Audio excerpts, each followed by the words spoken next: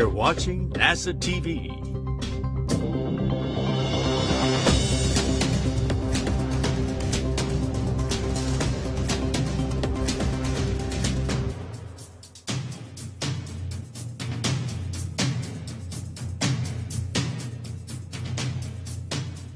Good morning and welcome. This is Mission Control Houston. This morning, 2 astronauts have put on their spacesuits and are getting ready to venture outside of the International Space Station for a spacewalk. NASA astronaut Nicole Mann and Japanese astronaut Koichi Wakata are our spacewalkers today, and their goal is to install some hardware to the outside of the space station to prepare for the future installment of iROSAs, or ISS Rollout Solar Arrays, and we'll get into a little bit more about what those are in just a minute. But this spacewalk is part of an ongoing effort to upgrade the space station's power system. Today's spacewalk focuses on installing a support structure that a future solar array can be attached to in the future. This support structure is made up of 6 struts and a mounting bracket, but remember, no actual solar arrays are going to be put on today. The spacewalk is a continuation, or a Part 2 spacewalk for Mann and Wakata. They began work to install this hardware on Friday, January 20th, and are set to complete the job today over the course of a spacewalk that could last up to 7 hours. This includes finishing up some work on the lower strut and installing the mid strut. They'll also be doing some get-ahead tasks if time allows. These are our spacewalkers. Nicole Mann, sometimes you'll hear her referred to as Duke. She's got the spacesuit with the red stripes. She'll be our EV-1 today. And Koichi Wakata from the Japanese Aerospace Exploration Agency is our EV-2 today. He's in the suit with no stripes.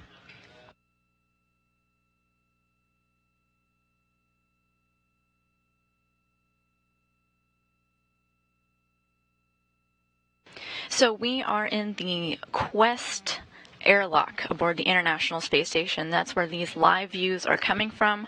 Quest consists of 2 parts, the equipment lock and the crew lock. They're in the process of moving our spacewalkers over to the crew lock, where depressurization will take place. But this view you're getting right now is in the equipment lock. That's NASA astronaut Frank Rubio in the bluish-black shirt, and the glass is there to your right.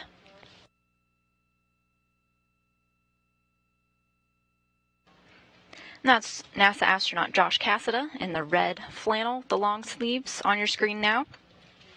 He's helping get our spacewalkers suited up with the safer unit. So their spacesuits are on, and now he's installing this sort of backpack. Stands for Simplified Aid for EVA Rescue. We don't plan on using this backpack during the spacewalk, but in the unlikely event that they become untethered or unattached to the space station in any way, they can use these safers to get themselves back.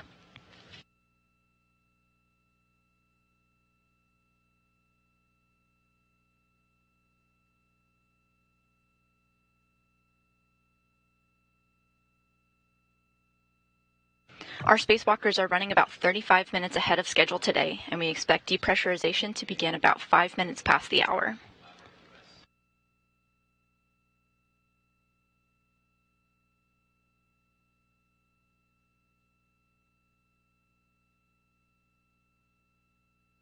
Shortly before our live coverage began, the spacewalkers got into their suits and began what's known as their pre-breathing exercise.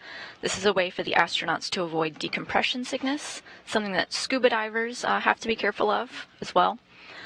They put on masks and began to breathe pure oxygen, and also completed a series of arm and leg exercises to purge their bodies of nitrogen.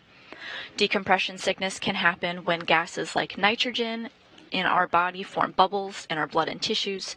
So these preventative measures like breathing pure oxygen and the exercise are critical before spacewalk. So these were already completed before our coverage began today.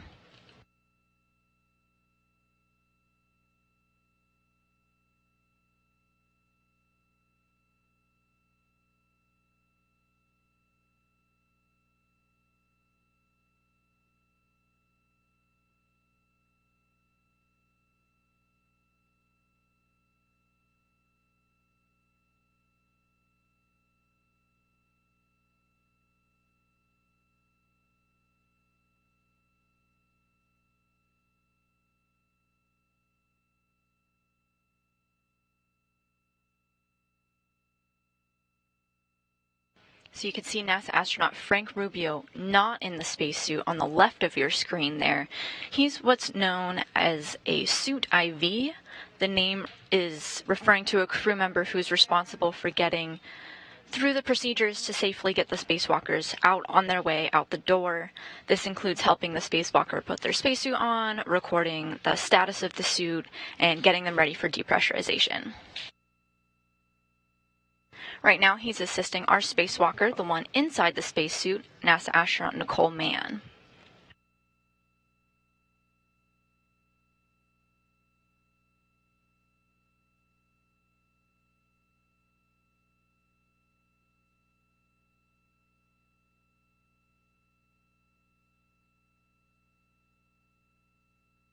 So, in addition to Nicole Mann, or Duke, as her call sign is, you may sometimes hear her referred to as Duke.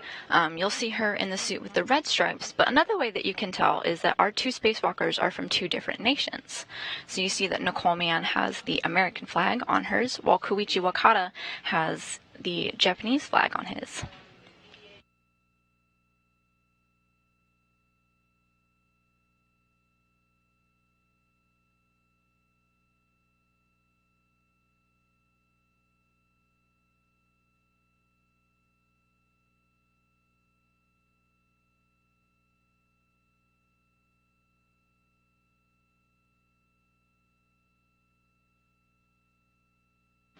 You can see NASA astronaut Josh Cassada in the red shirt in the crew lock section of the Quest airlock. He's also known as a suit IV as well.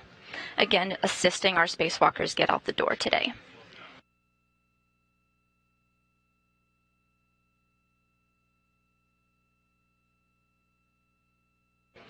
You may hear Nicole Mann, or Duke, referred to as EV1. That means she's responsible for operating the hatch and its thermal cover. Once depressurization is complete and the spacewalkers are ready to head out, you may see live views of a door swinging open, and that's Nicole Mann in the red striped suit making that happen. She'll be the first to exit the airlock, followed shortly by Koichi Wakata.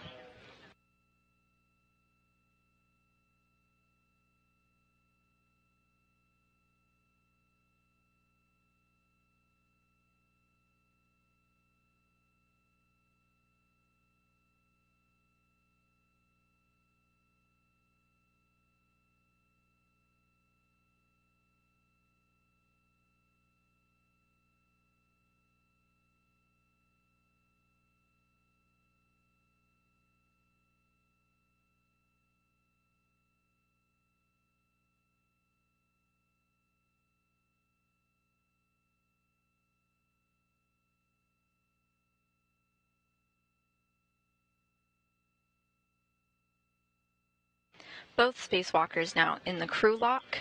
After they get configured in there with the help of our suit IVs, that door will close and we'll only have views of our suit IVs, Frank Rubio and Josh Cassada. And then here in Mission Control Houston, we'll do a go, no-go poll for depressurization.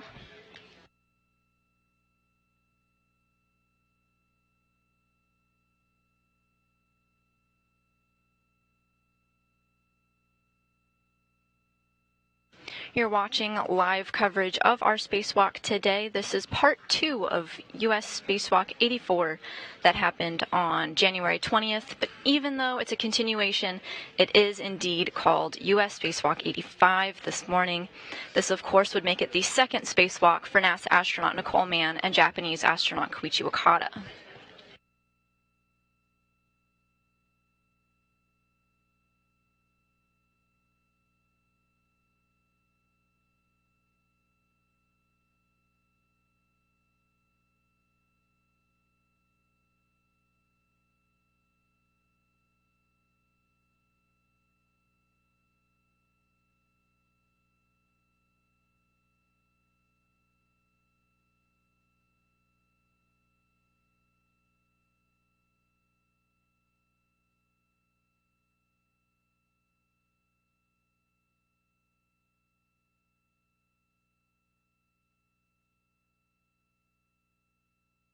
You're getting a live view now of Mission Control Houston. The space station is handing over communications between its satellites, and as a result, we've lost our live video and audio feed just for a moment.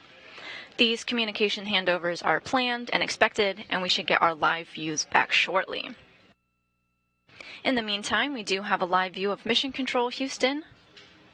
Our flight director oversees everyone in this room and our support rooms that aren't shown right now. She gathers intel from all of the experts and ultimately makes the decision on how to move forward. And there she is, popping into screen briefly on the lower right of your screen. Our flight director today is Chloe Mehring. She's a Pennsylvania native who began her career at NASA in 2008. But on your screen, we have NASA astronaut Zena Cardman, who's our ground IV today. There she is in the black jacket sitting down mid-screen. This is a similar role to a Capcom, communicating from the ground to the astronauts. Airlock on one. We're putting on the final touches here, putting them into the airlock. And can you confirm again that they are not yet hot mic? Good morning, increment 68. This is Drew on console with Zena. We can confirm the crew is not hot mic'd yet, and looking forward to working with you guys today.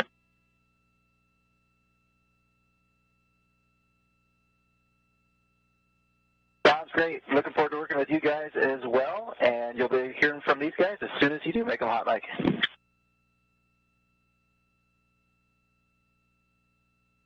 So that was Josh Cassada confirming that we're not able to hear the spacewalkers right now. They've not yet turned on these microphones. It's one of the steps in their procedures. Haven't accomplished it quite yet, but they're moving down the checklist. And NASA astronaut Zena Cardman is who will be communicating with our spacewalkers out on their spacewalk today outside of the International Space Station.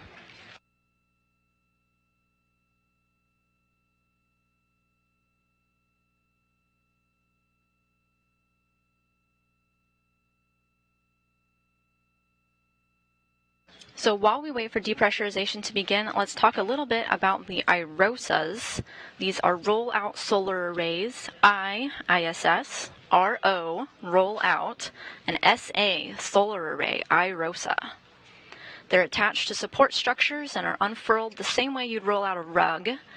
They're not designed to replace the space station's legacy arrays, but rather to add power to the legacy arrays that they already provide. They are unraveled over the top of the station's rigid legacy arrays, and even though they're partially blocking these legacy arrays from the sun, the iROSAs are so efficient that it actually results in more power generation for the station.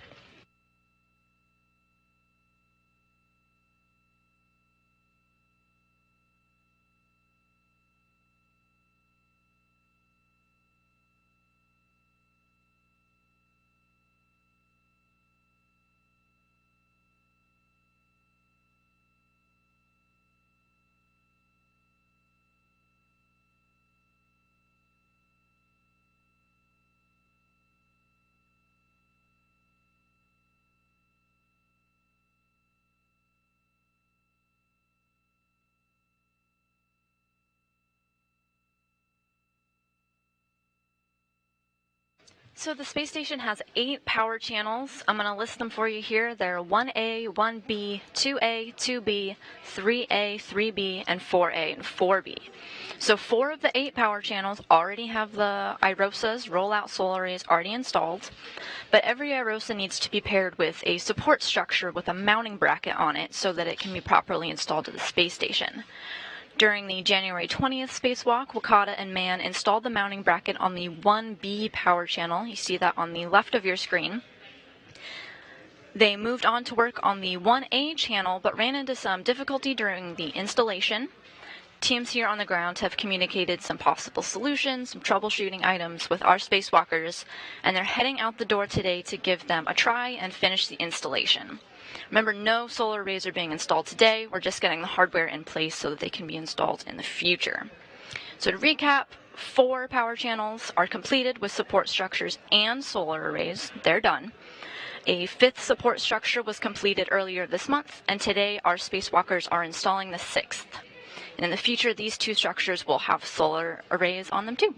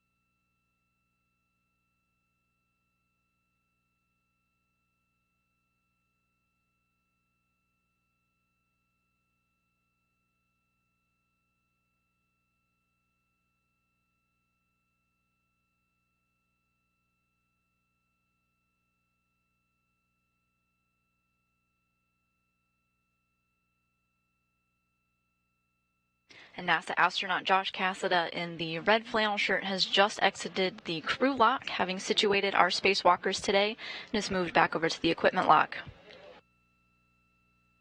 He and NASA astronaut Frank Rubio, on the left of your screen there, are going through a list of procedures to get these spacewalkers ready for depressurization. It has not begun yet, but we expect it pretty soon.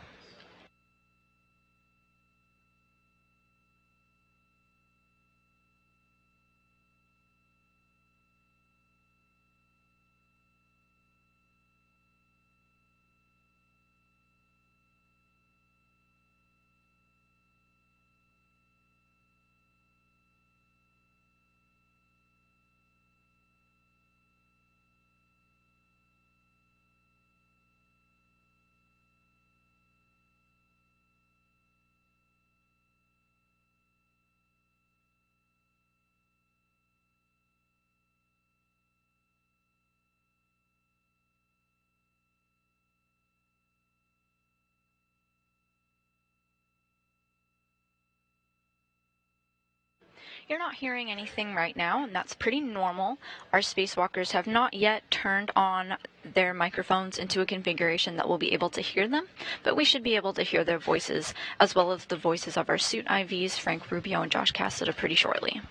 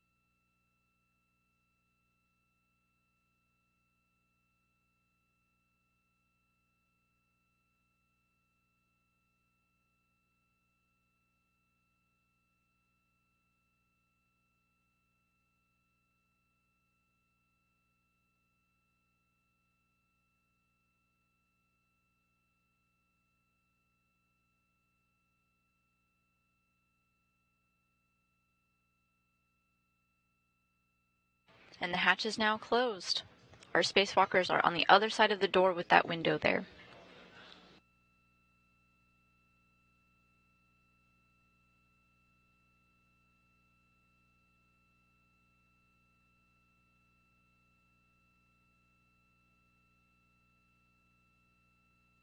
Right now, the crew lock and the equipment lock are roughly the same PSI. A space station is kept around 14.7, or what you'd experience around sea level here on Earth.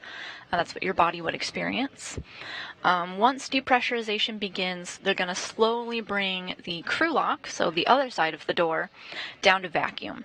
They're going to slowly decrease the pressure, and then they're going to stop when it hits about 5 psi to do a check on the spacesuits, make sure that there's no leaks and everything's in a good configuration. And with the go here in mission control, they're going to continue on to go down to vacuum.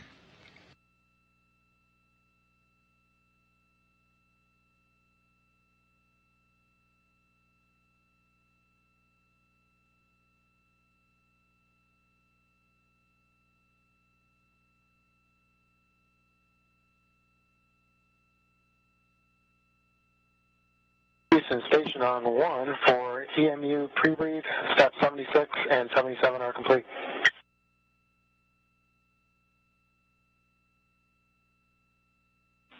Airlock Houston copies. We've got 78 in work. You guys will be picking up in step 80.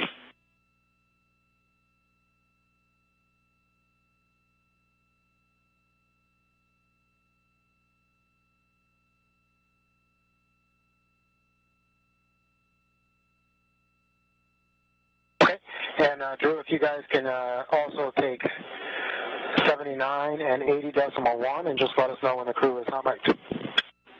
Yeah, we got that in work as well, and so in short order, crew will be hot mic'd.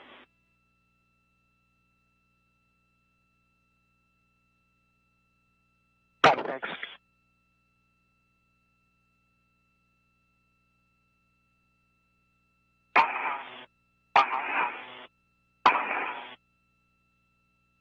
Okay, thank you.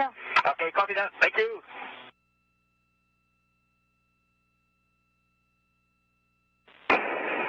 And crew lock, Houston, you are hot mic.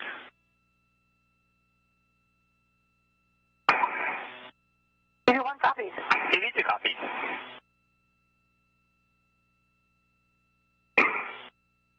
And we just heard the voices of our spacewalkers today for the first time. NASA astronaut Nicole Mann, our EV1, as she just referred to herself, and EV2 Koichi Wakata.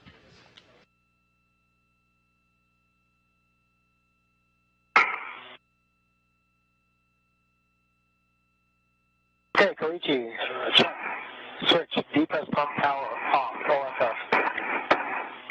Verify the depress pump power OFS. By depress pump enable LED on, ON. Verified on. Houston looking for your go for step 84. Stand by on step 84.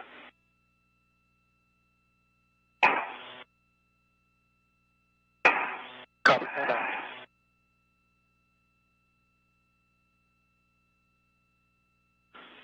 Airlock, Houston, team's ready here. You're go to start working the depress Q card. We got 2 minutes to hand over.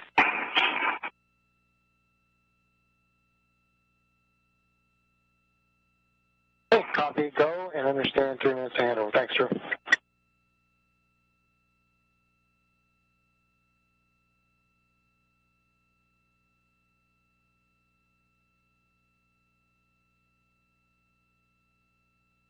Okay, guys, we are going to get started on the crew lock depress card. Koichi, first step is for you. On the UI are on.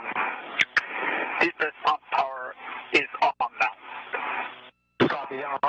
Oh, wait.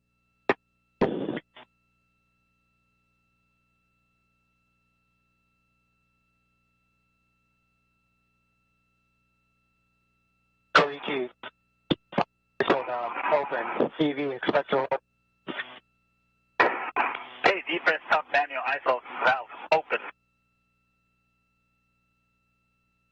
And for both of you, pursue pressure gauge, and then it remains below 5.5.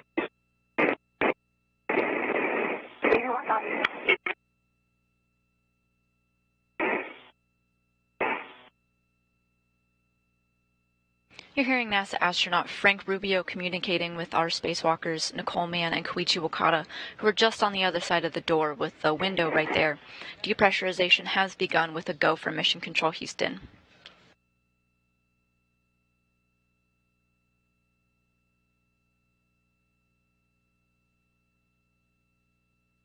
All right, guys, we are depressing down to 5.0. When we hit 6.0, you can both expect an alert tone.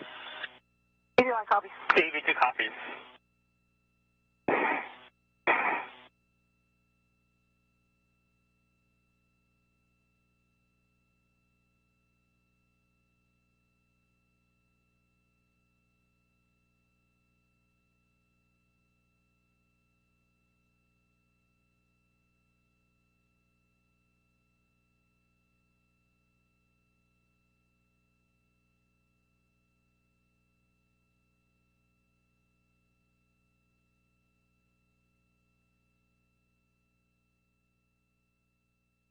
So as depressurization is underway aboard the International Space Station, we're in a brief handover of our communication satellites. We expect to get our live views back shortly. Meanwhile, let me talk about some key figures here in the room. NASA astronaut Zena Cardman is our ground IV today. This is a similar role to Capcom, but she'll specifically be talking to the astronauts outside of the space station. She joined our astronaut corps in 2017. Another key member here in Mission Control is our Spacewalk officer, Keith Johnson. He knows the ins and outs of the spacewalk, all of the steps that the crew needs to complete, and he consults with his team throughout the spacewalk and any real-time decisions that need to be made.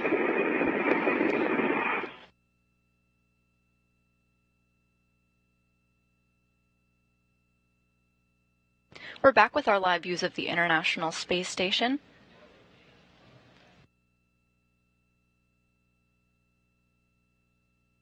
The crew lock is just above 10 psi, making its way down to 5.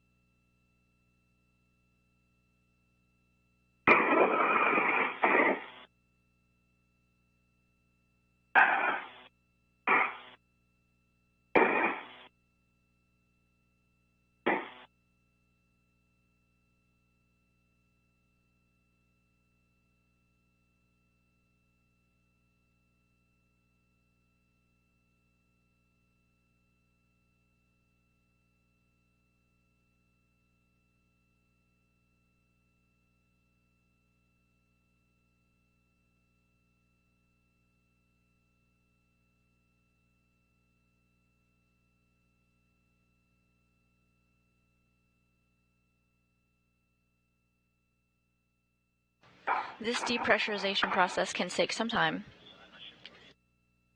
So while that happens, we're going to do a little rundown of today's tasks.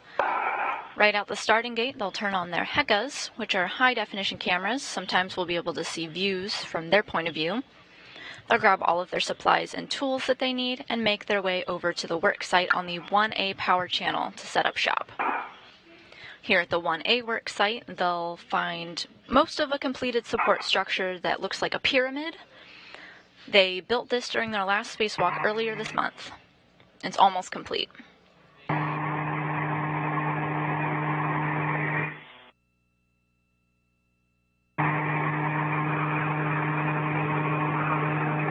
The sounds that you're hearing now from your screen is normal and is part of the depressurization process. That just means everything's underway.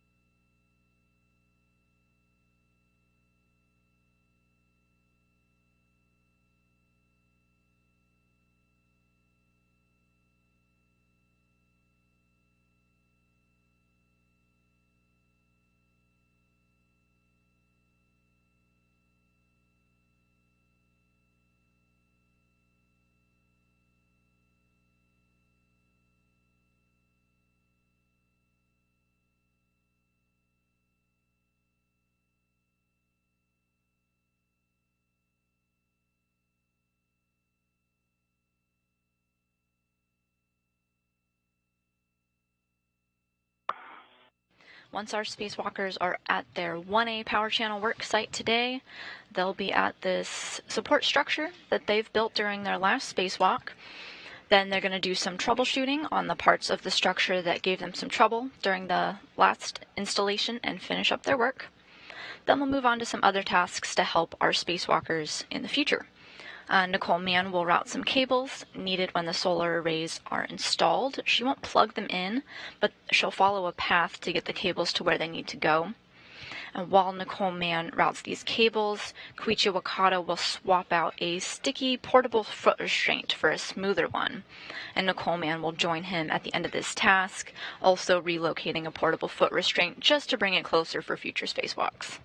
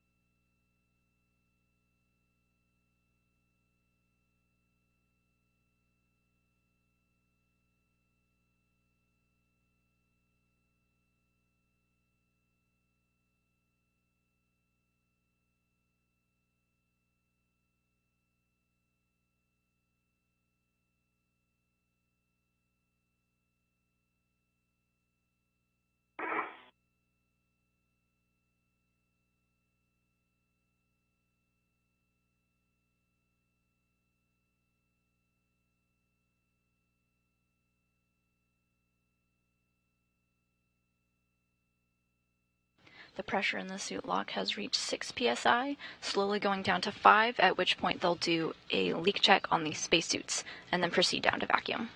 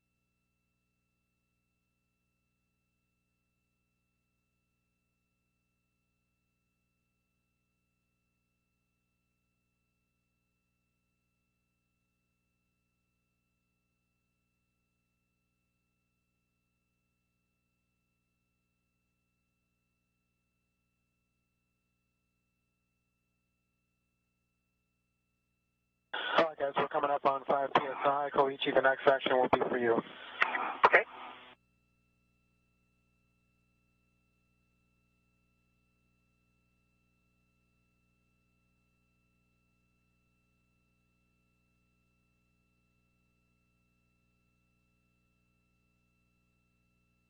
All right, Koichi, depress pump man ISO valve closed. You can both expect an alert on. Okay, depress pump manual ISO valve closed. Okay, next you're both going to be performing a leak check. So switch display, you're going to go to status until you see leak check question mark displayed, and then you'll have a long yes to select.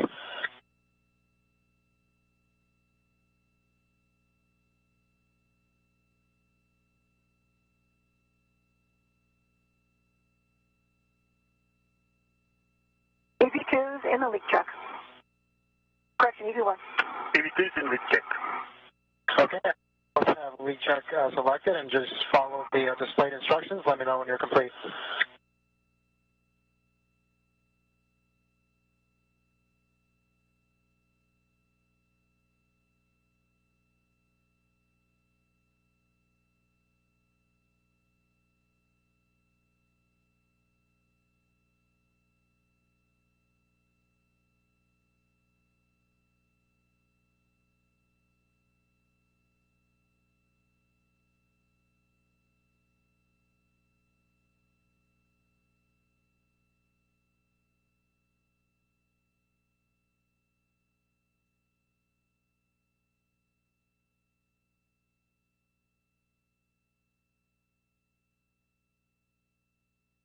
leak check complete.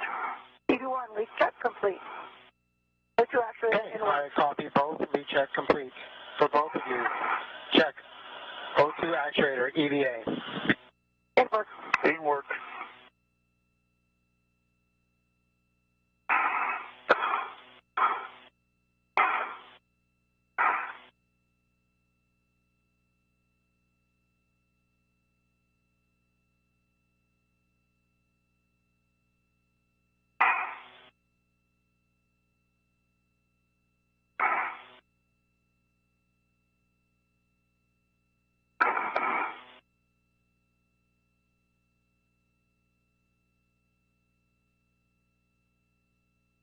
EV1, O2 actuator, EVA. Copy 2. EV2, O2 actuator in EVA. Copy, Koichi. Koichi, depress pump, man ISO valve, open. You can both expect an alert zone. Depress pump, manual ISO valve open. Okay, and I will open the emergency MPEV.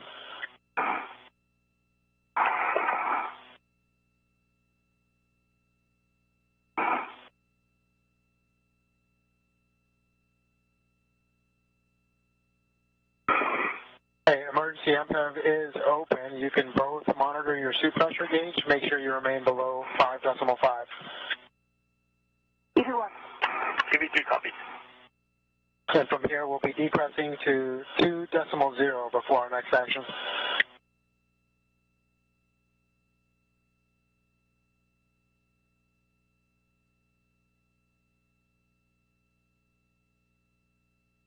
So the crew lock, which is just behind the door with the window there, started out at 14.7 psi, same as the rest of the International Space Station. It has gone down to 5 psi, where we went through a expected pause in the depressurization to check for leaks. Seeing none, we've continued on with the depressurization, and the psi sits at about 4, going down to vacuum.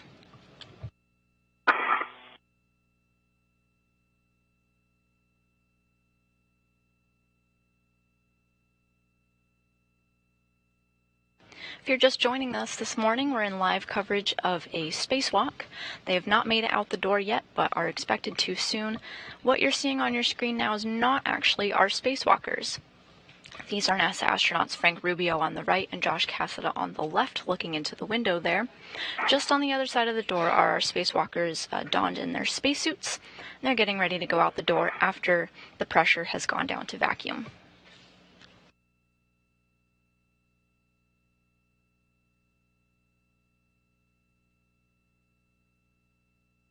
The spacewalk has not officially started yet, but after it does, and our spacewalkers have gone out of the hatch, they plan to make their way over to the 1A work site, where they're going to finish up construction of a support structure that will one day house a iROSA, or ISS Roll-Out Solar Array.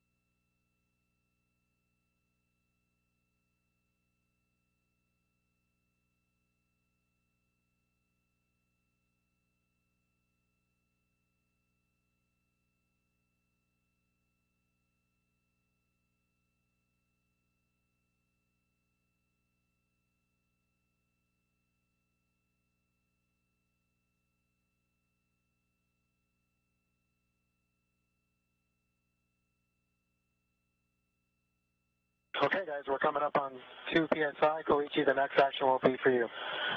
Copy.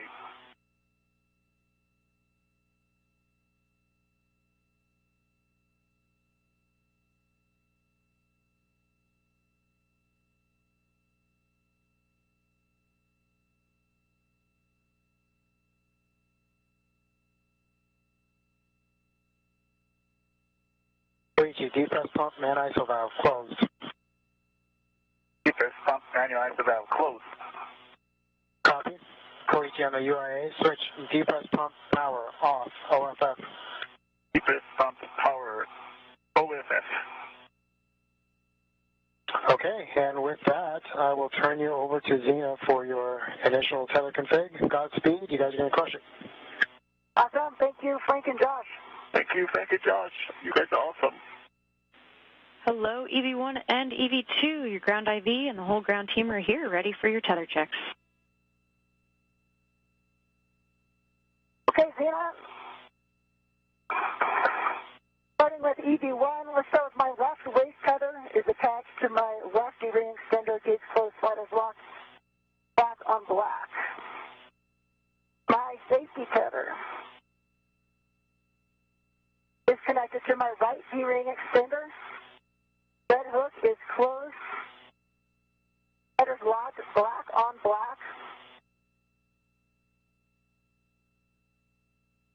Yellow hook is attached to the green reel. Gates closed, sliders locked, black on black. Green hook is attached to the red reel. Gates closed and it is unlocked. Both my reels are unlocked. And I have my anchor to my mini workstation. My right waist tether is connected to my right D-ring extender. Gates closed, sliders locked, black on black. And Koichi, do you have eyes on your anchor hook to my waist tether? Yes, my anchor hook is attached to your right waist tether of both hooks. Gate closed, hook locked, black on black.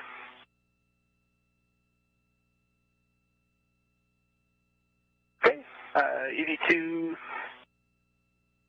my left waist tether is attached to the taillock steering extender, gate closed, hook locked, black on black. The small hook of my left waist tether is attached to my left steering extender, gate closed, hook locked, black on black. My red hook is attached to my left steering extender, gate closed, hook locked, black on black. Yellow hook is attached to the green reel, gate closed, hook locked, black on black. Green hook is attached to the red reel, gate closed, hook is unlocked. And then the anchor hook is attached to, as I reported, to Duke's right waist tether. On my right side, right waist tether, small hook is attached to my right steering extender, gate closed, hook locked, black on black. Report complete. Copy all, Koichi. If I could just check that your reels are both unlocked. Okay, both reels are unlocked on EV2. Copy all, EV1 and EV2. That's a good config for both of you. All right, continuing along with our depress here. When the crew lock DPDT is approximately 0, you can both expect an alert tone. Do one copy. Two copies.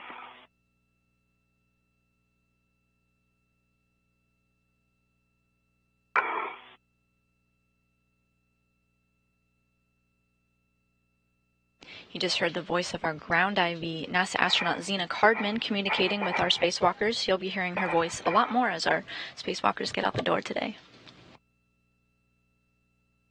They just went through the configuration of their hooks and tethers. It's very essential to stay attached to the International Space Station while they're maneuvering all around to their different work sites, retrieving the portable foot restraints that are in their tasks today. Moving out to the 1A work site, it's important that they get all of their hooks configured, not tangled, and in a way that they're able to move freely. And so that's what our ground IV Zena Cardman was going through with them, and it looks like everything is in a good configuration.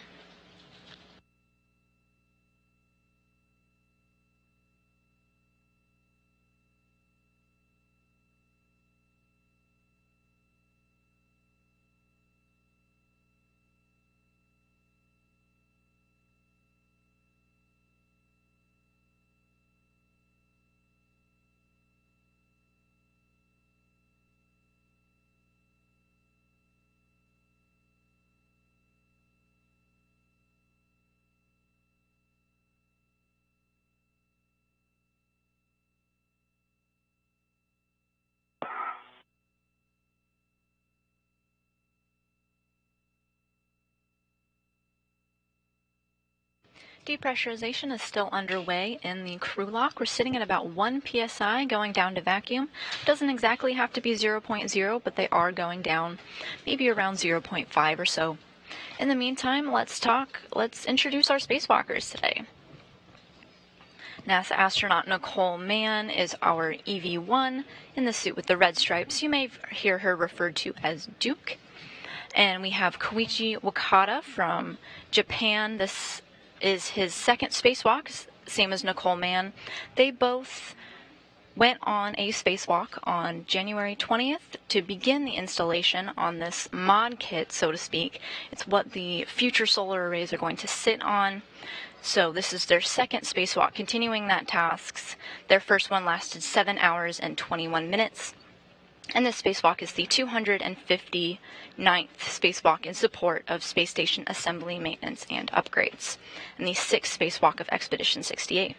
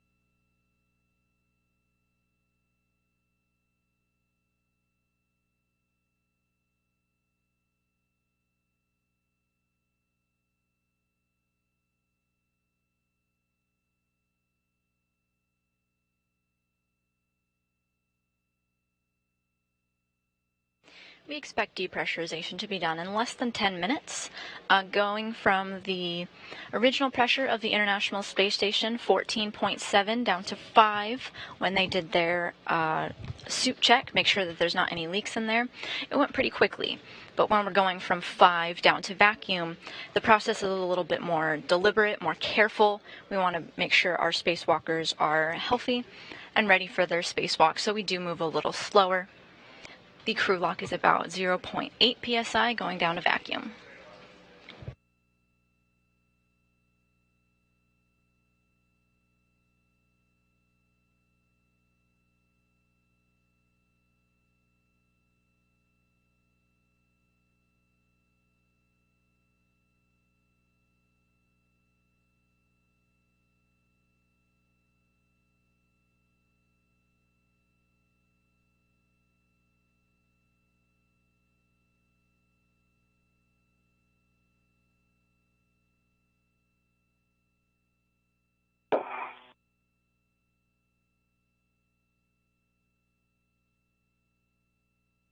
We expect NASA astronaut Nicole Mann to be the first out the door today. She'll be followed shortly after by Koichi Wakata, but before Koichi Wakata fully egresses or exits the airlock, he'll be handing some equipment to Nicole Mann that they'll need on today's spacewalk. This includes the mid-strut. Remember that they've already completed most of the structure that they're building today, but they didn't complete the mid-strut. They didn't complete the mid-strut, so they're taking that out with them to their work site. So Wakata will hand Mann the mid-strut. He'll also hand her over a cable bag that they might need later in the spacewalk. and then he himself will egress or exit the space station.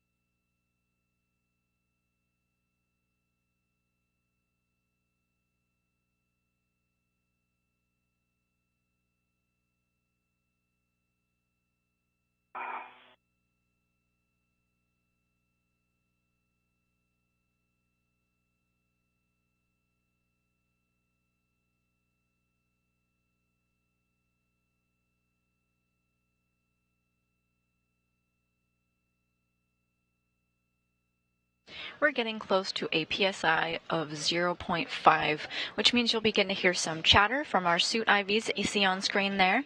NASA astronaut Josh Cassada on the left and NASA astronaut Frank Rubio on the right with more instructions for our spacewalkers.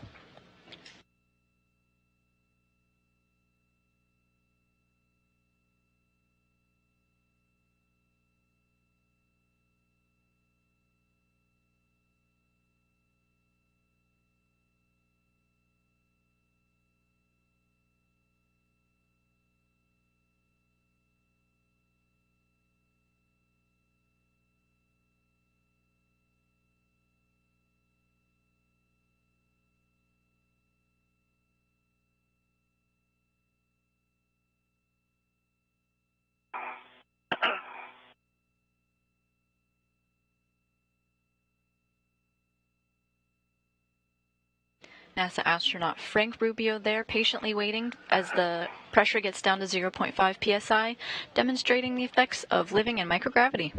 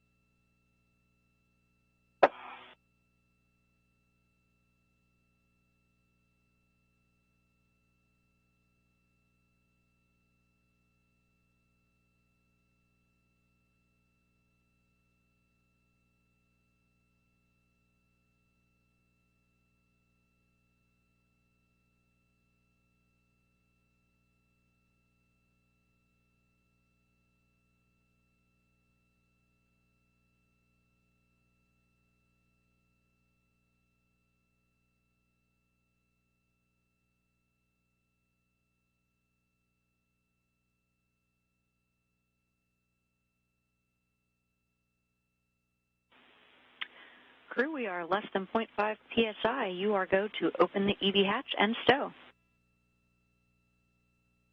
In work.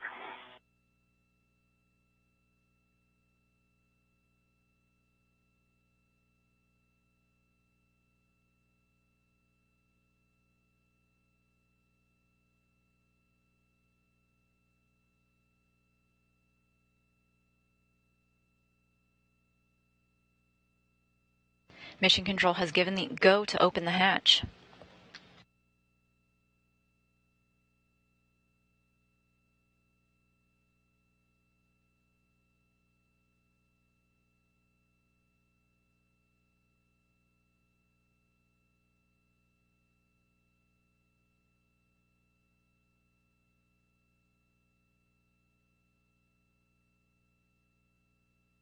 Push your feet down.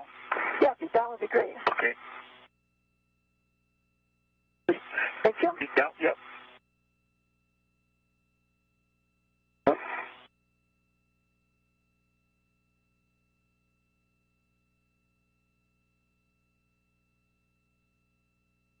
And with the go from Mission Control, our spacewalkers have released a valve that opens up the outer thermal cover. Okay. Come up a little bit. Yeah, I'm also rolled. Shortly after this thermal cover is popped open, then the hatch itself, the actual door they egress out of, will open. I'm going to come down so I can get it latched here. Okay. Let's see, can you let go of the feet? I'm going to come my feet Okay. back. And let go of your feet.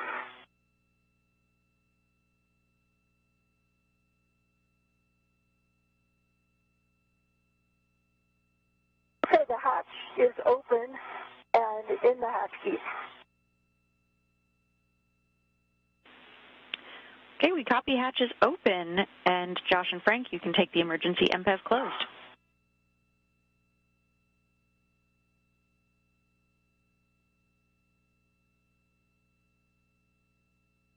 Emergency AMPA closed.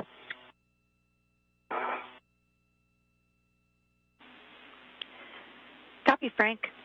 Okay, crew, on your DCM, switch power to BAT, stagger your switch throws, expect a warning tone. In work? Okay, sorry, ED2 battery. Are you already there, Koichi? Yeah, sorry, I flipped it. Okay, no worries. I'm going next. Okay. One battery. Copy, both in battery. Switch your display to Pro to verify a functional display.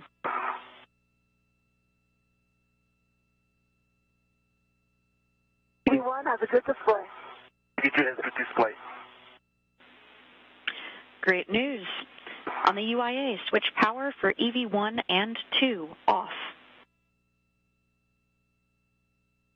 UIA or ED1 and ED2 both off. 4 LEDs are off. Copy, 4 LEDs are off. Disconnect SCU from DCM.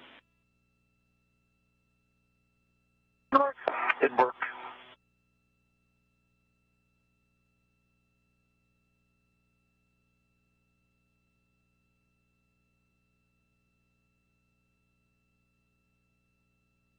And you heard our ground IV today, NASA astronaut Zena Cardman here in Mission Control with us, talking to our spacewalkers just on the other side of the door that you see there with the window, walking them through some of their procedures before they get out the door, one of them being turning their spacesuits onto battery power, which marks the official start of the spacewalk.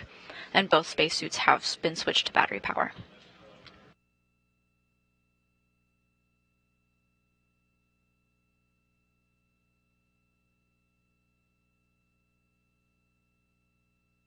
Okay, for EV1, SCU is disconnected, throw it in the pouch, and the Velcro is tight. Copy, EV1. You can also install your DCM cover. The DCM cover is installed for EV1.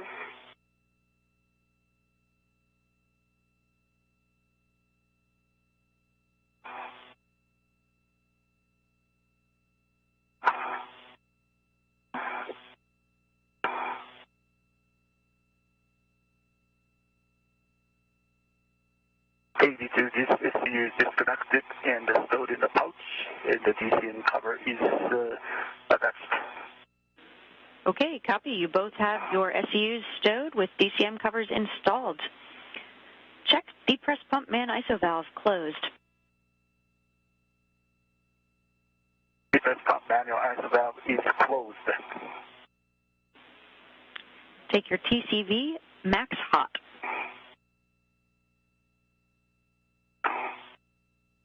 North. In work.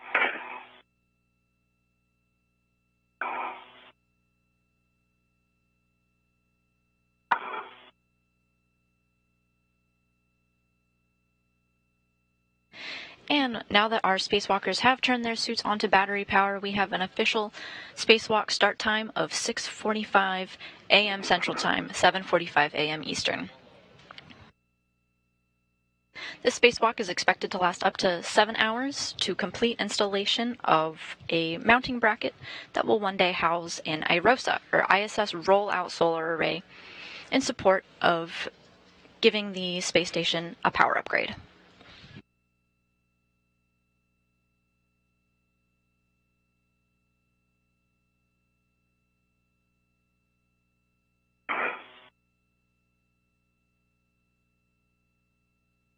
Max hot for EV1. EV2 max hot. Copy max hot. Switch water on.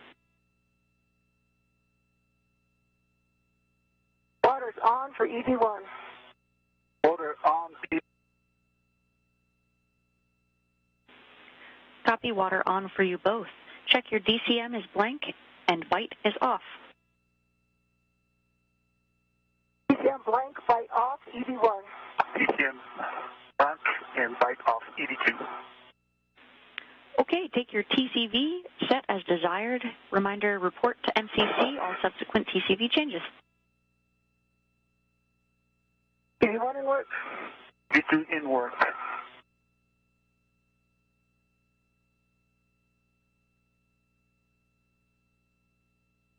EV1 TCV 5.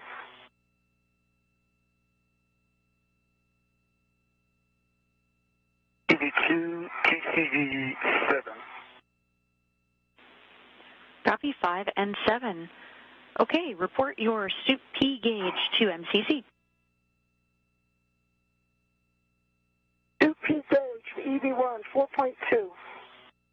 EV2 4.3. Copy 4.2 and 4.3. Set your visors as required. You'll be coming out into a day pass. Copy, day pass, visors down. Visors down, EV2. As our ground IV NASA astronaut Zena Cardman just relayed up to our spacewalkers, the International Space Station is in an orbital daytime.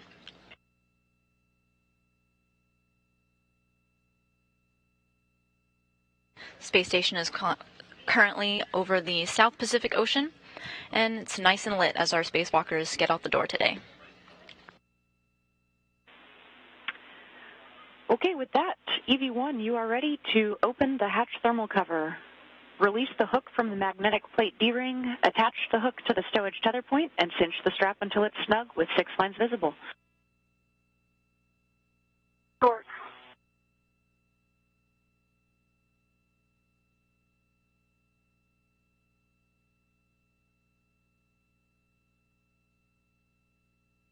Our spacewalkers have completed steps with our ground IV that they have to do after depressurization. And NASA astronaut Nicole Mann is opening the thermal hatch cover as part of her responsibilities as EV1 today. You can see the motion in the dead center of your screen.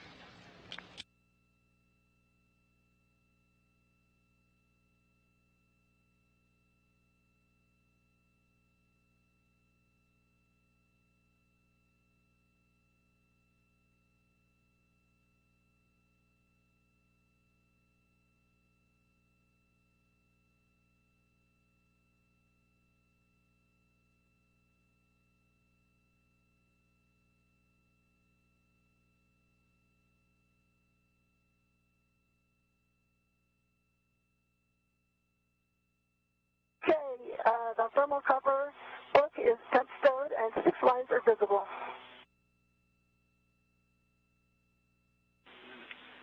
Copy, Duke. You are go to open that thermal cover, egress the airlock, and turn on your HECA. Okay, thermal cover is open and I'm egressing. The hatch is open, and with the go from Mission Control Houston, NASA astronaut Nicole Mann, our EV1, is egressing or exiting the airlock to begin her second spacewalk that began at 6:45 a.m. Central Time.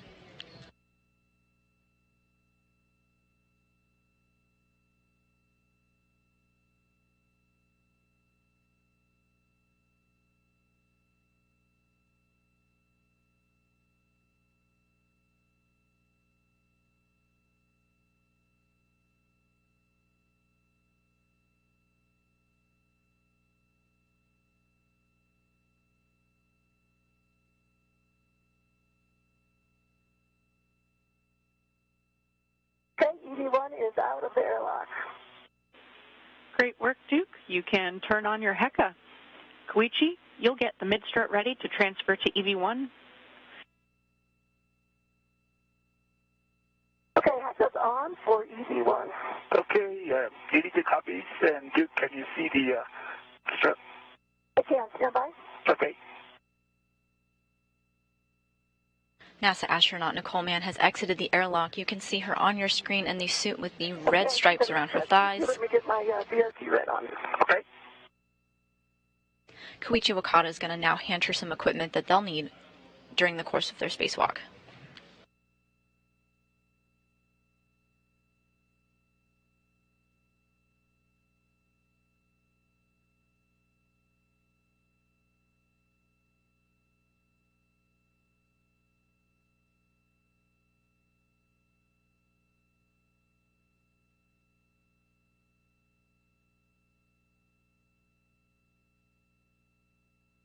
You might hear some chatter about turning on their HECAs. This is one of the steps in their procedures. We may occasionally get views from their point of view. Nicole Mann's helmet camera would be listed as number 22. You might see that number burned into some of the screens. That means we're looking at her point of view. Okay. Koichi Wakata's helmet camera number 20. Control, okay.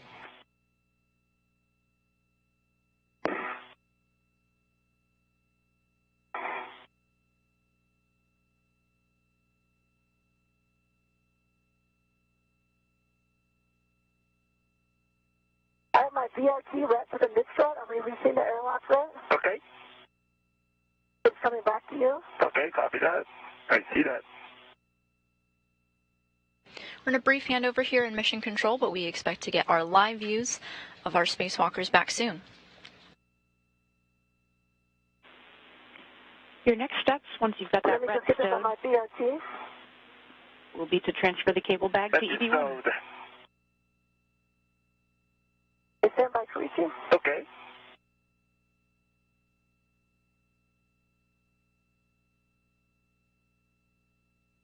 So while we were in that handover, NASA astronaut Koichi Wakata just handed Nicole Mann what she's holding there. That's the mid-strut that they'll need to install later today.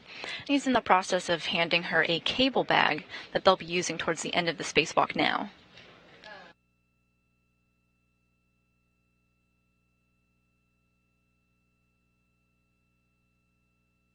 She noted that she'll be stowing the mid-strut on her BRT. That's what she's working on. That refers to the body restraint tether.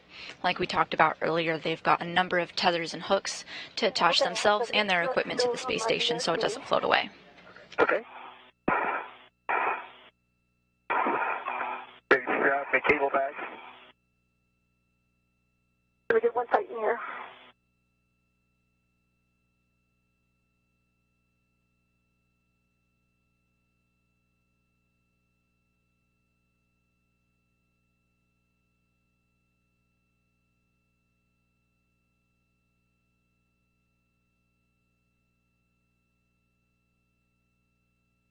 Okay, Koichi, yes, I'm ready for the cable bag. Okay, here comes the cable bag. Okay, I see it.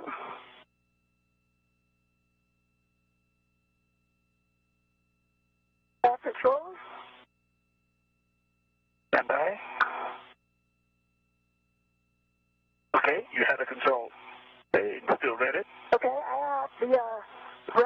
to the airlock. Okay, so can I release the You red can here? release the Okay. airlock red apron. Okay, I'm releasing the reds from the cable bag. Okay, cable bag has been released.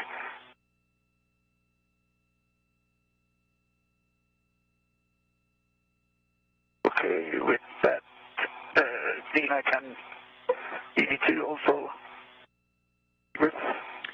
From Koichi, you can egress the airlock, turn on your HECA, and receive that cable bag from Duke. Koichi Wakata has successfully handed both the mid-strut and the cable bag over to Nicole Mann. He's set to egress or exit the International Space Station and take that cable bag back from Nicole Mann as soon as he's out.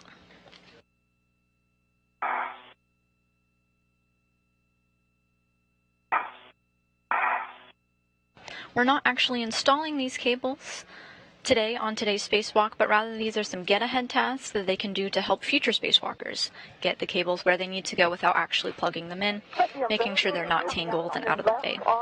Okay, umbilical is still attached, and it's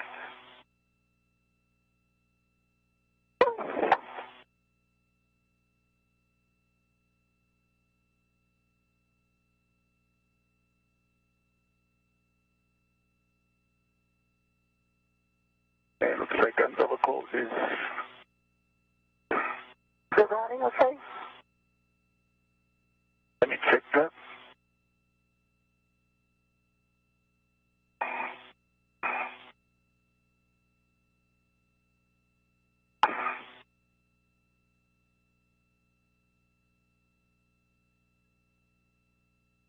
Looks like umbilical is routed around.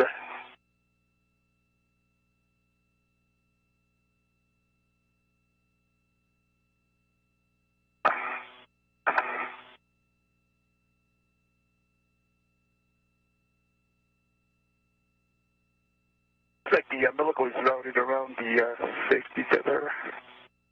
So let me detach the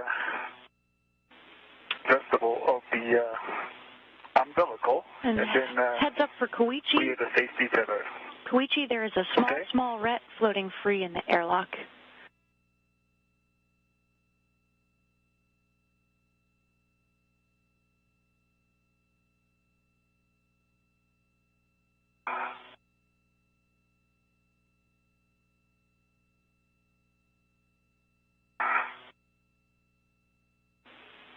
And Koichi, it's IV hatch zenith if you get eyes on.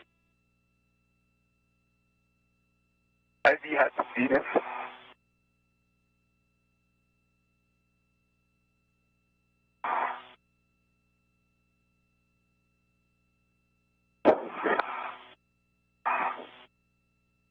Yeah, I see it.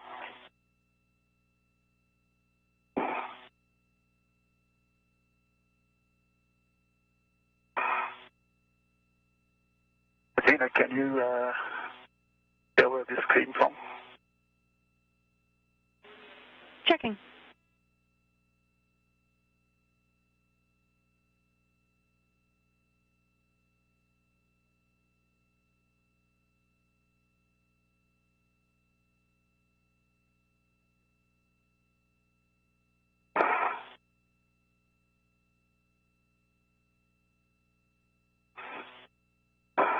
Looks like I have all the tethers with me.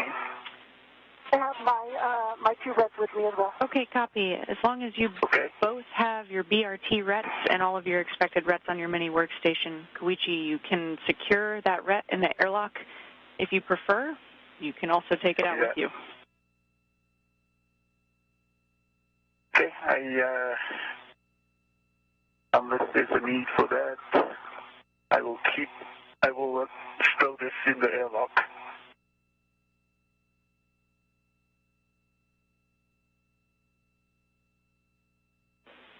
Koichi, we recommend actually bringing it with you if you want to attach it to your mini workstation or to a bag. Okay. Okay, that's complete.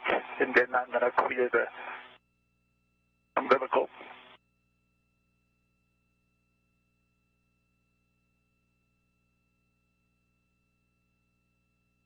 NASA astronaut Nicole Mann is there in the upper middle of your screen in the spacesuit with the red stripes. She's carrying some equipment with her. Japanese astronaut Koichi Wakata is still in the airlock, working his way on getting all of the equipment that he needs and working on egressing or exiting the airlock. Okay, umbilical is now clear.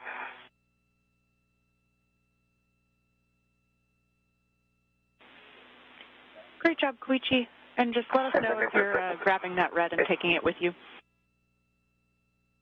Yes, I'm not taking the red with me. And I reattach the seal pouch onto the airlock. So, tether is in a good config. Okay, copy.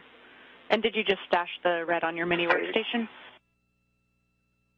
Yes, it's on my mini workstation. Perfect. Thanks so much. Okay, no problem coming out.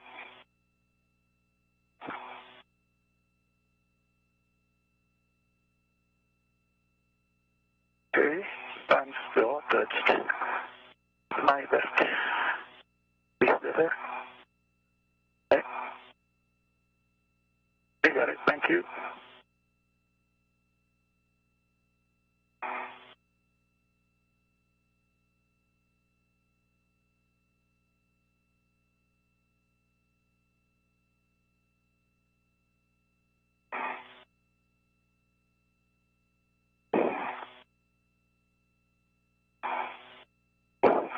We're getting a view of the spacewalk from NASA astronaut Nicole Mann's point of view as Koichi Wakata exits the airlock.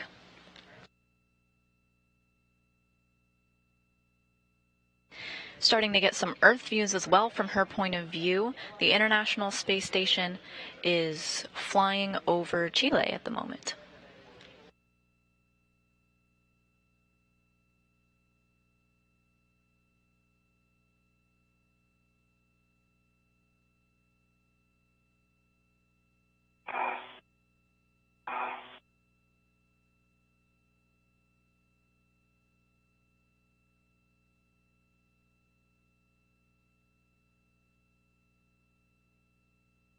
I am headed to the cable bag.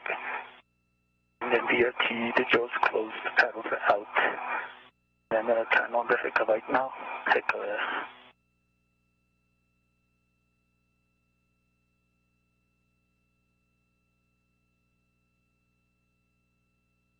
I see hecker green LED on now.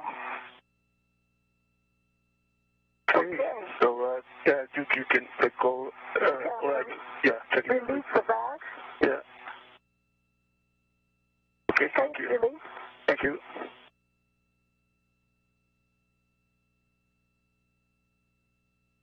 Koichi Wakata now receiving the cable bag. He had initially handed it to Nicole Mann just to egress great. and is now taking it back. Good config outside the airlock. Koichi, we'll get your HECA turned on. I think you did already. And then we'll take buddy checks. Yep.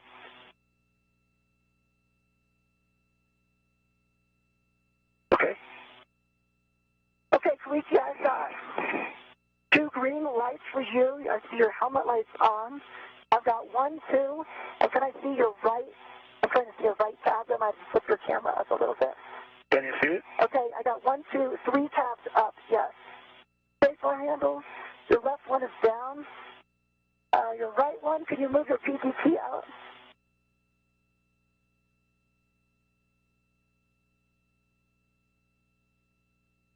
Hey, that one looks like it's up a little bit if you push down on your right paper handle.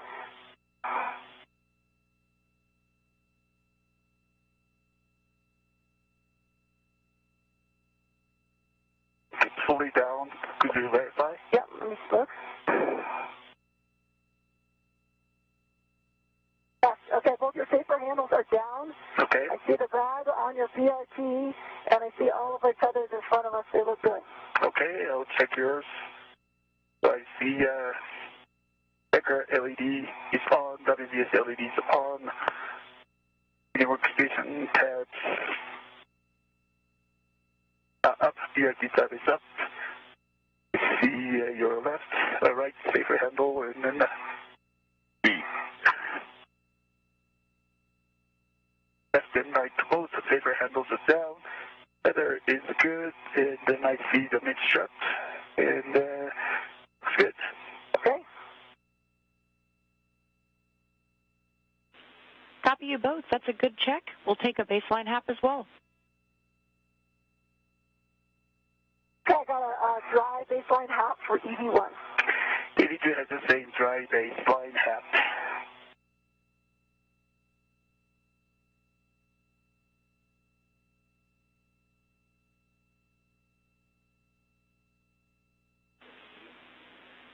And stand by for you both. We may have you just check Koichi's safer handle door. Check that the door did not actually come open. Okay.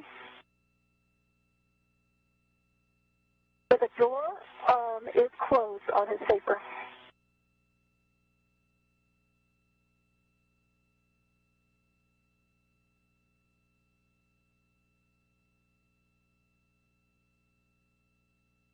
Let me know if you need if you have a good view in the hacker. Okay, Duke and Koichi, we copy that. We trust your eyes on. And with that, Duke, you can translate to the anchor location. That's at the S1, S3 interface just below the starboard seated cart.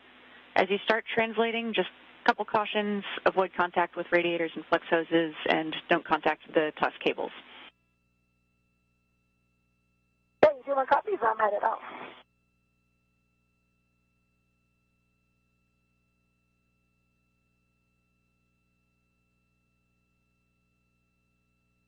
And after completing their buddy checks, they are off onto their work sites. During these buddy checks, Koichi Wakata and Nicole Mann checked out their counterparts, made sure that the green lights were on their cameras, as well as some others. They also checked out their safer handles. Remember safer we talked about earlier in the coverage, safer being the simplified aid for EVA rescue. That's these backpacks they're wearing on their backs. Copy, Duke. And Koichi, In the unlikely event that they're separated from the space station, these safers can get them back. Okay, copy that. In the unlikely event that they do get separated from the space station, there's a button that deploys handles that control these safers. And it's easy to accidentally push this button, so they were just discussing and making sure that these handles are in fact down on both spacewalkers. And we confirmed that they are, and so now they're off to their work site.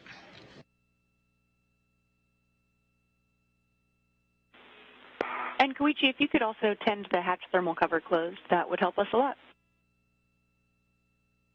Yeah, it worked.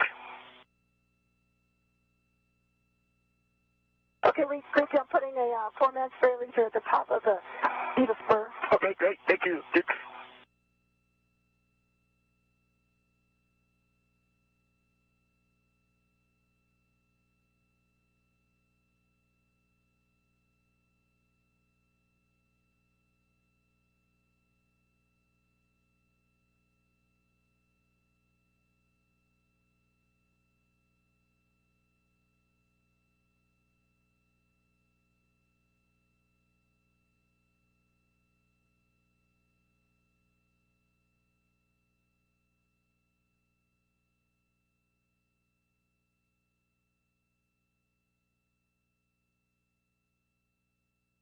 You're getting the point of view of Japanese astronaut Koichi Wakata as he works to close the thermal hatch cover.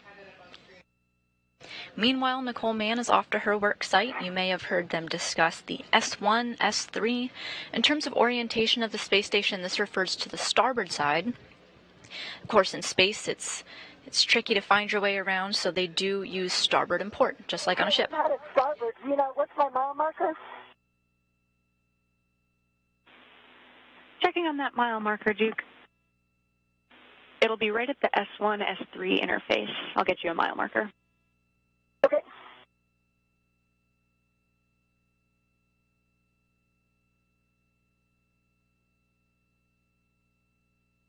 So S1 is pretty close to the center of the space station, and when you get more towards the outer edges, they refer to that as the S6.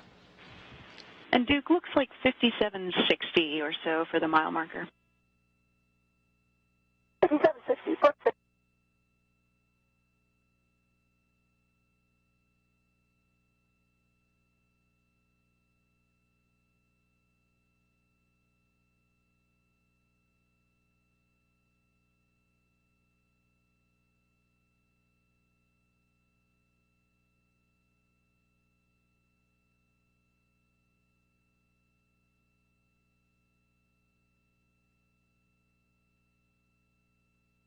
This is the point of view of NASA astronaut Nicole Mann. Japanese astronaut Koichi Wakata is still at the airlock, but he'll join her shortly. Copy, Duke. You'll attach your EV1 anchor hook to S1 handrail 3217. North. And that's the smaller diagonal one.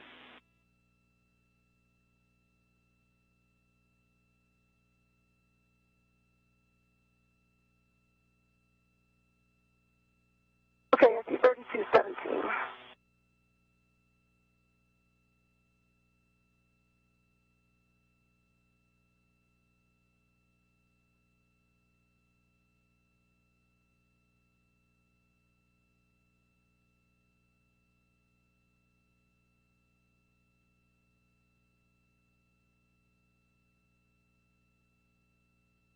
EV1 anchor hook is attached to 3217. Gates closed, sliders locked, black on black. Copy, Duke. You can now attach Koichi's EV2 anchor hook to S3 handrail 3011. That's the slightly longer vertical handrail. Copy.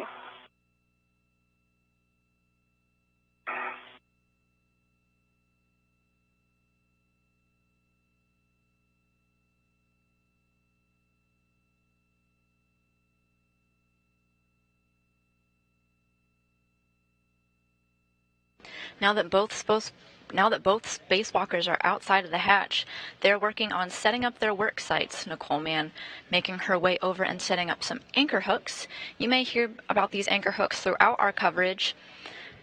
It has to do with moving around the space station and configuring your tethers. Anchor. You could kind of think of it sort of like rock wall climbing. If you're familiar, you have your anchor right at the top and you have your rope supporting you. You're free to move left, right, up, and down, but your anchor hook stays the same. Part of their task today is to relocate some of these anchor hooks a little later. EV2's anchor is connected to 3011. Gates closed, sliders locked, black on black. Copy, Duke.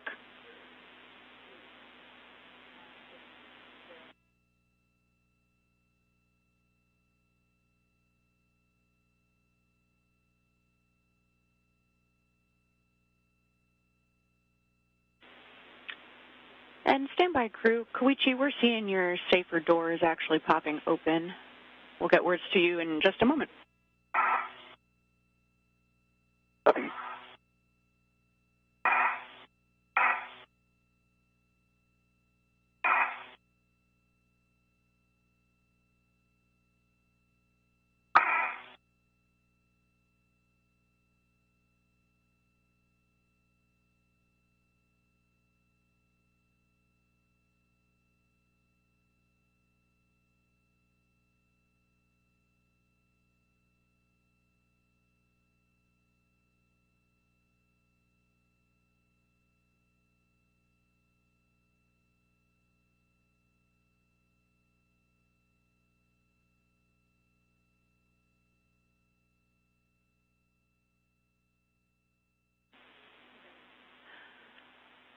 Okay, crew.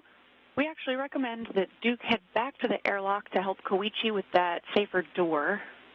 You can leave the anchor hooks where they are, and Duke, head back to the airlock.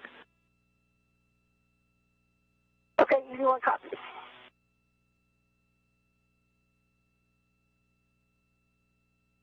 Japanese astronaut Koichi Wakata here at the airlock, the center of your screen, working on closing the hatch. Is it partially open or is it deployed? Just the door is partially open, and so I think if we have Duke translate back to you to help get that door closed again, that'll be better than having us possibly have that become even more open and actually deploy the safer. Okay, that sounds good. Stand by to that, Koichi. Okay. It looks like the sail lead is Like it helps. right. Yeah. Right. Actually, what's down on the cedar sport, right? At the very top of it, like right below that cedar cart. Oh, okay. That's where I put it. Let's put Back to the point of view of NASA astronaut Nicole Mann. Okay. She's heading back to Koichi Wakata, who is at the airlock working on closing the hatch door.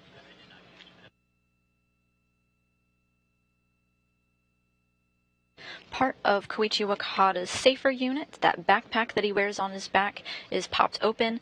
It's really difficult to reach behind you in these spacesuits, so Nicole Mann is making her way back to help him pop that back into place.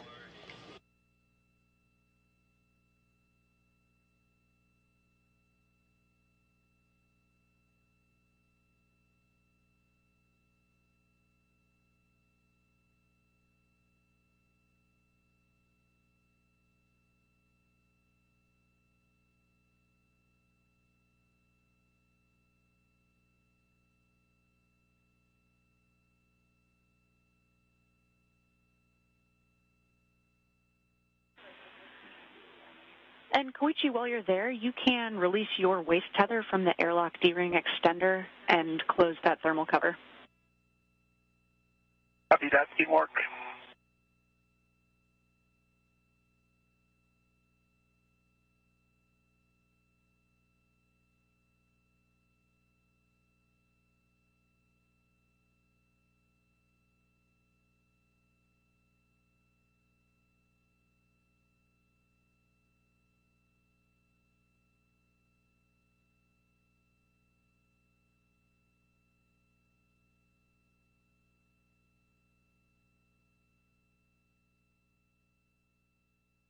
Okay, my left waist tether is that's from the airlock D-ring extender, and the thermal cover is now closed.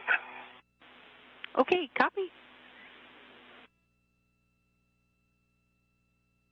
Okay, Koichi, it looks like that safety tether did not hold at the top of the chute of spur.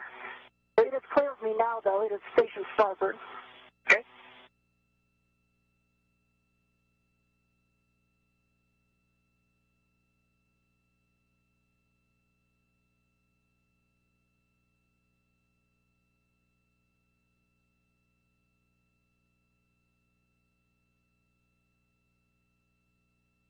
Coming down the chute of spur, Koichi. Okay.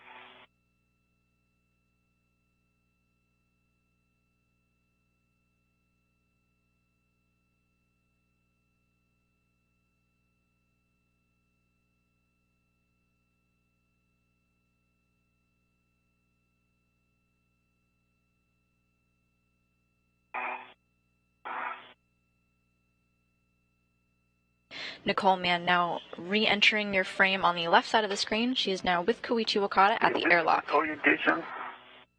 For you to access the safer door. Let me take a look here.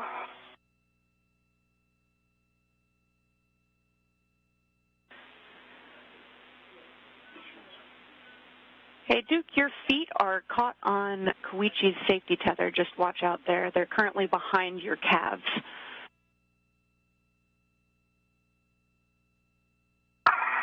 Okay, now it's clear. Okay. And I think I'll take your leg Nice coming work. down lower since. Okay. Let me get a logo down, Koichi, and then I'll have you get in a good position. Okay.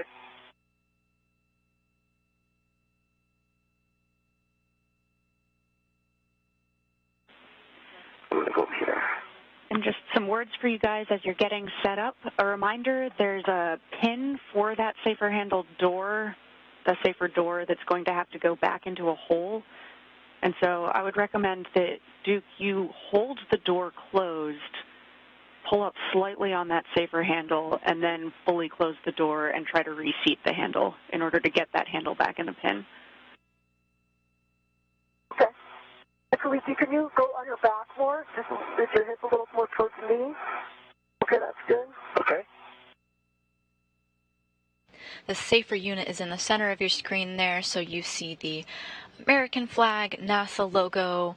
Behind it, Let's see. we have the safer unit that's not designed for use during the spacewalk, but in the unlikely event that they get untethered, they can use this device to get them back to the space station. Koichi Wakata's is being a little sticky, so Nicole Mann is assisting get it into the right configuration. Okay, yeah, it was like the tiniest bit out. I pushed it, pulled out, but then down, and I felt it click in, and now it looks totally flush. Nicole Mann's point of view now. Guys. We're checking in your HECA views. Sounds like a good config. Thanks so much.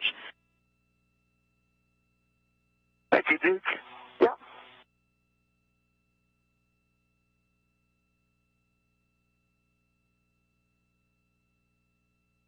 Okay, and then I see your safety tether is good config and mine is Okay, is my safety tether going in front of my right? in front of your right. Okay, perfect. And yours will keep it off to my right. Right. Okay. All right, Dina, am I good to head back out?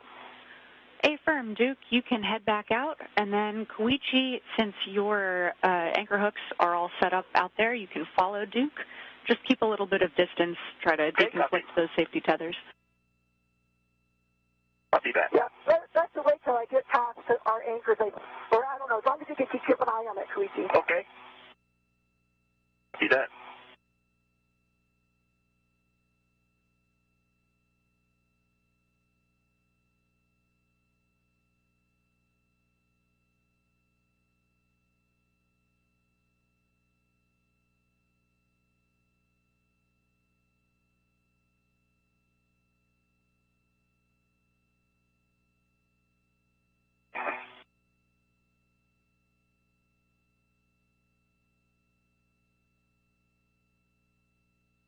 All right, Koichi, I'm going up the Cedar Spur. Okay, I'll follow you.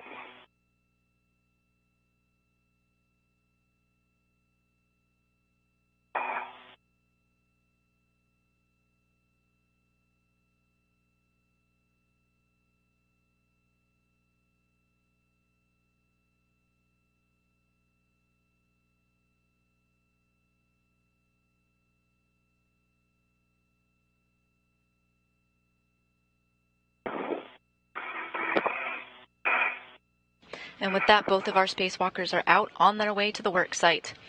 This work site being the 1A power channel on the International Space Station, where they're completing their work installing a support structure, a mod kit, if you will. Okay, I'm coming up on the Cedar Spur now. I see your safety tether.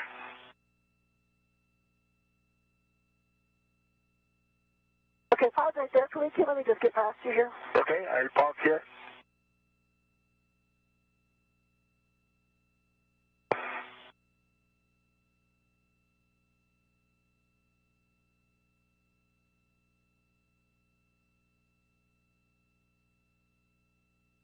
This work site that they're heading out to, they'll find... One, headed to starboard, you're clear.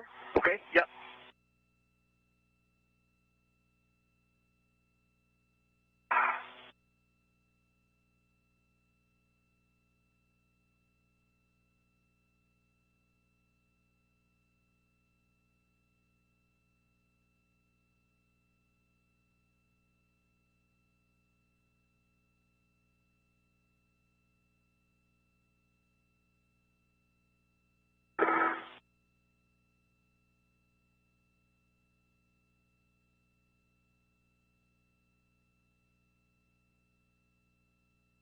Out at their work site at the 1A power channel, they'll find a structure kind of similar to a pyramid that one day the iROSAs rollout solar arrays will rest on.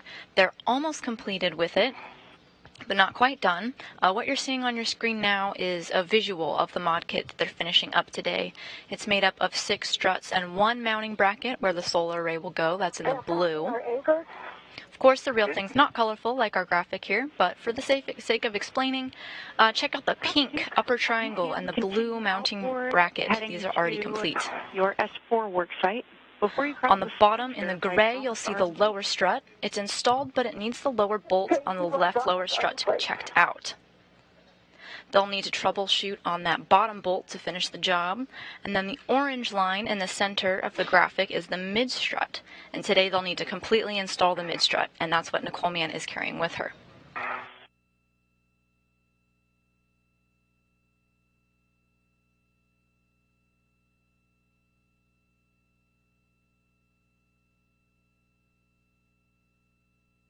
While troubleshooting this lower strut, they'll need to make sure that there's no gap between the strut and the physical bearing. They'll essentially want to confirm that the 2 pieces they've connected are flush and not angled with an uneven gap. They'll also do a wiggle test on the same piece of hardware to make sure that the bearing moves with the strut. They want to see that the bolt and the bolt canister can move together, that the bearing and the strut move together. Outboard on the non-radiator side of the IEA. Okay. I am headed outboard. Could you see that at the anchor point of the safety tether? Okay, I should be clear of you, Koichi. Okay, I see your safety tether, so it's clear.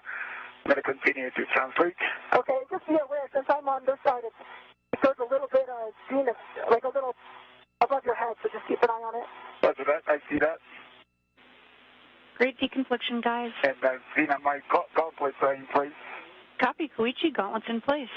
And as you translate outboard, also please don't translate on the radiator base handrail.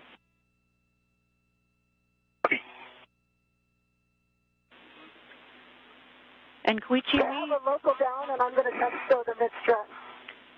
Copy, Duke. You'll be looking for S4 handrail 2231.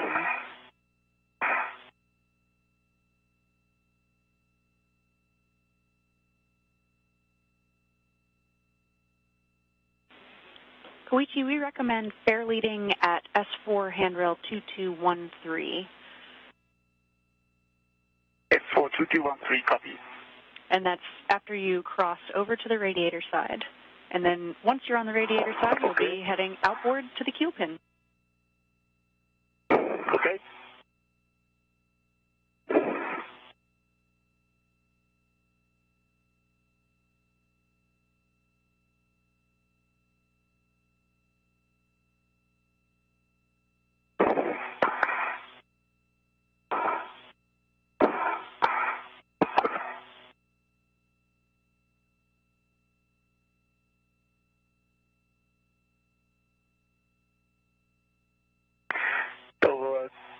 Duke's safety tether is here.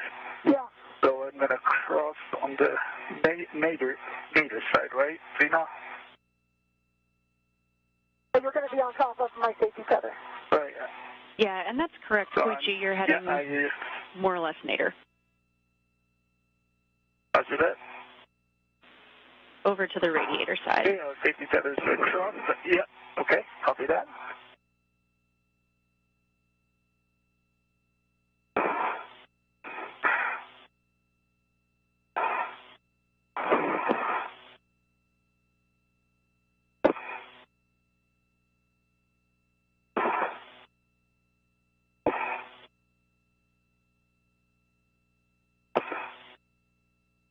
So I want to take a minute to go over some of the directional cues that you might be hearing. On that 2214.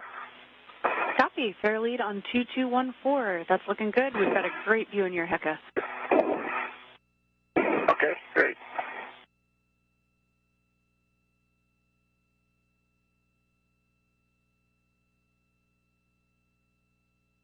So if you hear an S or a P, we're going to be talking a lot about the S today. It's the starboard side of the space station. It's paired with a number, S1 being very close to the center of the space station, S6 being as far out as you can go. We're also hearing the words like inboard and outboard. Inboard means you're moving towards the center of the space station, and our ground IV, Zena Cardman, has told them to go outboard, meaning more towards the outer edge of the space station.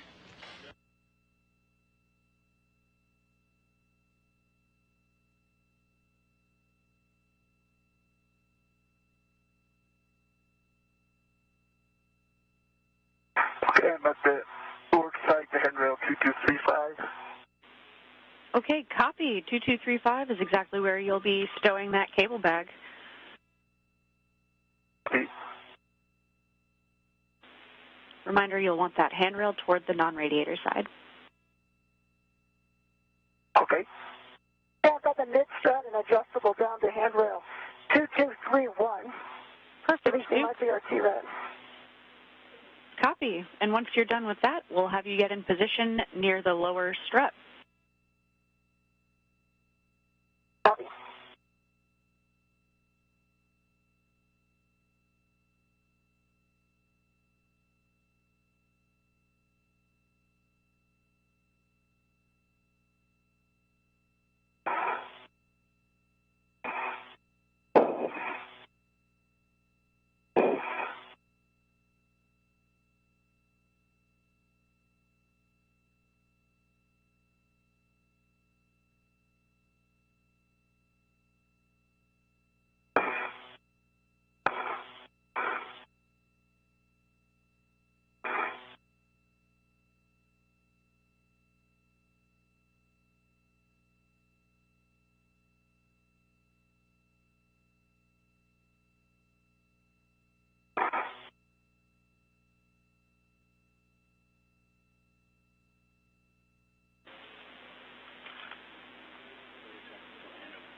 Duke, once you're happy with that mid-strut, we'll have you head over to the lower strut and actually get your eyes on. We'll take a wiggle and gap check from you. We've got a couple seconds to a handover here. Copy. You want me to stay on the right strut, though, right? So we'd actually like you to just head to the left side, since we've got Koichi stowing that cable bag.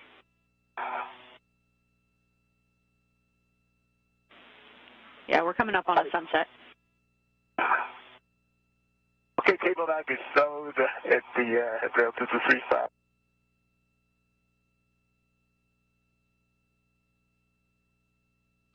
We're in a brief handover period now. The space station in orbital daytime as it flies over Ukraine, nearing an orbital nighttime. So for this reason, our ground IV and spacewalking group here on the ground in mission control that you're seeing now have asked Nicole Mann to take a look at the lower strut. Remember, we're talking about two different components that they have left to install of this structure. They want to check out the lower strut that cable bag and totally install the mid-strut. So head out to the left lower strut. NASA astronaut Nicole Mann has stowed the mid-strut, and now she's working on inspecting the lower strut. We want strut. to get both of your eyes on and get those wiggle and gap checks done as soon as possible. So we'll have you both heading over to the left lower. I believe I'm just going to go outboard of the APFR. Copy, Duke. I like that plan. We'll leave the deconfliction up to your eyes. Okay. Okay.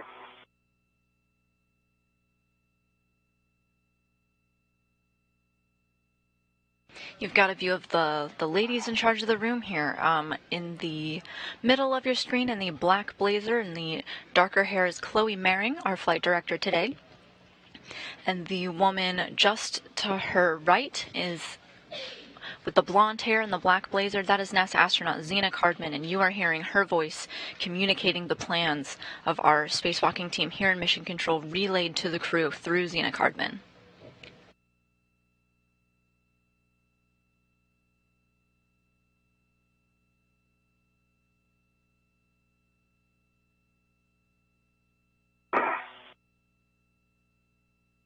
We're back with our live views now. NASA astronaut Nicole Mann is going to get started checking out the lower strut that they're working on, doing a couple of tests while we're in an orbital daytime.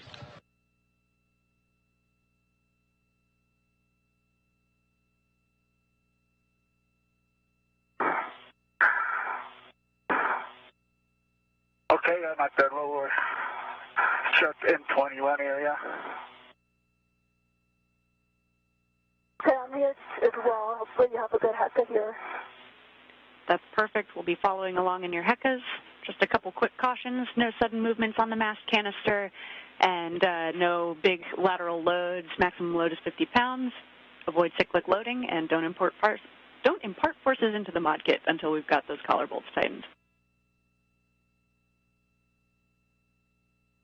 Pull that MRI back a little more, Koichi, so I can get better eyes on the bolt. Okay, and I'm going to peel off.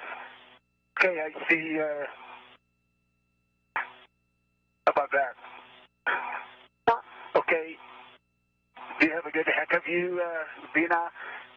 I don't see a gap between the strut and then the spherical bearing.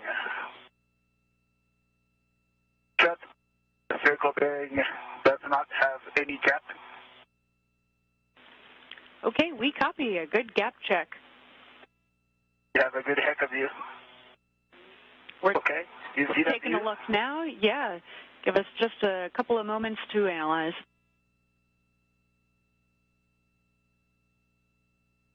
Okay.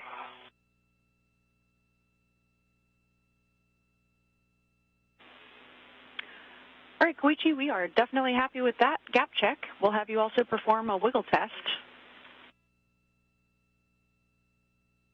Copy that, teamwork. Perfect. And just a reminder, we're looking for, if they move, that the bolt and bolt canister move together, and if they move, that the bearing and strut move together. Okay. Yeah, I didn't see any movement from here. I didn't see that either. Let me push it.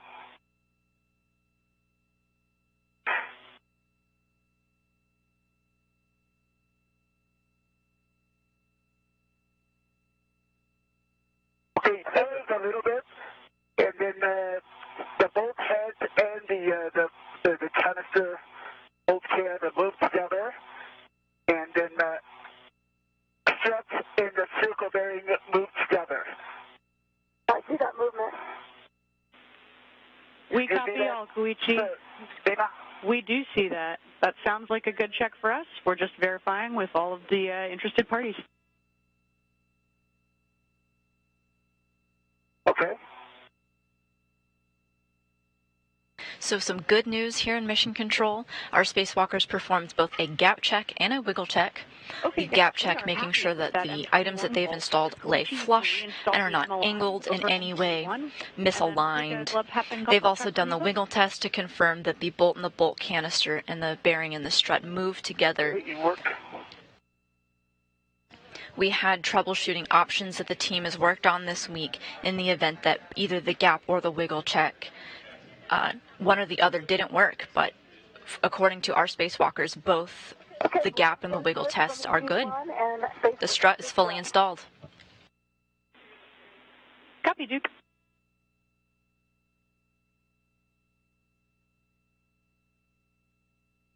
I'm going to install the NLI cover and then give you the report.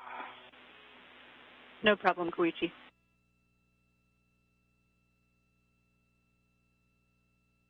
Can I work to get this strut back on my BRT?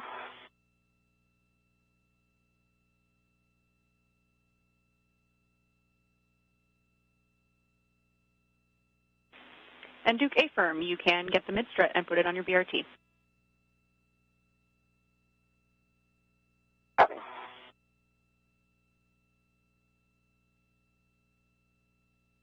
So this is some good news. The lower strut is installed and installed properly.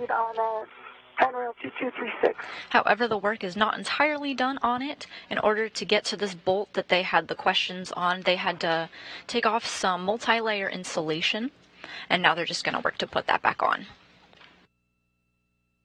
This, of course, protects the hardware from the rough environment of space. A big picture update for you both for your SA. We are currently 30 minutes ahead of the timeline, so amazing work there. And our limiting consumables with MEDOX put us at a PET of about 725.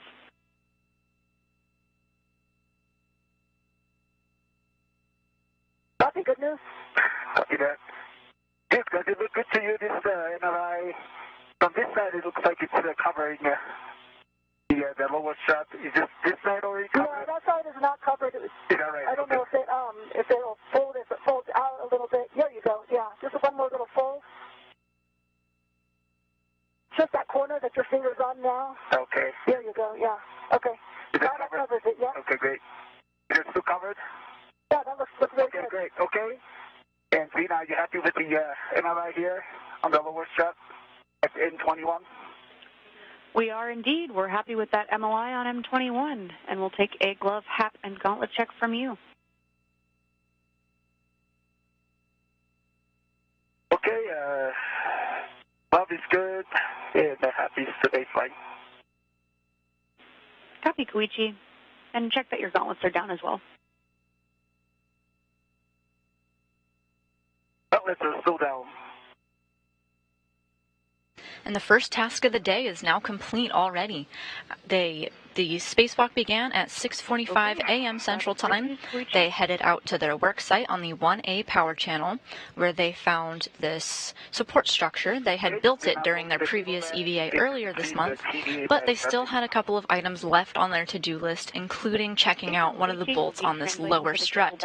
They did 2 tests on it, a gap check and a wiggle check, and right on the first try, both of them were successful. So now they're moving on to their next task, which is completely installing the mid-strut.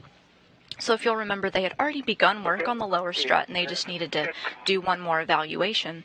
But they do need to completely install the mid-strut. That's what they're working on now. Release the adjustable and start edit to the APFR. Perfect, Duke. You can head to the APFR. You'll extend the ingress aid and ingress the APFR.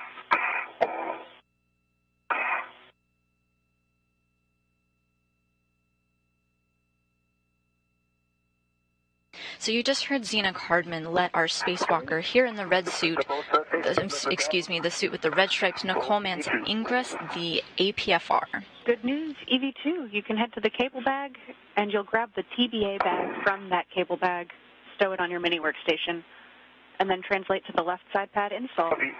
So what exactly is this APFR? Well, it stands for Articulating Portable Foot Restraint. It's essentially a foothold that can be installed at a workstation. You can imagine that working in microgravity, it can be difficult not to float around while you're working with your tools. And the foot restraint holds keep the spacewalker in place. It really frees up their hands as well. If you'll remind me to grab it off before I hand it to Koichi.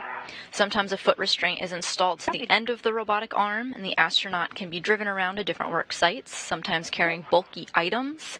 The robotic arm won't be used in today's spacewalk, but they'll use foot restraints in this area that were already set up for them at their work site earlier this month.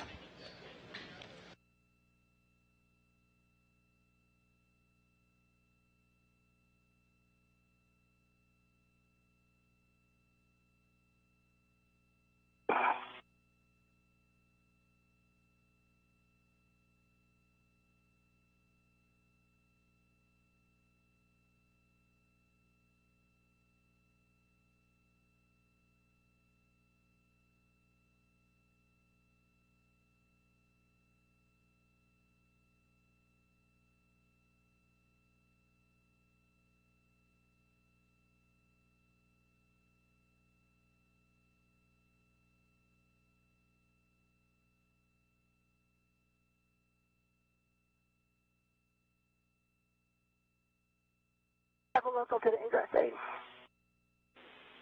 Copy, Duke.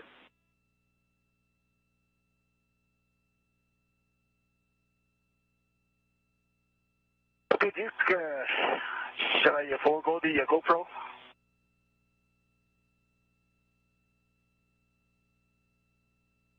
If you want to put it on the handrail right there, you can. Okay, I'll put it in there. We are now 1 hour into our spacewalk today. We are now in an orbital nighttime here aboard the International Space Station. You see that glowing line there? That's actually the Earth. And what are spacewalkers up to? Well, our EV-1, NASA astronaut Nicole Mann, is getting into her APFR, or portable foot restraint. Kind of holds her in place at her workstation so she can begin installation on the mid-strut. Meanwhile, Japanese astronaut Koichi Wakata is stowing the cable bag that he brought out earlier.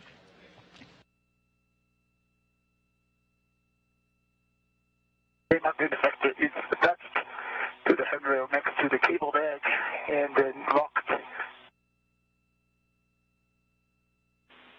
Copy, Koichi. Zena, can you confirm the APFR settings? I think we had adjusted them before we had left, so but I think I need a roll of hotel. Checking, Duke.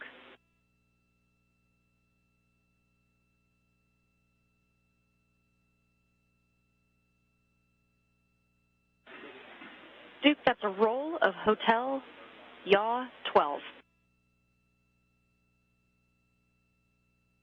Copy.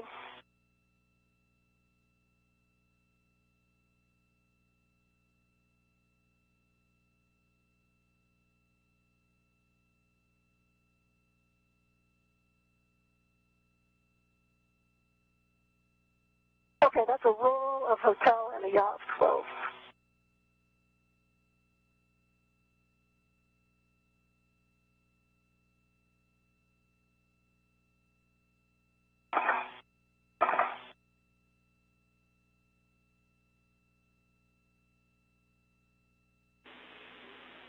Heads up, quick handover in about 10 seconds.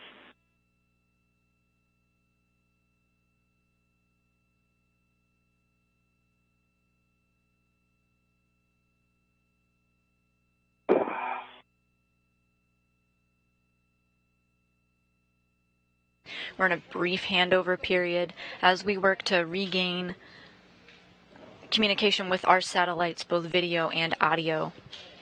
For now, you have live views of Mission Control Houston, where teams are supporting a spacewalk outside of the International Space Station with NASA astronaut Nicole Mann and Japanese astronaut Koichi Wakata. They're finishing up work that they started on during a previous EVA back in January. They're installing a modification kit or a support structure that will one day house a roll-out solar array.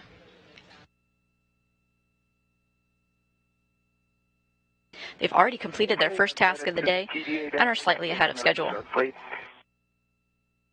That area. Okay, copy. And you've got the GoPro set up on 2230? Yes. Copy, that's great. Okay, on your way out to the side pad location, reminder to fair lead on S5 handrail 2108. That's a long horizontal handrail just below the mast canister, basically 2 handrails further outboard from 2230. Copy.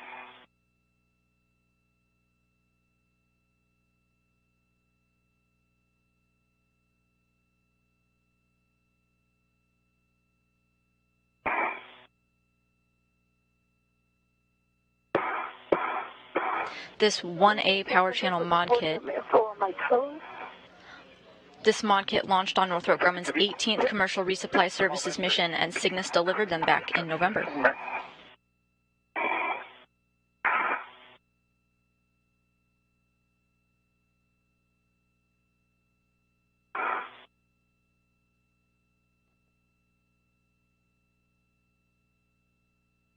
It's not going to stay here.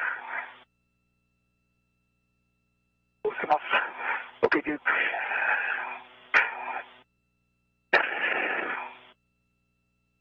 Okay, all right, I'm watching. Okay, let me just get up there. Okay.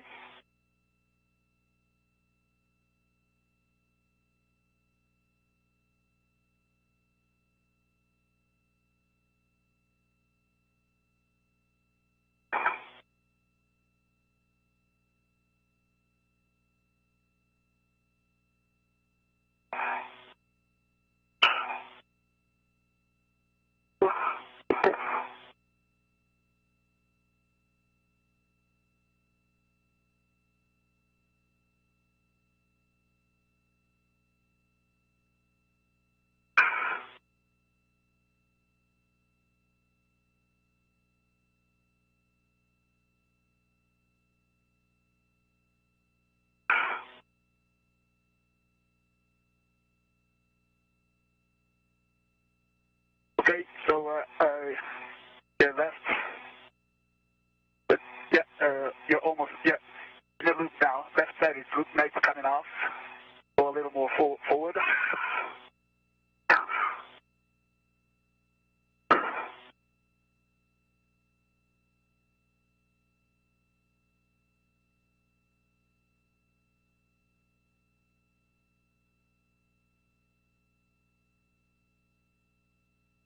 While our spacewalkers are getting ready to start work installing the mid-strut portion, the last piece of the puzzle for this support structure that they're building today in this part 2 of a spacewalk.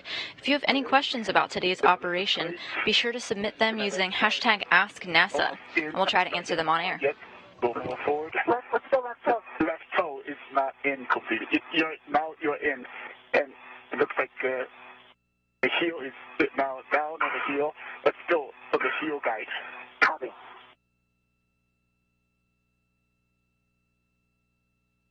But you need to push it into now and then right left. You go there. Copy.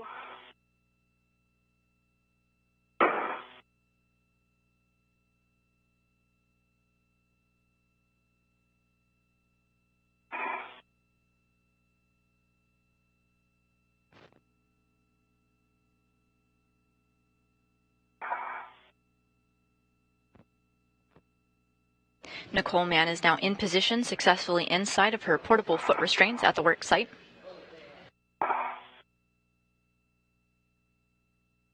Koichi Wakata is configuring his tethers and equipment that he brought out, making sure it's out of the way but still within reach, and then he'll begin work on it as well.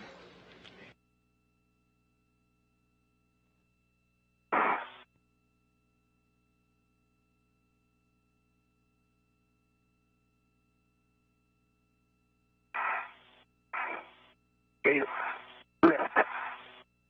Left toe is 6 inches in. You push it further.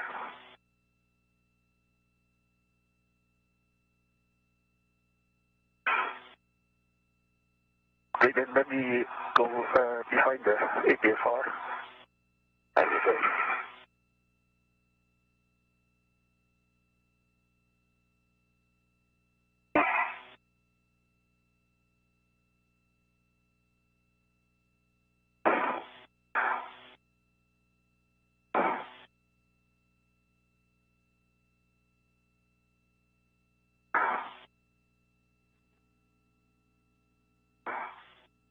Okay.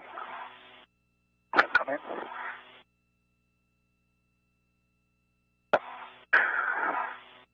Okay. Heel down. Okay. Left toe in, push it in. Left heel, This push view it that down. we're looking at now is what they're working on. This is the mod kit or support structure that will one day house iROSAs or ISS rollout solar arrays. Left toe in further. Okay, now left heel down. Okay, further down. Further down. The round part that you're seeing there is the mast canister, and that's what they need to install the mid-strut to.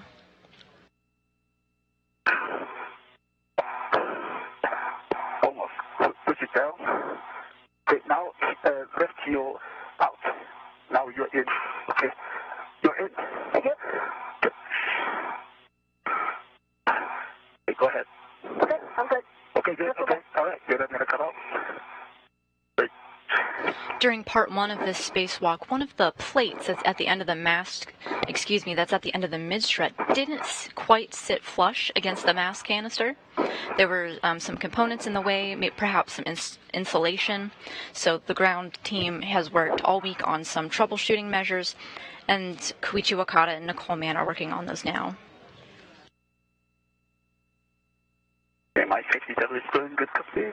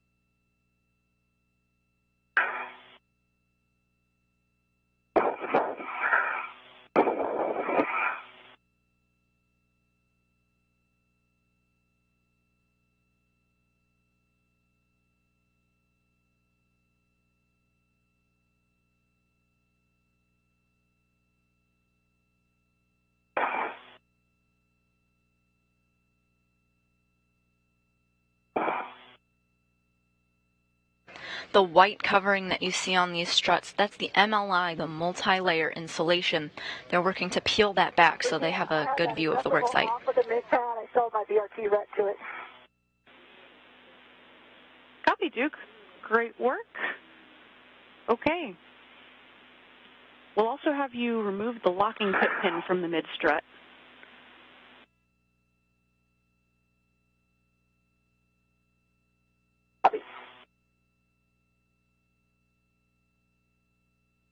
Okay, Gina, that's the TDA bag at the mid position of the wine glass of the handrail, the vertical handrail.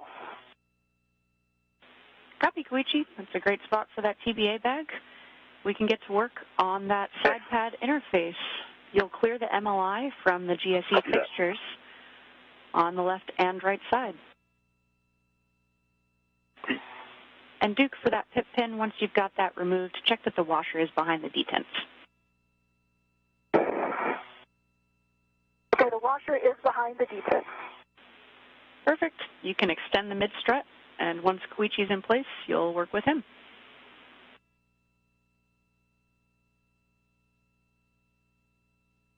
You just heard NASA astronaut Zena Cardman give Nicole Mann the okay to extend the mid-strut. So that's the MLI first? Yeah, we'll have Koichi working on the MLI. Duke, you can help him by reporting when the MLI is clear of the side pad side slots.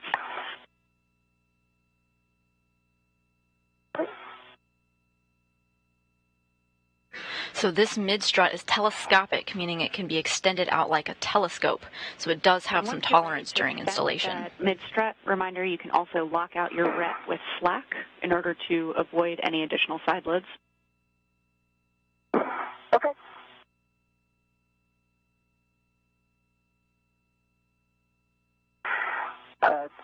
I think safety better, it's kind of difficult to sail these down along handrail, but I think now it's not in the way for Duke, so I'm going to continue with this safety better config. Okay, yeah, I see it's this side of the cable bag. When I head down there, I'll remind me when I head down, Zena. I'm going to have to move his safety feather. Copy you both.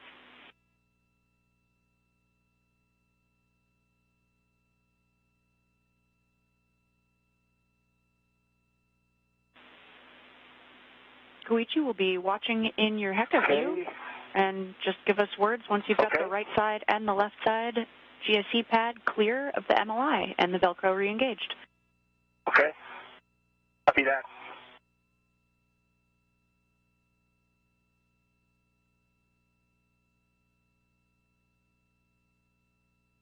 I'm going to start with the right side, following the JAXA video that you together. We'll all be humming a song down here. Copy. Oh, yes. Actually was interfering. I see this MLI some. That's because of the interference.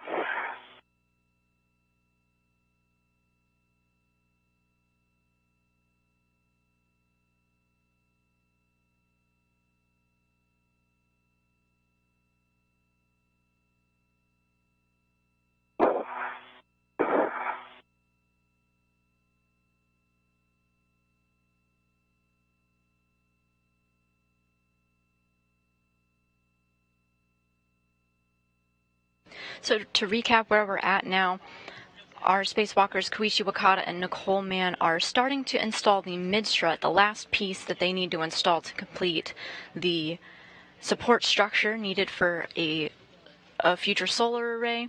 Right now they're working on peeling back the layers of multi-layer insulation so that they have a good view of the work site. For the installation? It looks much better from this angle too. Stunning in our view. Great work. We'll have you work on the left side as well. And just a reminder about that grounding strap. Left side is obviously, left side has enough is as far as the distance from the receptacle bracket, but as you mentioned, that they need to have some slack at the top of this area, so I'm going to relocate a little bit. Copy, Koichi. But as far as this, and yeah, as long as that MLI is fully clear of the slot, we're happy. Okay, copy. Wakata has successfully removed the multi-layer insulation on the right side and is working on the left side.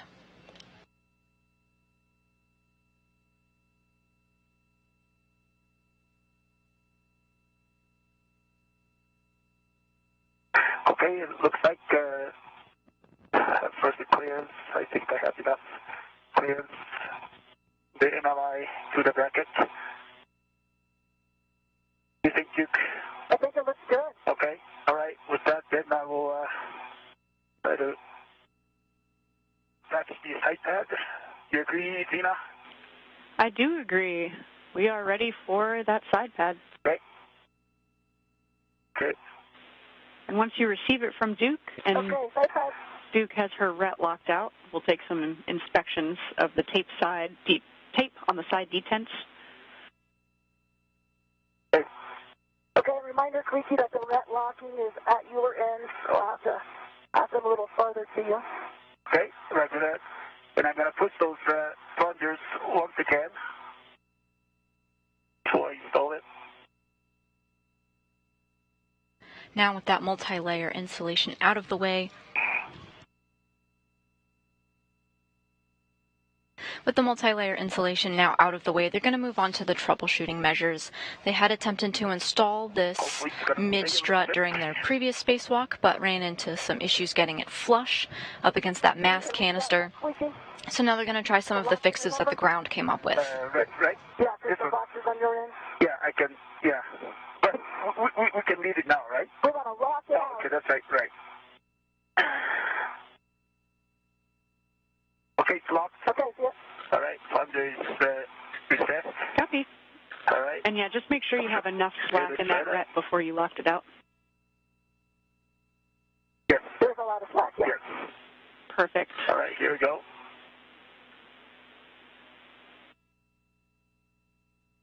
They're getting ready to install the first side, that's the far side or the topmost part of your screen, to the mast canister.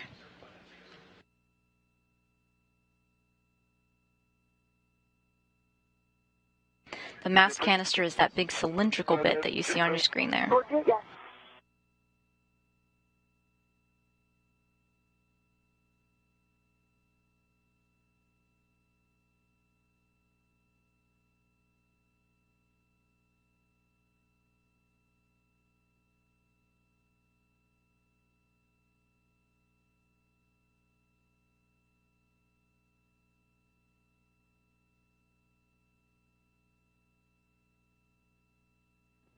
Koichi Wakata is taking lead on the install of this side of the mast canister.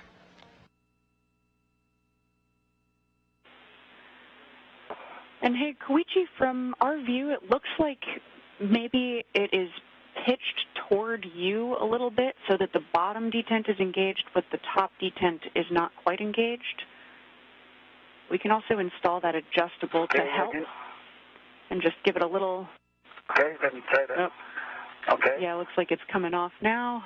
All right. Okay. You recommend using the adjustable at this side? I do, yes. Okay, I'll try that.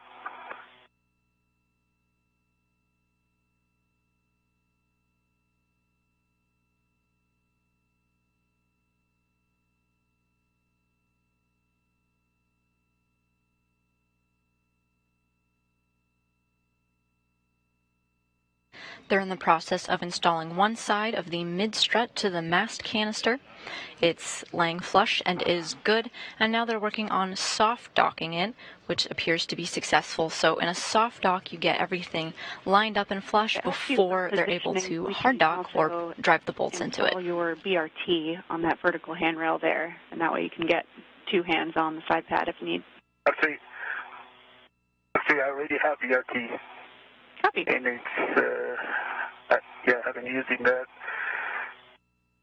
It's already tightened, but still, it does not give me a stable enough condition, but they'll try.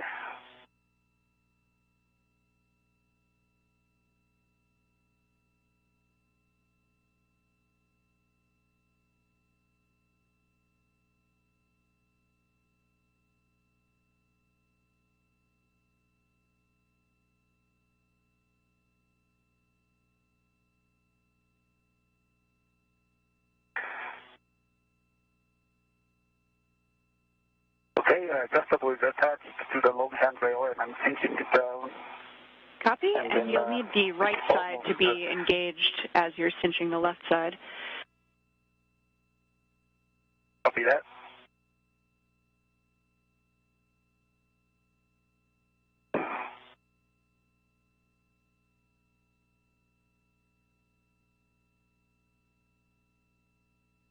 Hey, Duke, let's try that again.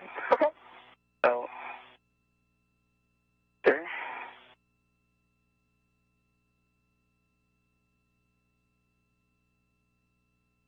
It looks like it's partially engaged, and it's already fully cinched.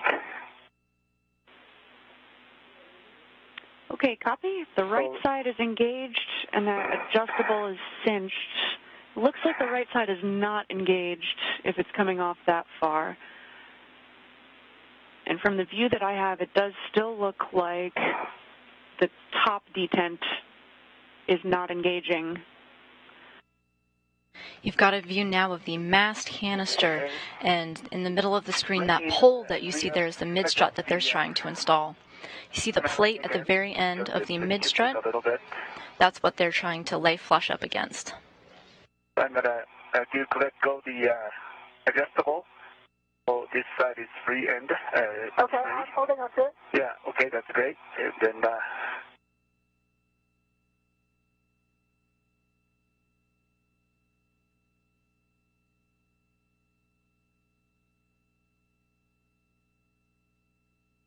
I'm going to move the strut out of your way, down or something? it's good, it's good. Okay. It's good. They're doing a number of troubleshooting measures now here in Mission Control, relaying them to the crew.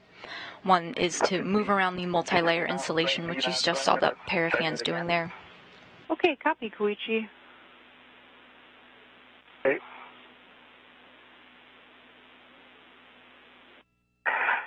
Okay, I have BRT, and then it's tightened.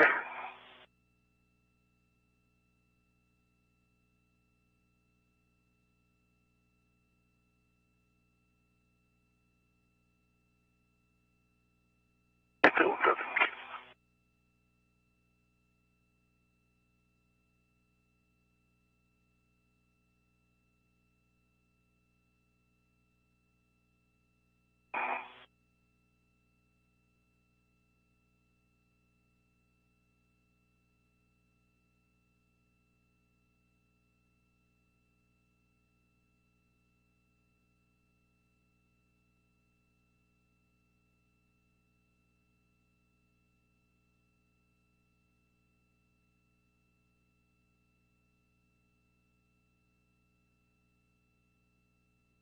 Okay.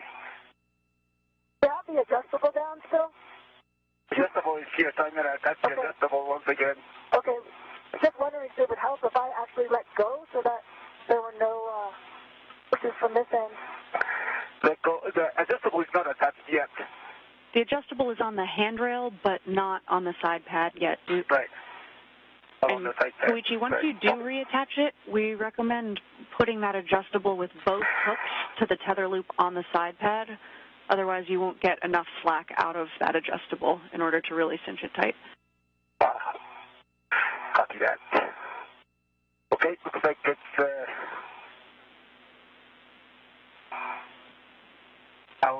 what right side is engaged, looks like. Copy.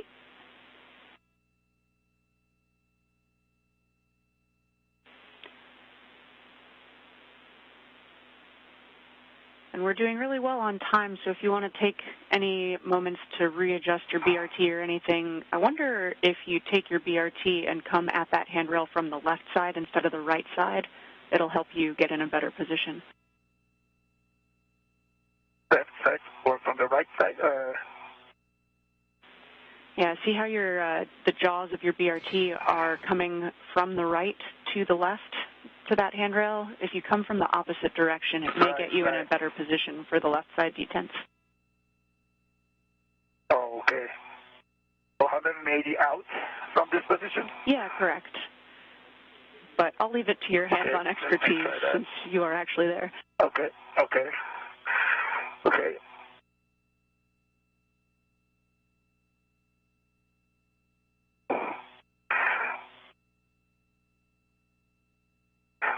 Out. That will not work, so I'm going to change 90 degrees out.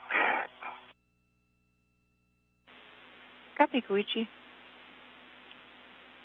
All right.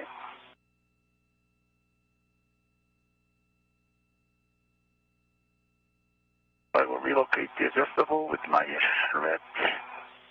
Following the Part 1 of the spacewalk on January 20th, ground teams here in Mission Control were able to come up with a number of troubleshooting items for this mid-strut. This includes using tethers or various tools at their disposal to help get this mid-strut installed. They've got a checklist of things that they can move down, trying one after the other, if necessary, until the soft dock is complete. And pulling on it in order to get kind of an up and down wiggle motion on the left side while keeping tension on the right side without taking it around the handrail. Yeah, right. That's what I'm doing now, and then like it doesn't go in. Copy.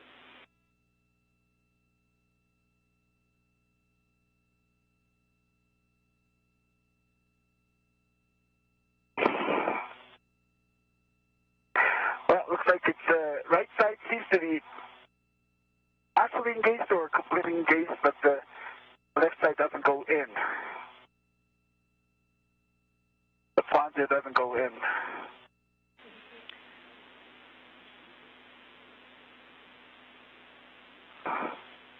Okay, Koichi. Let's have you take the adjustable, the other end of that hook, bring it back to the side pad tether loop. Okay. Get it cinched so that the right side stays engaged, and then we'll try the hammer. It's hammer time. Copy that.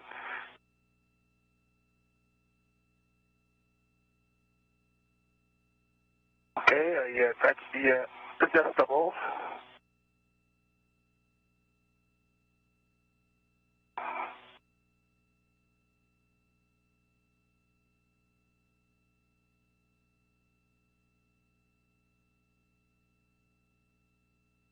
Moving on to the next tool at their disposal, some of the troubleshooting items here, they used a adjustable equipment tether on the handrail to try to get that into place. Now we're moving on to using one of the hammers that they have in their toolbox. Okay, I will use the hammer then.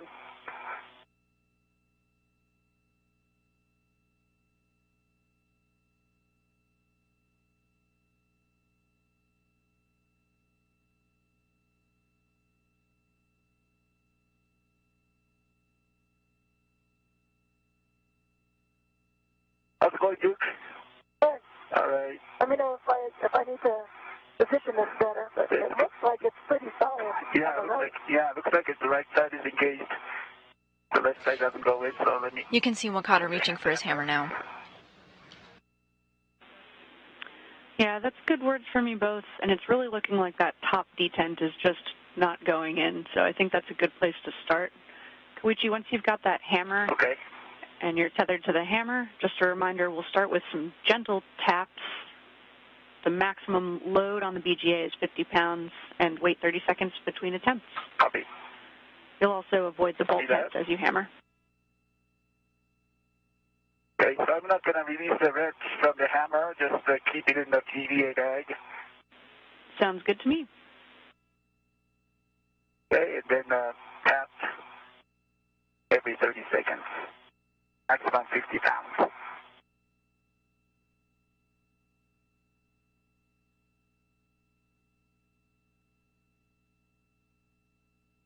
Okay, applied one light hit, but no change.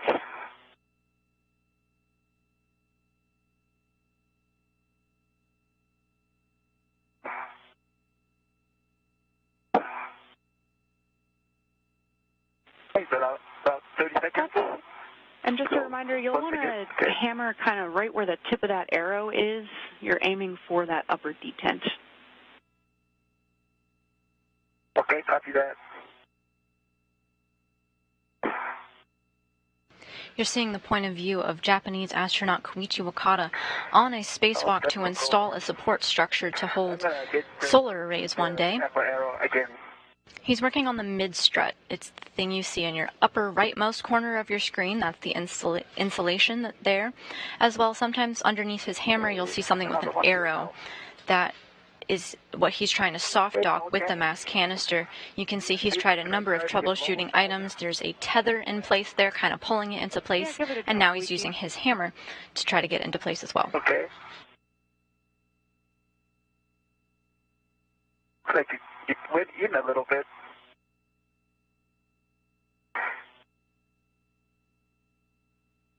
The goal here is for the mid-strut to lay flush and soft dock so that the bolts can be driven and it can stay locked into place. Okay.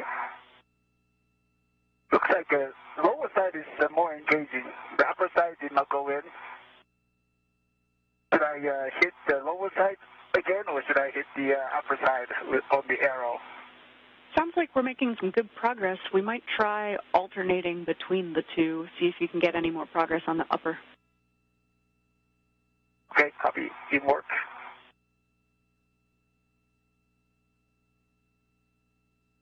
Wakata is relaying what he's seeing down to the crew here in Mission Control. EVA teams in Mission Control are consulting on what to do next and how best to soft dock the piece of equipment that he's working to get into place. Upper side once again. Upper side doesn't go in. It seems to me that I need to use the pliers.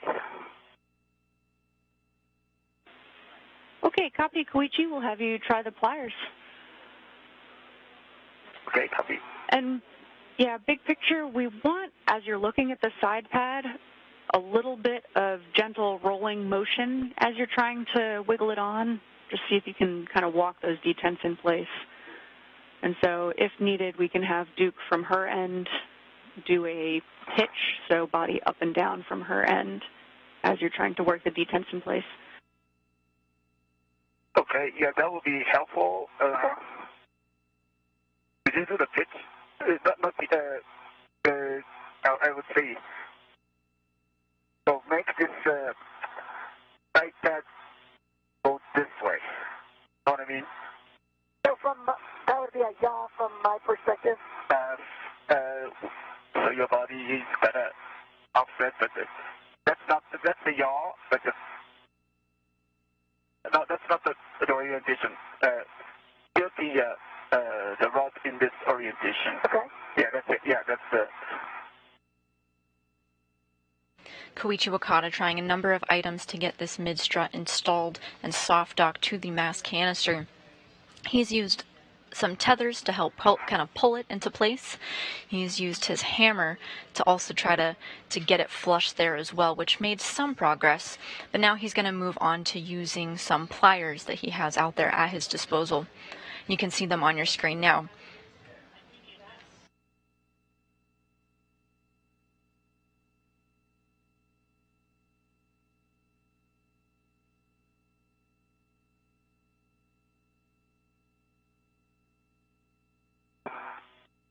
Okay, Zena, do you see the gap on my right side here? It's in shadow right now. I'm pointing at. I do see it, yes. Okay, I'm pointing. Okay.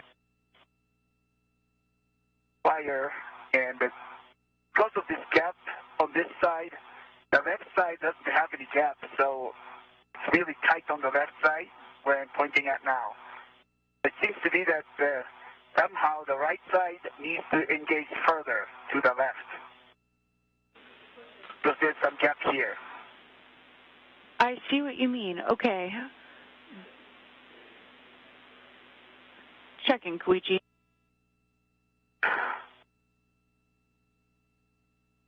It seems to me that we may need to use a hammer to hit on this right side so that this side pad will shift to my left. Copy, Koichi. Let's think on that for just a second. Is it vertically oriented in the middle of that GSE pad? Like, is it able to slide down at all? Maybe it's interfering with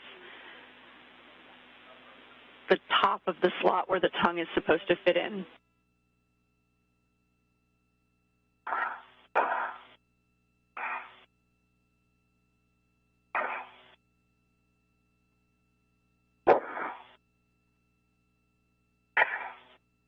It's hard to tell if it's proper vertical location or not. But it seems to me that it's engaged in that position. So. Copy. So if it doesn't slide up and down anymore, then the tongue must be in a good position. So okay. it's engaged. Yeah, it looks like it. Okay, copy. We like your idea of using the hammer to gently tap on that upper right corner of the side pad. This area that I'm pointing at with my right hand, right index finger.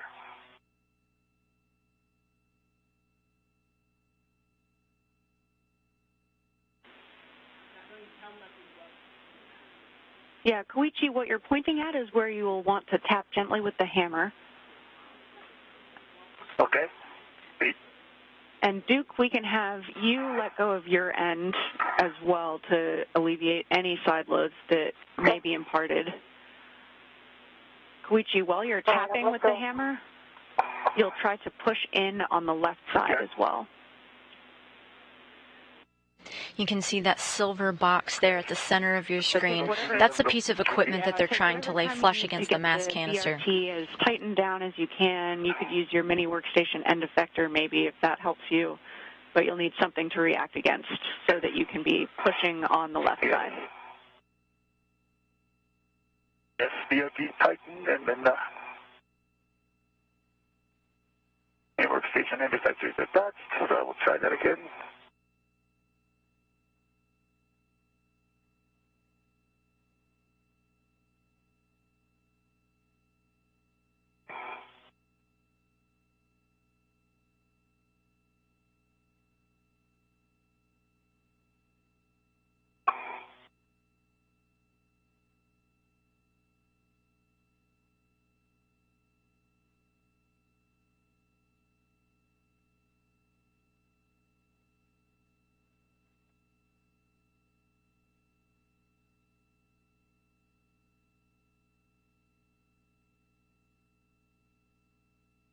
Okay, I will tap again in this direction.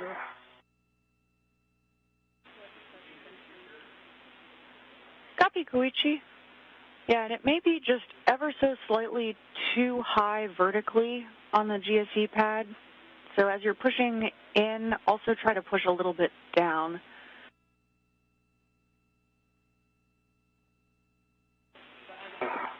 And we've got a handover coming up in about 15 seconds. Copy.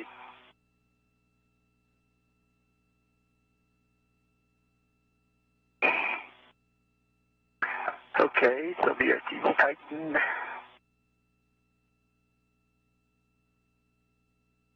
So we've got live views here of mission control.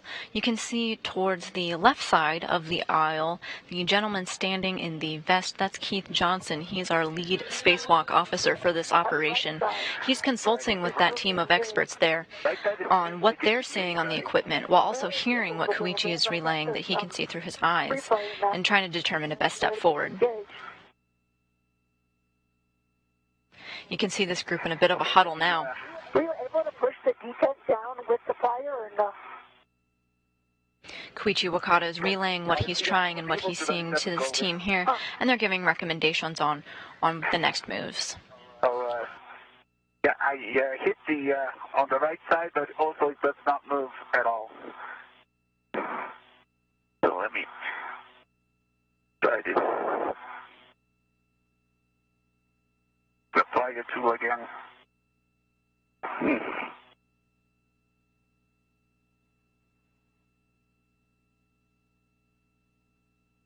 Apply the tool.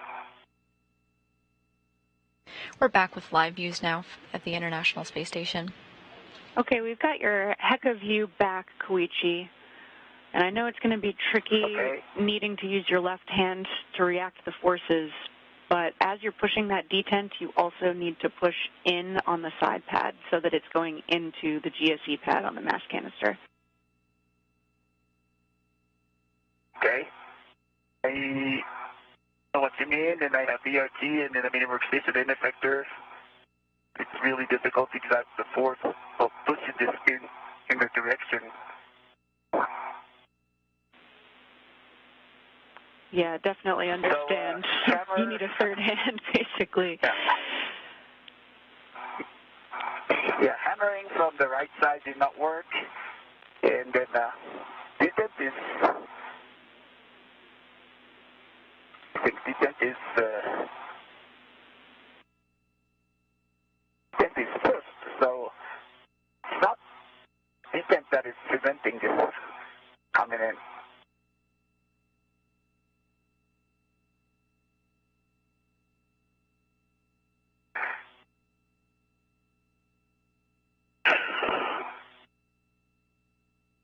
I'm going to try the detent on the bottom side as well.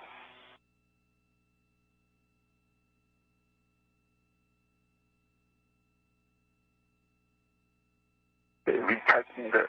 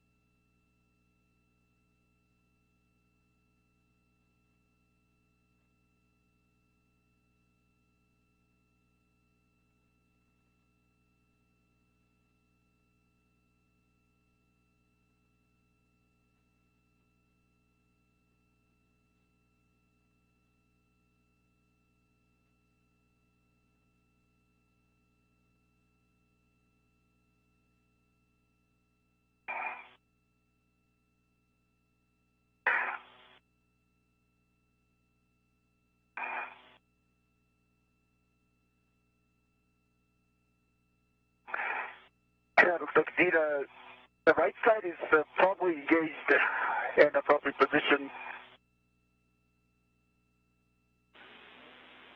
Copy, Koichi. Stand by. Okay.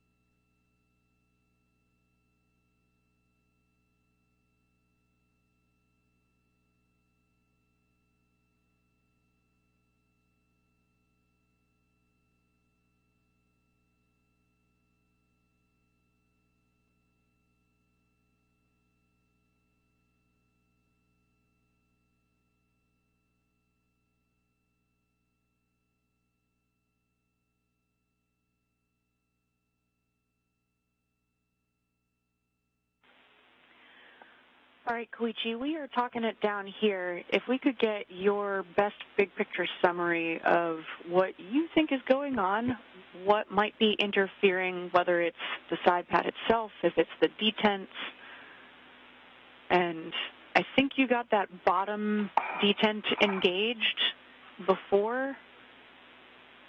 Is that correct? No, it's not very positive. I don't think it was engaged.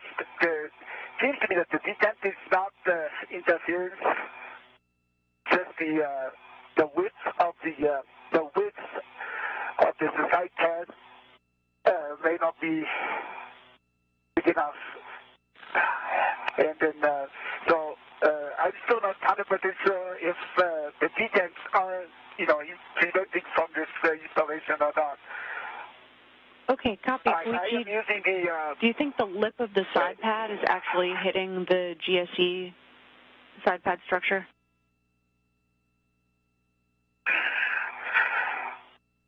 Actually, that's also a negative. Looks like it's this left side, the lip is already engaged on the left side of this structure. So.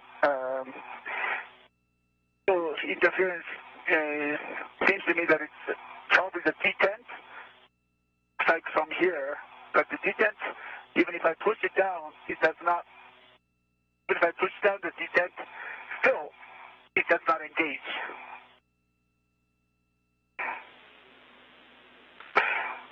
Is it possible to tighten M1 and M4? Checking, Koichi. I may give more room for M1 and M3 to engage.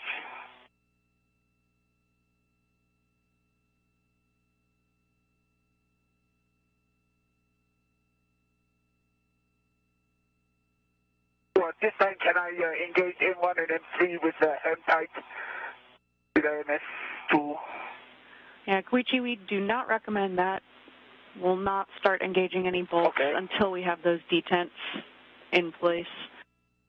Copy that. Copy that. So, any other actions that I could take?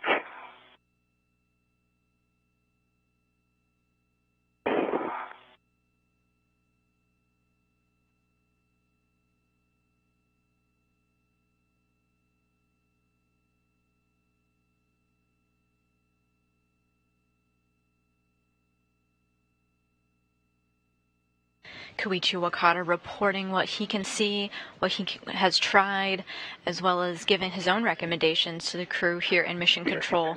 They're weighing their options and talking as a group and sending some recommendations up his way.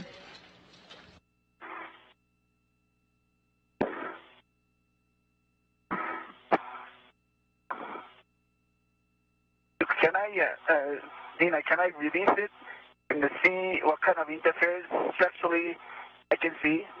Maybe I can answer some of the questions that you have. Yeah, we like that idea, Koichi. Let's have you do that, and we'll be talking some solutions here on the ground. Okay, copy that. Then I'm going to loosen the adjustable and then detach the side pad, see what kind of interference it has. I'm going to release one adjustable from the... You need me to hold on to it, Koichi? It's okay, you can, yeah, that's likely... The view you're getting now is the spacesuit with the red stripes is NASA astronaut Nicole Mann. She's holding the other end of the mid-strut while Koichi's working on that gray square, working it to get flush against the mass canister. When the detent goes in, there are scratches where the detents go to, so detents are obviously interfering. So it seems to me that, again, Copy. releasing the detents, pushing the detents is the way to go.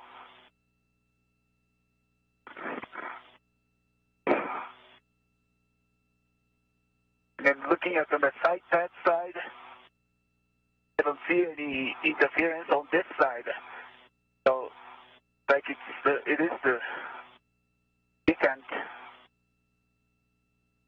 And then, I guess we need to, I need to stabilize my body position and then apply a stable force for the plunger, and then try that you have different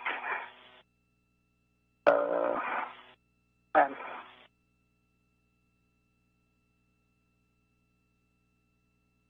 can you tend it now, the mixture? Yeah, give me a second. Okay.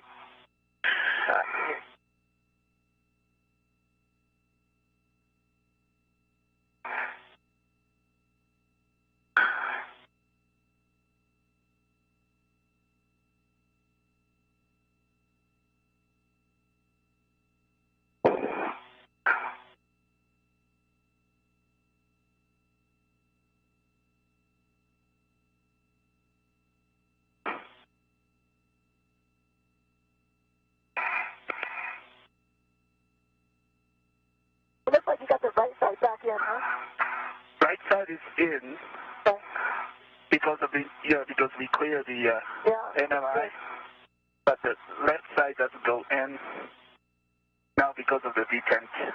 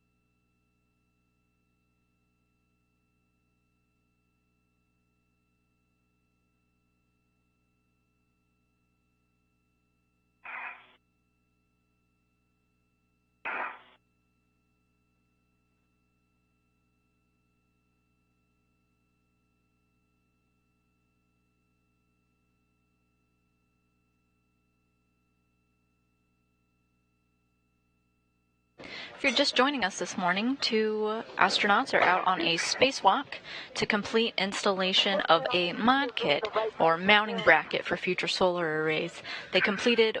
They started work on this back on January 20th, and they're back out for their second spacewalk to complete their work. The first time around, this mid-strut that they're working on now gave them a little bit of trouble, so now they're back for a part 2 to try to get that into place. Teams here in Mission Control are looking at the hardware now. They have an exact model of the hardware and are taking what Koichi Wakata is saying and seeing and feeling with his hands to try to come up with a solution. I cannot tell if it's different. He has a number of tools at his disposal that he may be able to use. He may also be able to elicit the help of NASA astronaut Nicole Mann, who's holding on to the other side. It is a pretty tight workspace, so mission control teams are still determining the next steps. Because I think I need just 3 hands to do that. Yeah. So, Dina, you agree? If you comes in here on the on the lower side on the long handrail, and she can either work on the pliers while I push in.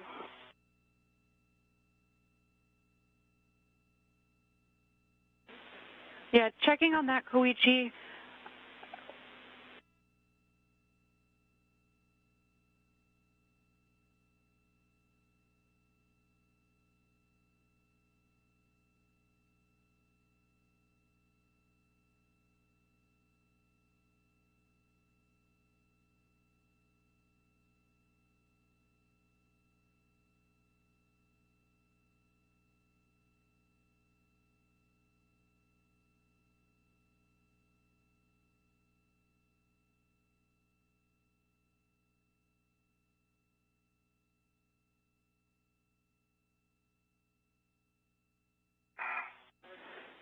Okay, before we have Duke come over, we do like the suggestion to have Duke do a yawing motion from her perspective, as Koichi is ideally depressing both of those detents with both pliers. And you want me to kind of wiggle it back and forth, or a steady pressure in the... I think a steady, gentle pressure from you. If you can get the yawing motion heading to your body left, eventually the strut will hit a pin on the side pad, and that way you'll be able to actually apply pressure, as opposed to before you hit that pin, it'll be rotating around. Yeah, and I can feel that hard stop there. Indeed, it's difficult to use two pliers at the same time. Yeah, copy, Koichi. We could have you I will try. depress both with your fingers and try to get them depressed as much as possible, and then see if we can get it installed before the detents pop back out. And stretching the tape. Okay, copy that. Then I will, okay. I will disengage this first, then the side pad. We're in a split-screen view now, both spacewalkers working together. So you can visualize this mid-strut as this long telescoping pole, so it can extend or retract as needed. NASA astronaut Nicole Mann is holding one end of this pole, while Koichi Wakata is holding the other. His view on the right side there, Wakata trying to get that piece that he's holding in his hands flush up against with that rectangle out on the mast canister. Nicole Mann is now going to work with him, kind of twisting and wiggling from her end to try to snap it into place as well. Meanwhile, here in Mission Control, we've got models of the exact equipment that they're using here in Mission Control being looked at for possible solutions as well. Checking, hang on. Okay.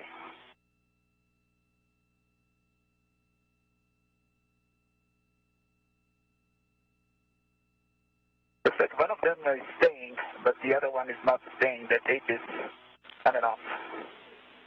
Copy. Which one is staying and which one is not? The lower side is staying, I would say. And if you flip, it's going to be the upper side. The upper side will stay, and the lower side, the tape is almost damaged, so it doesn't stay. Okay, copy, Koichi. Thanks. Stand by. We're talking plans here. Okay.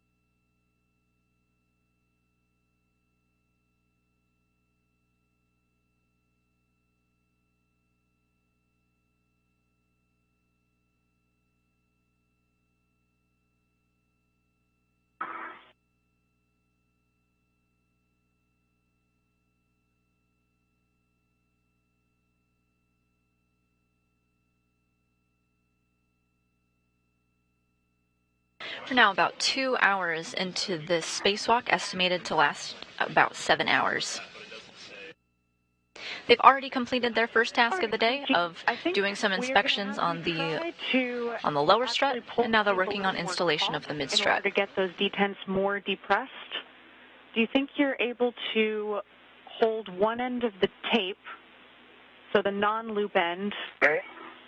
Kind of keep some pressure on it with your thumb, and then peel up the other end slightly, add a little more depression to that detent, and then reinstall the tape with a little bit more tension. Okay, I think it's possible unless the tape breaks off. Copy. Want me to try that out? Do you have a go to do that? Affirm, Koichi. Okay, it worked. And you may want to pinch the other end with your thumb, coming at it from a slightly different direction. Oh, we see the tape broke. Copy. Oh, the tape came up. Yeah, you can get that in your trash bag. Yes, I can. But you don't want to use this tape anymore.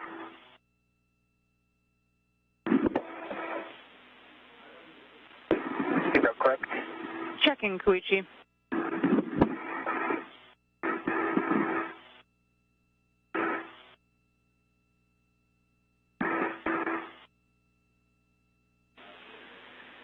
Koichi, if you think there might still be enough sticky on that length of tape that you pulled off, in order to reapply with a little more tension over that detent, you can give that a try.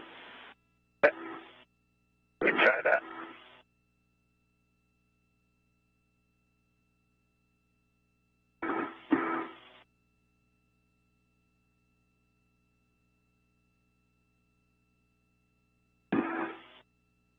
Astronaut Koichi Wakata working with tape in an effort to get that piece in his hands flush with the rectangle on the mass canister there. He's trying to soft dock them, and tape is just one of the many tools he's using to get that into place. Unfortunately, a bit of the tape has come off, but he has an additional roll of tape there in his tool bag if needed. But if he thinks he can use the existing piece, Mission Control has relayed that that's okay too.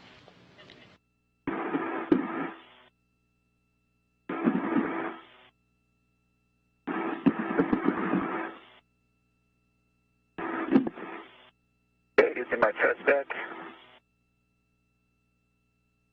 And Gina, for EV1, TCV is set at 2.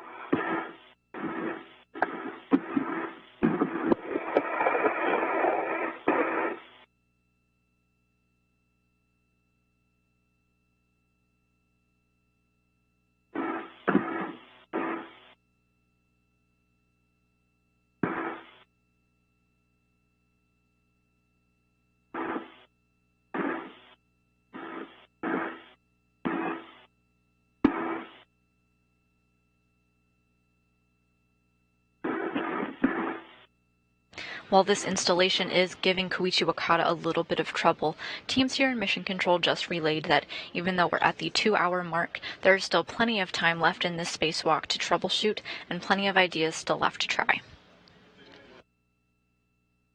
They remain optimistic about this installation.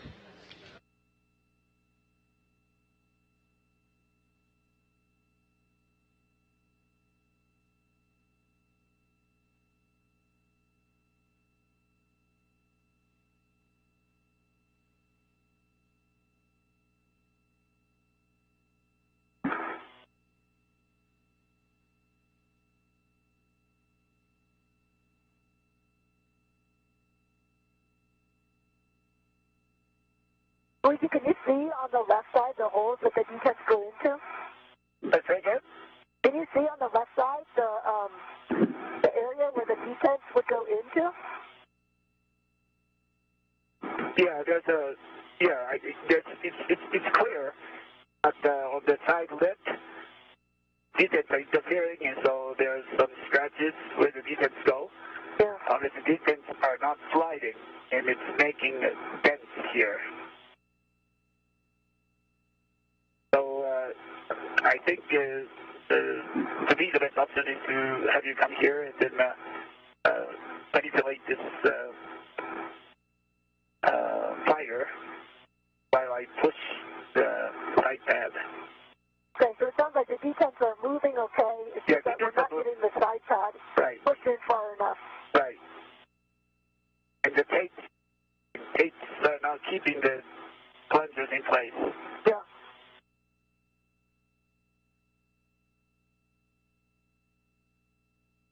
I cannot think any better option than that now. We're following along, guys, and talking it on the ground here. Stand by. Okay. Copy.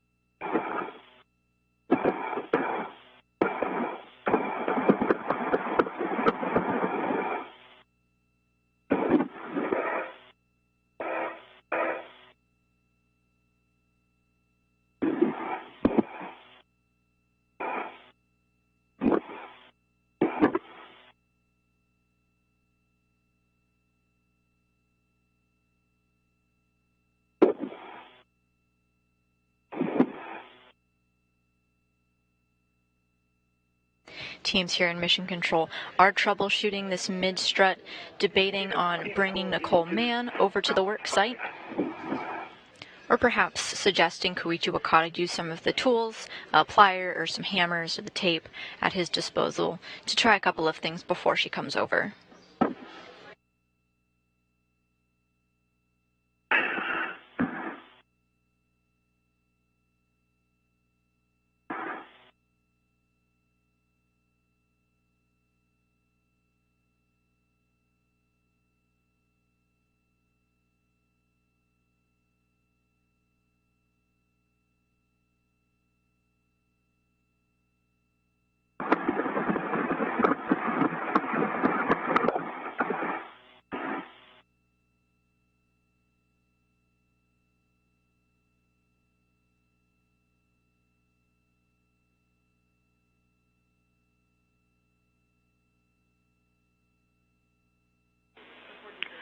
Okay, guys, we are talking a plan to have Duke come over to you. In the meantime, we'll have you do one more try with Koichi just in place there.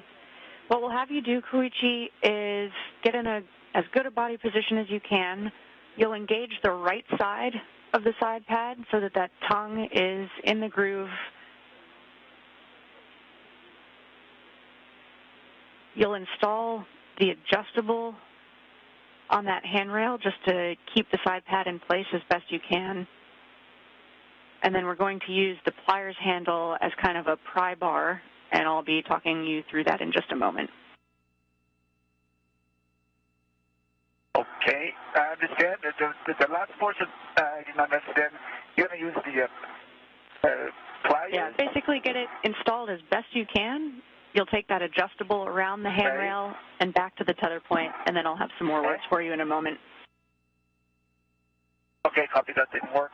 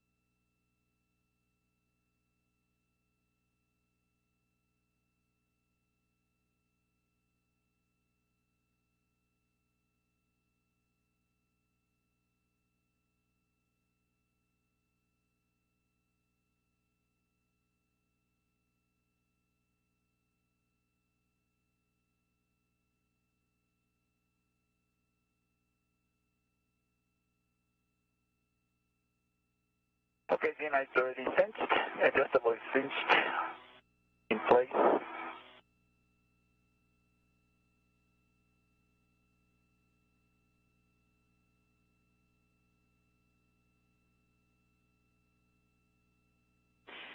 Okay, stand by, Koichi. We're talking one more thing here. Copy.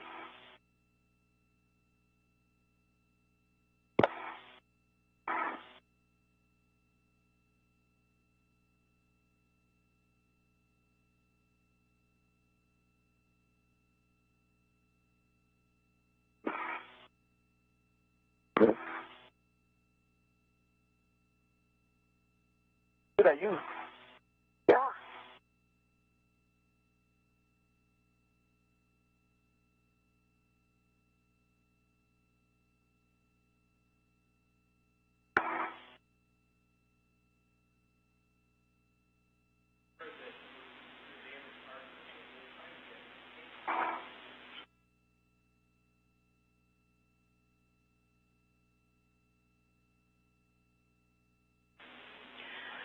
Okay, Koichi, we're going to have you grab the pliers.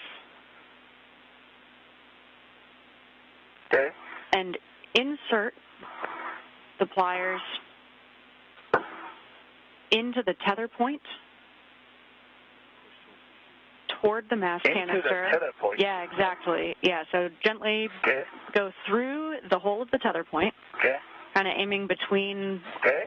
Yeah, not too far. You want the bottom end of the pliers to just be touching the metal of the side pad. And now you're going to yaw it to your left. Okay. Bringing the pliers toward the handrail that your left hand is on and use it as a pry bar. You may want to take the pliers and go 90 degrees off from where you are, rotate them 90. Yeah, exactly, so that you're not using the bent portion of the pliers. Have a straight face going there. Right. Yep. Okay. And apply a gentle, steady pressure. And I'm seeing a much bigger gap than before up top, so I think that detent is not even starting to engage on the top side.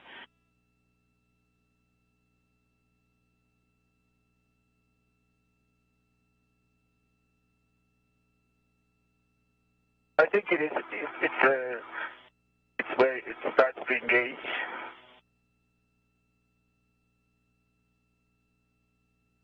Oh, this. I use this, but now this. The plier broke. Copy, Koichi. You see it? It was not a lot of force, but it's just a tiny bit of plier. Don't touch that end of the pliers. Okay. Okay. And you can put them in your trash bag, Koichi. Okay. So it is still. That's Zena Cardman on your screen. She's the voice that you hear communicating with the crew. Into the trash bag. Do you agree? Copy. We agree. Stand by. Koichi Wakata just attempted to use his pliers, kind of repurposing it as a way to plow the other side of it back into place. Unfortunately, the force was a little too much for the pliers, and they snapped. So Koichi fortunately has a trash bag up there with him, and the crew is just making sure that he doesn't touch any of the sharp edges, as we don't want to cause any damage to the spacesuits. And now we're working on another solution. Just a moment. There you go.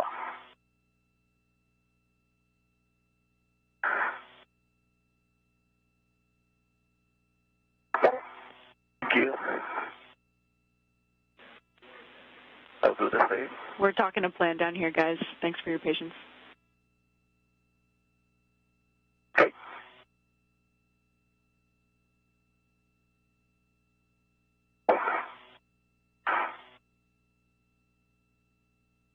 One more. All right. One more? What is this? Okay. Awesome.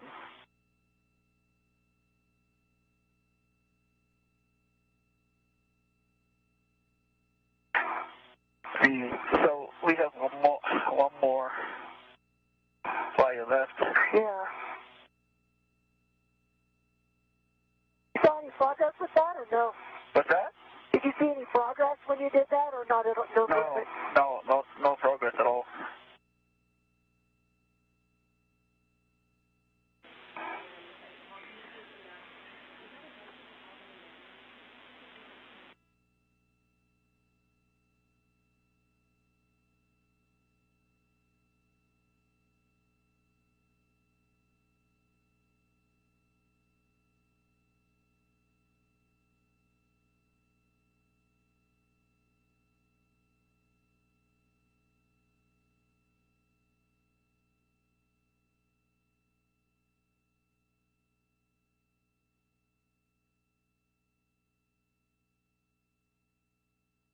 Moving on now to the next troubleshooting option, having NASA astronaut Nicole Mann move over. One more try before we have Duke come over to where Koichi is.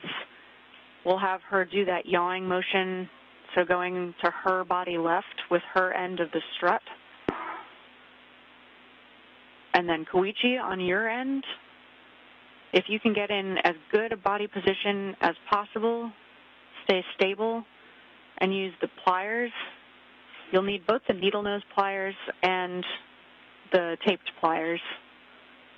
And we want you to be depressing both of those detents at the same time while Duke is doing her yawing motion. Okay. And Zena for EV1, TCV is at 1. TCV at 1, copy. The needle nose are below your right below your PTT. Now okay. Now they're underneath your mini workstation. They're just floating. They're not tangled.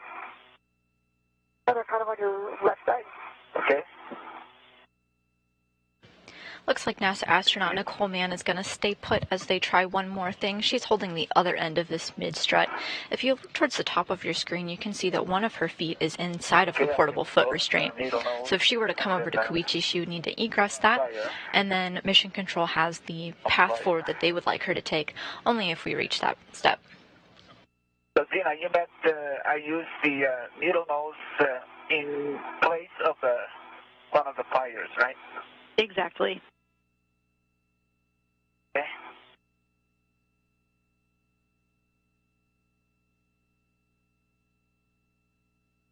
DRT and I have many workstation and deflector locked. Copy, Koichi.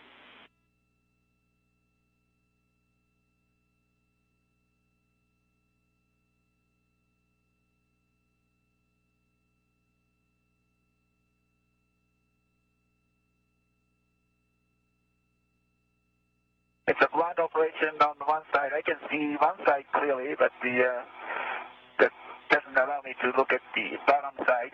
But I think I can feel the plunger with the needle nose. Okay, copy. If you're getting some good tactile feedback as best you can, that's the right move.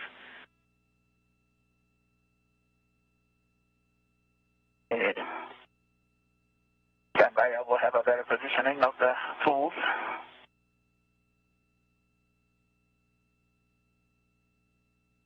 And let me know when I can yaw some more. Okay, just a moment.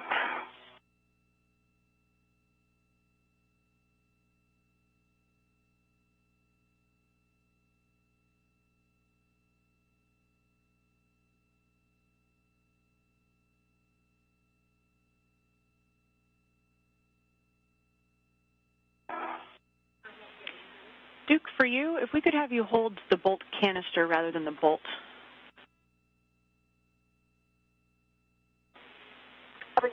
Thank you.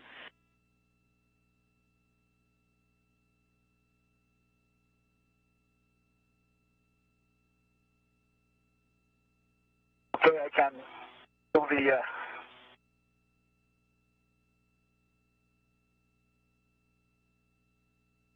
I can feel the detent on the upper side, but hard to see the detent on the left Okay, side. and I'm yawing left.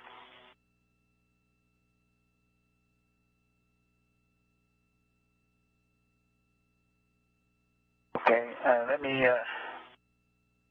me handle the broken pliers that I don't mistakenly use that one.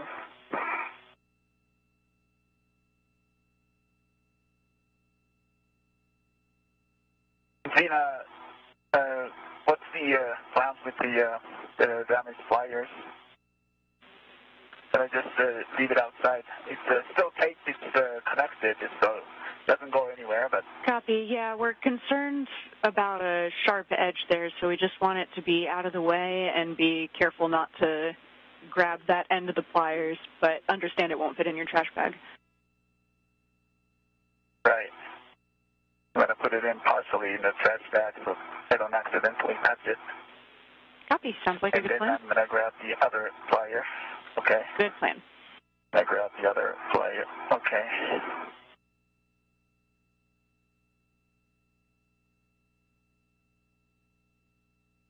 To recap a little bit of what's going on, we're doing a lot of troubleshooting on how to get that mid-strut installed. It's part of this greater installation for this mod kit or support structure that they've started building back in January 20th to the outside of the space station. One of the maneuvers that they had attempted was to use his pliers, kind of like a crowbar sort of, to just kind of nudge that rectangle that he's working on into place. Unfortunately, it resulted in some broken pliers. It's very critical that our spacewalker Koichi Wakata does not touch any kind of sharp edge, so he has been working with Mission Control on how to properly stow that away into safety. One side easily, but the other side is a blind operation. Okay. Understand, Koichi. I think that's okay. No problem if you don't have both eyes on, but if you feel that the pliers are in the right spot, then I think we're good to give this a try. It's in the right spot. And Duke, for you, we'll have you continue that slow, steady yawing motion. You may also do a gentle jostle in the pitch direction as you're continuing to apply a steady yaw pressure. Copy. Let me know when you're ready. Okay, I'm ready. You heard our ground IV Zena Cardman talking to Duke. It's the call sign for Nicole Mann, our EV1 today. That vacuum doesn't escape. Oh, now it's in. Yeah. Looks like it's upper side is in. Wow. Keep it there. Keep it there. Okay. Great. And then lower side is, looks like it's in. Okay. Wow, that worked. Yeah? Lower side is awesome. That was awesome. And with a round of applause here in Mission Control and the teamwork of Nicole Mann and Koichi Wakata, they finally got the piece they've been working on to lay flush and soft docked. Okay.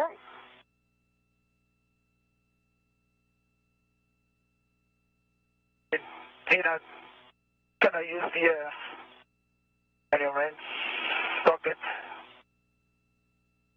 I can go M1 and 3. Stand by, Koichi. Copy. So you can think of this mid-strut that they're working on as a bit of a pole-shaped item with Nicole Mann on one side and Koichi Wakata on the other. And you are going to start with M1 and M3. You'll want to be very gentle as you do this, minimizing any side loads because it is liable to pop off again. You'll be driving M1 and M3 approximately 2 turns, being extra cautious for cross-threading. Copy that. I have the tool in starting with M1. 2 turns. Copy, Koichi. The solution that seemed to do the trick, as I was explaining, this is a cylindrical shaped item with an astronaut on either side of it. You're seeing the view of Koichi Wakata now, working with that silver box that he's been trying to lay flush against the mass canister. Nicole Mann was on the other side, and with their teamwork, she was able to take her side and kind of nudge it, wiggle it into place from her perspective, while Koichi laid it flat. And that was a solution that seemed to work.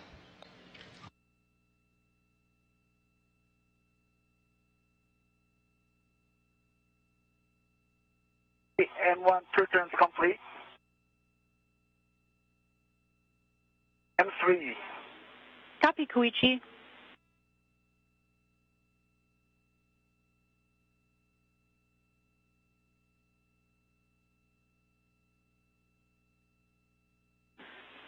And hey, Duke, for you, a heads up, we're getting ready for a night pass, and I know you have your TCV in 1, but if you want to do some wiggling and get warm, that's fine by us.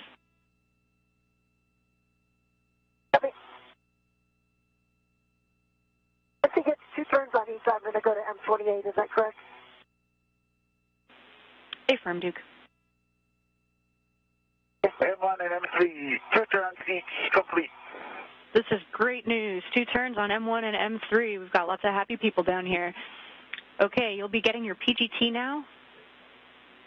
Setting Alpha 1 clockwise 1.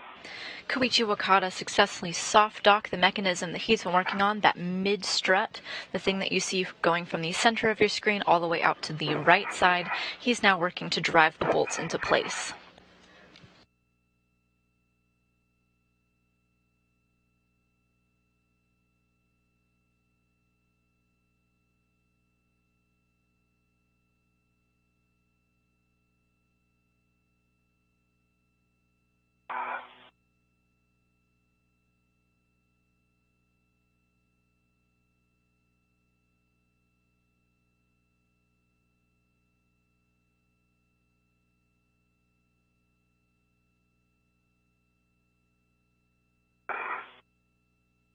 Okay, DGT Alpha 1, clockwise 1 set.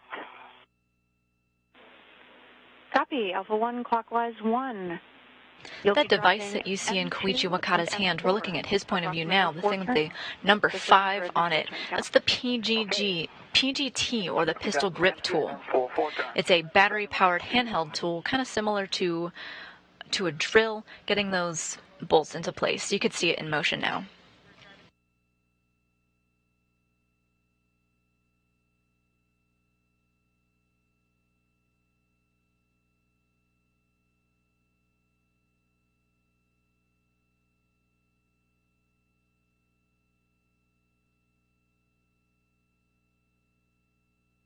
M2 4 turns complete, working on M4. Copy and stand by, Koichi.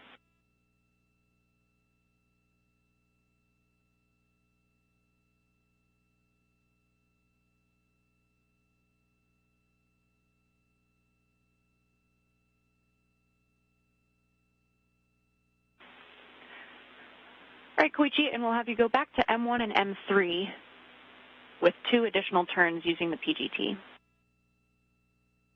Okay, M1 and M3, 2 additional turns.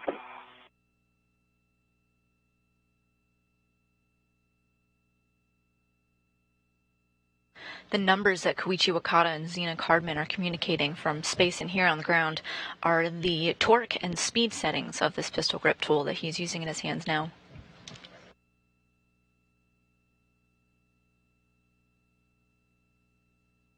Two additional turns complete on M1, working on M3.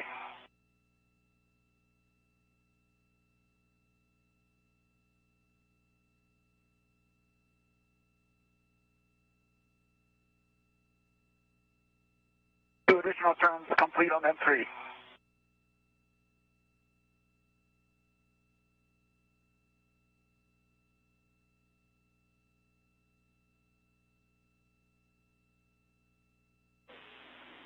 And we're coming up on a handover in 5 seconds.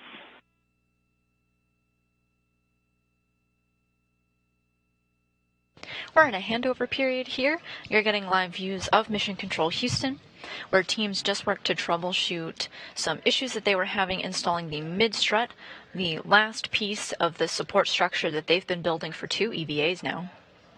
Tina, do I continue on M2 or M4? They got the part right into place, and now Koichi Wakata is working on drilling them all into place. Even though we worked on a number of troubleshooting solutions here today, we are not terribly behind schedule.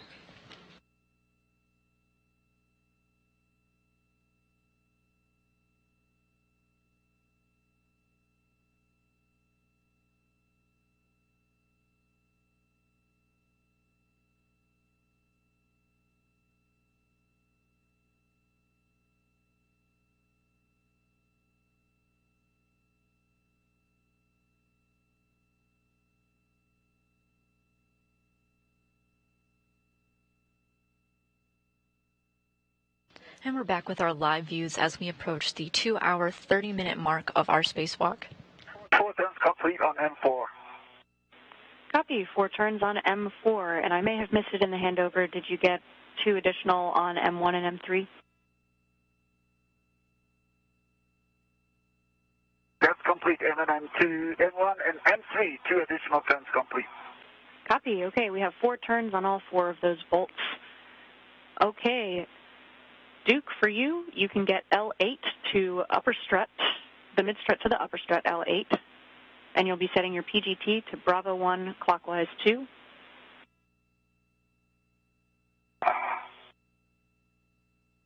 Okay, I've got Bravo 1, clockwise 2 set. Perfect. You'll be driving M28, about 6.5 to 9 turns, looking for a black line flush. Koichi, for you, you'll be driving M1 to M4 to torque, an additional 3 to 8.5 turns or so. This is to torque, so you're looking for good green light.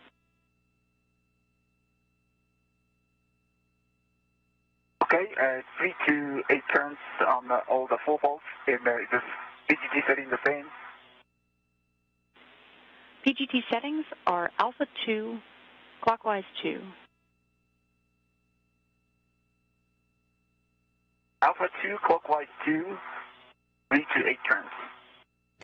These directions again being the speed and torque settings of this pistol grip tool, as well as the direction, clockwise or counterclockwise. In this case, it will be clockwise. Copy.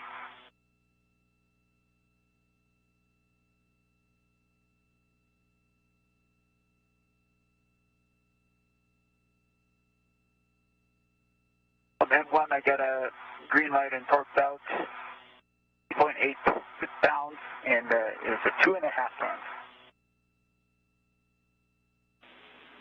Copy. 2.5 turns additional on M1 and 2 foot-pounds. Correction, 2.8 foot-pounds on M1. Stand by. That's 3.8.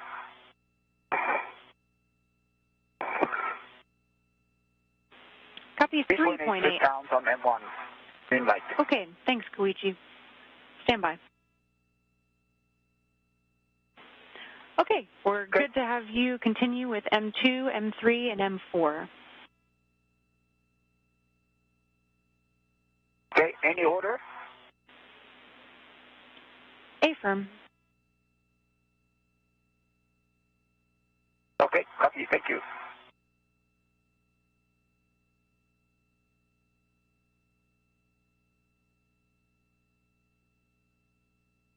M3, you got a green light and torqued out 3.7 turns, 3.7 foot-pounds, 3 turns.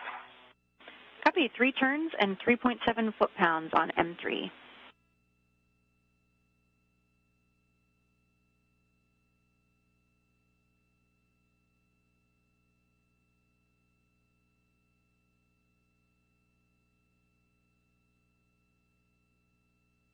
On M2, I got a green light, torqued out 3.7 pounds, and then 2 3/4 turns. Copy. 2 3/4 turns, 3.7 foot-pounds on M2. We're checking on that bolt.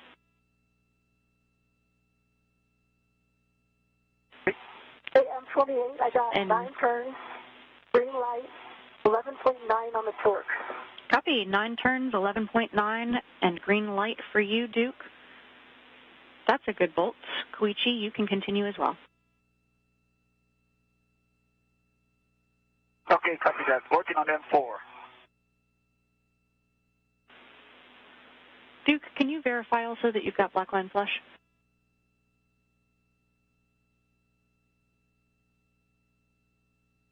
Affirm, stand by.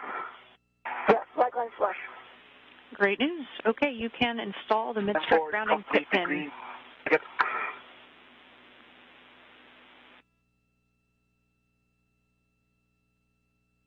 M4, got a green light and torqued out 3.6 foot-pounds, 3 turns. Copy. 3.6 torque and 3 foot-pounds. Koichi, you can stow your PGT as well. And it's so far so good on the installation of this mid-strut, where it continues tightening the bolts on it.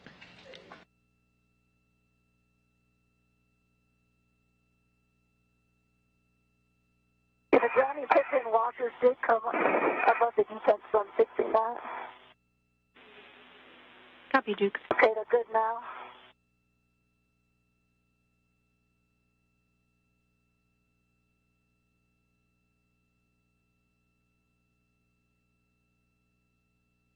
And did I verify the grounding pit pin is installed firmly on L1? Perfect. Okay, and grounding the pin installed. Copy that, Duke. Koichi, you can release EV1's ret from the mid-strut handrail once your PGT is stowed.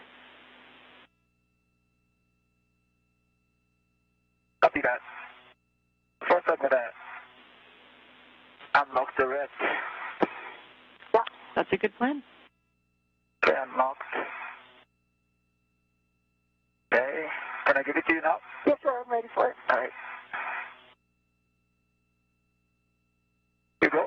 Ready. Oh, sorry, maybe it was locked again.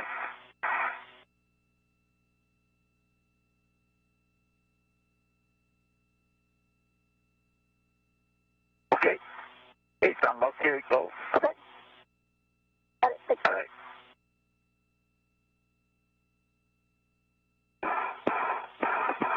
Okay, Gina, what's next for me? Next for you, Koichi, you can release the adjustable from the side pad tether point and stow it on your mini workstation. And then we'll be doing the MLI install. Copy. Copy. Duke, once you're good, we'll take a glove, hat, and gauntlet check from you.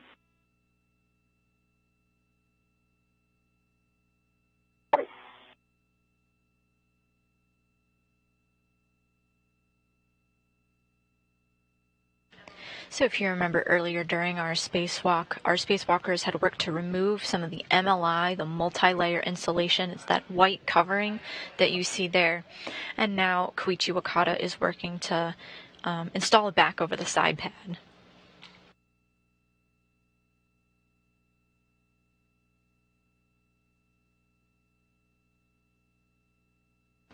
Meanwhile, here on the ground, they've asked our spacewalker Nicole Mann to perform a hat and gauntlet check.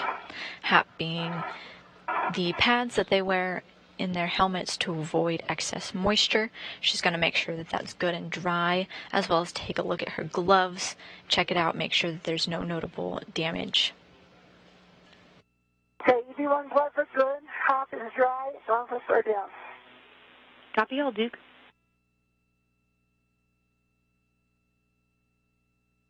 And Zena, adjustable is removed from the side pad, installed on my mini workstation.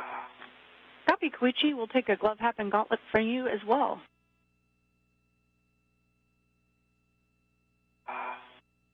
Okay, glove is good, hat is dry, and gauntlets are in place. Okay, copy all. Hey, Koichi, I'm looking at this left bundle. I don't see where you added. I don't see where you. Did you add a wire tie? I see the wire tie that's to the handrail. And the wire tie that's part of the integral to the we installed on the bundle. You add an additional one? I believe I added an additional one. Do you have a record, Zena? If I had an additional one attached to Checking. on the previous EDA.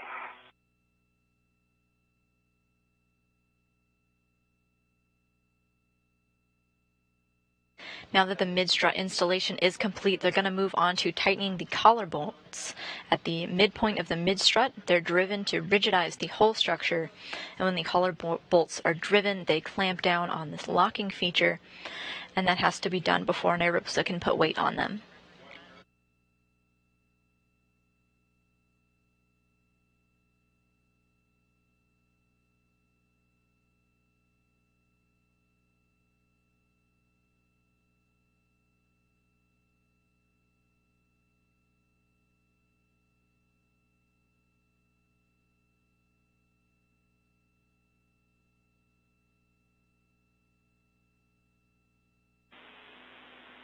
All right, Koichi, we weren't tracking any wire tie removal, but we see you in a good config.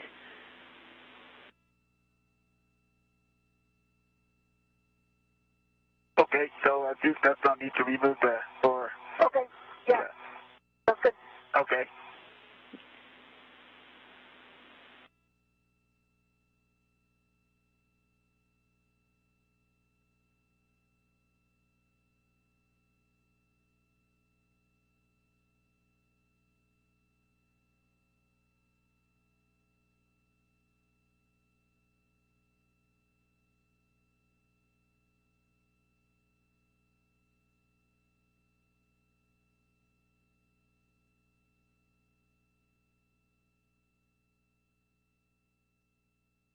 Zena, I'm just tidying it up because of the tools that you need for the site bed and putting them back in the EDA bag.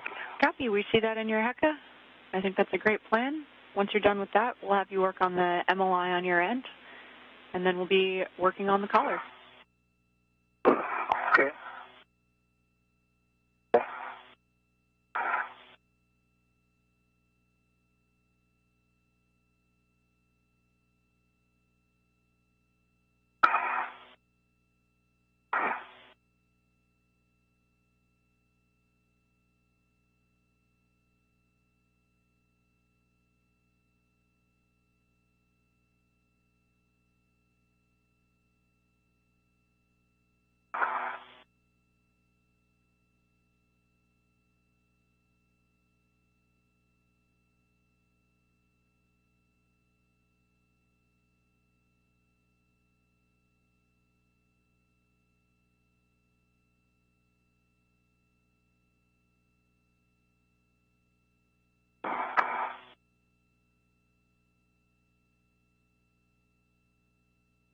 We're in an orbital nighttime here on the International Space Station. That's why you get kind of a dark look with these headlamps that they've got on there as they continue their tasks. To kind of recap what's been done so far, they began their spacewalk at 6:45 a.m. Central. That's Koichi Wakata, whose point of view you're seeing on the right, and Nicole Mann, call sign Duke, on the left side. After exiting the hatch, they went over to their work sites and began work on the lower strut, part of the support structure that could one day hold an iROSA, a rollout solar array. This structure is needed to be built before these solar arrays can be installed. They began work on it back in January and are finishing up. So they began their work on the left strut, one of the components that they needed to look at, and then they completely installed the mid strut. They did a couple of troubleshooting items to get them into the proper configuration that they needed, tried a couple of things, and finally got success. And now they're tightening the collar bolts all around the structure, rigidizing the whole thing so it can be load bearing, essentially can house a rollout solar array.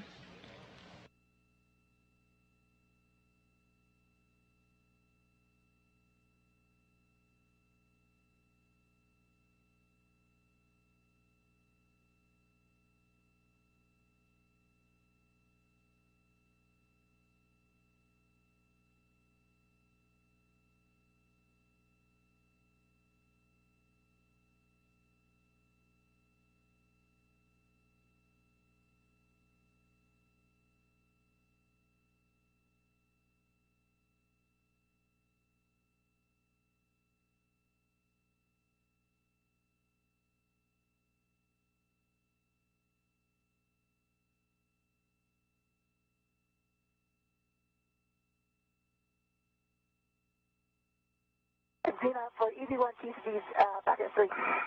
Copy 3 on your TCV.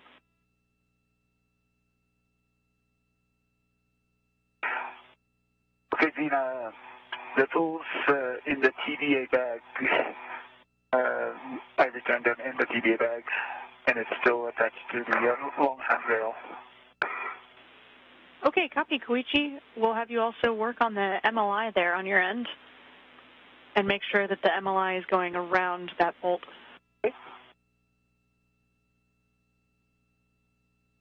Okay. It's over the bolt.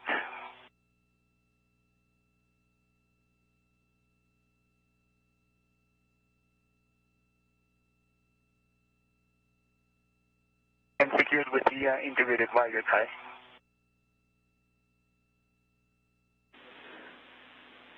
Copy, Koichi. That looks good to us. Okay.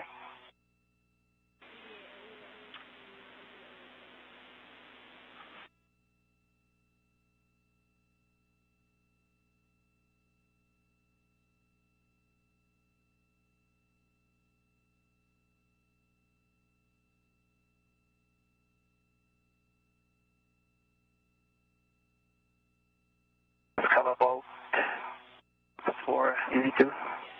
That'll be the next steps, exactly, Koichi. Okay, we'll have you adjust your body position to reach the mid-strut collar. And while you're BRT'd to the mid-strut handrail, remember to avoid any torsional loads into the strut. And we'll have PGT settings when you're ready. Copy that. Stand by.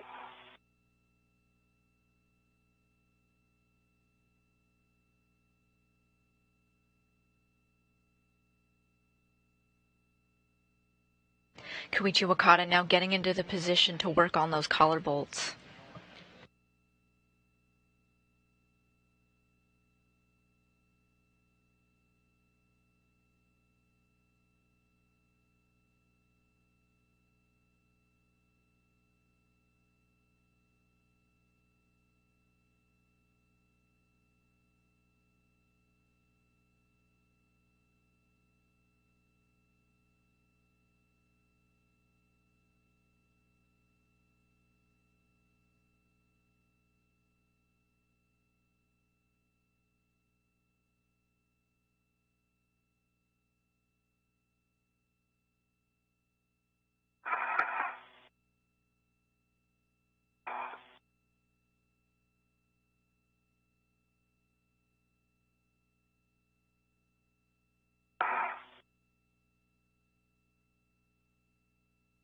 Okay, ready for the PGT settings for M29 and M30. Okay, Koichi, that's Bravo 7, clockwise 2.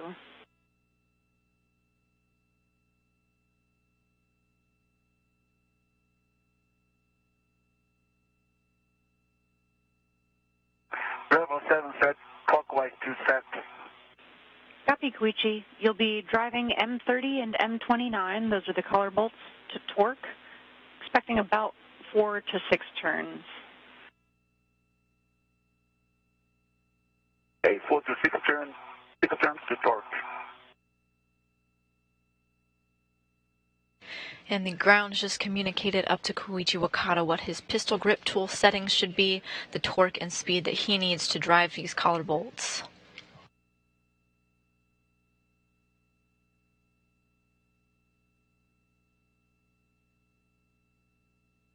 You can get a good view of what we're talking about here on your screen now if you want to take a look. Kind of in the middle of the screen you'll see this gray cylindrical shape. The one closest to the view is NASA astronaut Nicole Mann holding everything steady. Right in the middle we have our astronaut Koichi Wakata. He's working in the middle point of this mid-strut. That's where these collar bolts are. He needs to drive these in order to rigidize the whole structure so that one day this structure can hold solar arrays.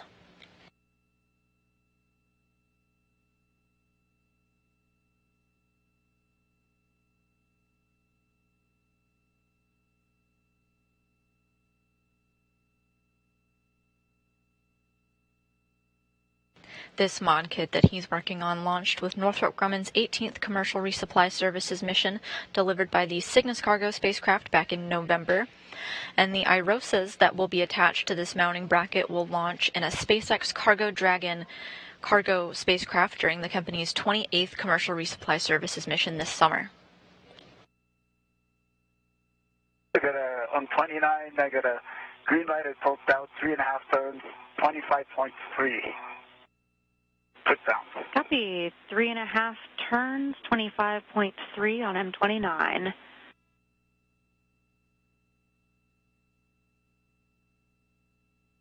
I'm going to work on that M30. Stand by, Koichi.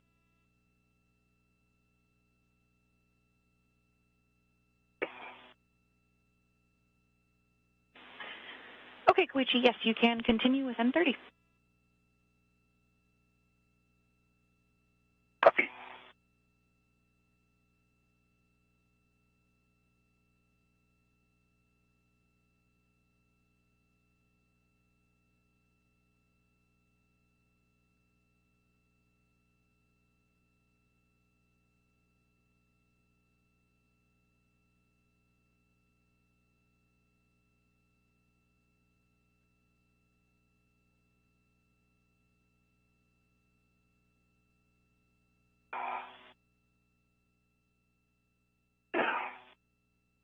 Okay, M30 got a green light and torque down 25.6 foot-pounds, 4.5 turns. Copy, 4.5 turns, 25.6 on M30. Stand by.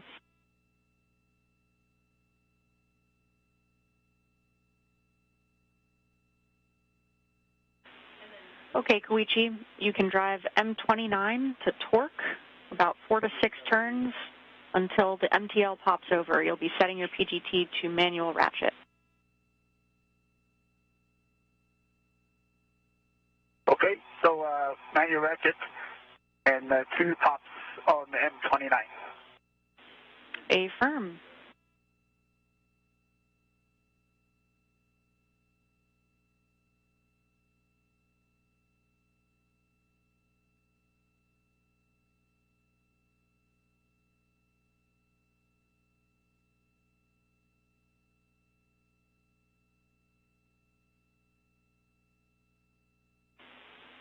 Just as a reminder, since we have the wobble socket, try to keep the PGT as inline as possible and minimize the wobble function of the wobble socket. Copy that.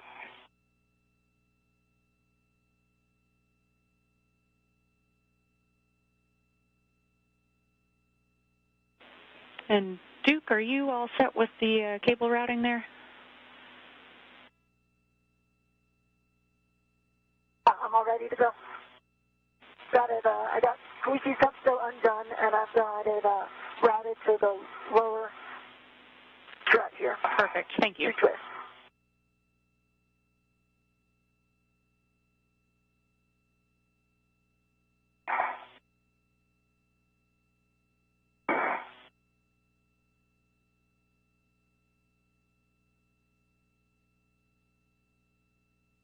Work continues on this mid-strut as Koichi Wakata on your screen now is working towards the middle of the mid-strut, tightening these collars to rigidize the structure. The ground just asked Nicole Mann if she's ready to move on to her next step. She's not quite done here over at the mid-strut. She still has some work to do, helping Koichi out with the insulation. It needs to go back on before they're ready to step away from it. But after this task, she'll move on to route some cables.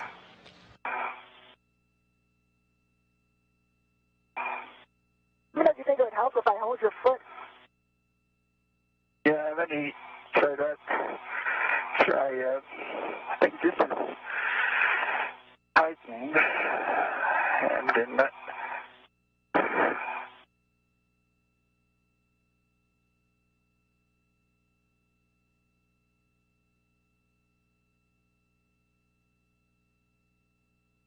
let me reorient my body towards with my feet towards you. Okay.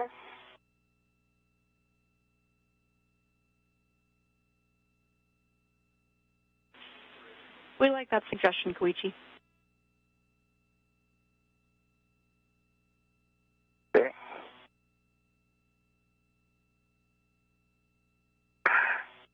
Getting away my... Is that okay? Yeah, that's good. Does it feel good? Yeah, okay. Okay.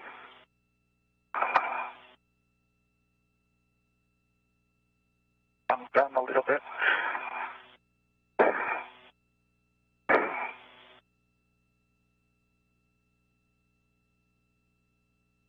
Need to cut down a little bit more, but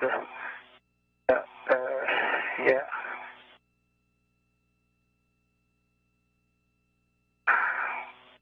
Okay, that's good. You're going to be at the side of my reach if you got Okay, all right, then that's okay. Okay, sorry. I'll try that. Koichi, you can also switch to the 2-inch rigid. You can hold on to your... if that helps. 2-inch rigid. Okay, 2-inch rigid is all right. You can also try to hold on to your DA extender if you want to give that one more try. Okay, could you try that? Yeah. Could you hold my feet? Or... Just hold on, let me get to you. Okay. You come towards me just so I can grab a hold of that extender.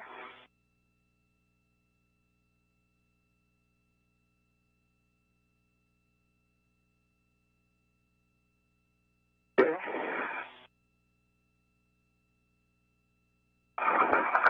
Okay, I got good. Okay. Yeah? Okay. So let me try that now.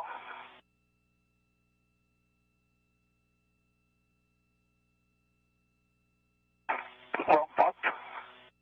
2 pops on 29. All right. Okay. Okay. 2 pops on 29. Copy, 2 pops on M29. And, How many additional turns were you able to get?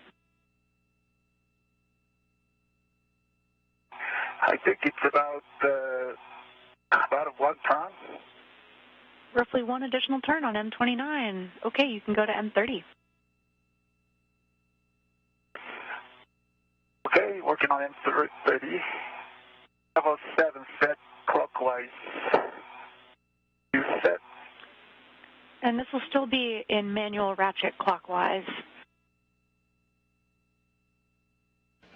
When you're hearing words like M29, M30, these refer to the bolts that Koichi Wakata is working on tightening, and the numbers have to do with his tool settings on just exactly how much he's tightening it. Looking for 2 pops on M30. Okay. Okay. Copy. 1 pop. 2 pops on M30. It's probably about half turn. Okay, 2 pops and about half an additional. Half turn on M30. 2 pops. Copy, Koichi. You can set your PGT back to motor and stow it. Copy. Thank you, Duke, for your help. All right. Good job. I appreciate it.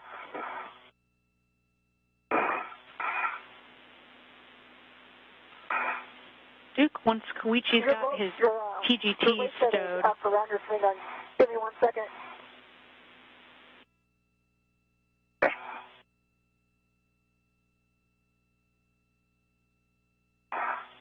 Yeah, just swing your swing arm out. You see how your local's going to go across it?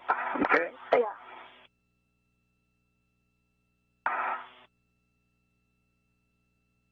My, I don't see that night the safety tether, but it's still my left, right? Your safety tether, yeah, it's in between your legs right now, but once you move out, I don't think it's going to be a problem. Is it on my right side? No. Okay. Okay. Great, Put your thank you. feet down. It's off. Okay, thank you. Going up your left side is in front of you now. Okay, great, perfect. Yeah, that's what I wanted. Thank you, sir. But your local coming from your right waist tether is now wrapped inside of your swing arm, so you just need to rotate to your left. Get your local out of the way. Okay, just a moment.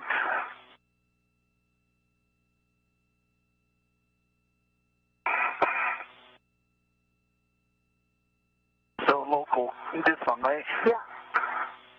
So this is...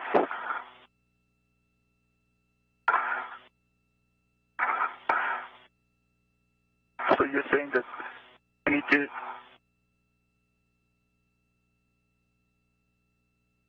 Where is it going through? Is it... You're just going to pin it when you close your swing arm with your PGT. Oh, you're talking about PGT, okay.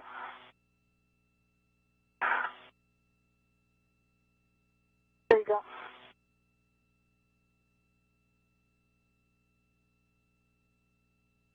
We're now about 3 hours into our spacewalk today, moving right down the checklist.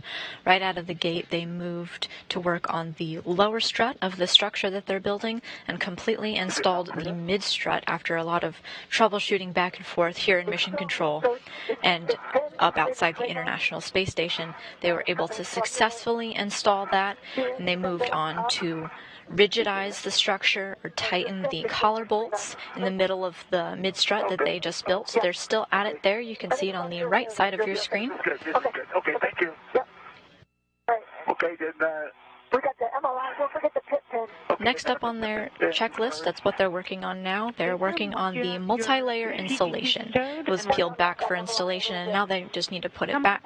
This installation helps protect it from the vacuum of space. We're in a brief handover period now, so we're getting live views of Mission Control Houston. You see the pit pin? But yes, you'll be... Once you roll the MLI, you should be able to see it. I already took it out of the touchstone location. Oh, okay. Oh, okay.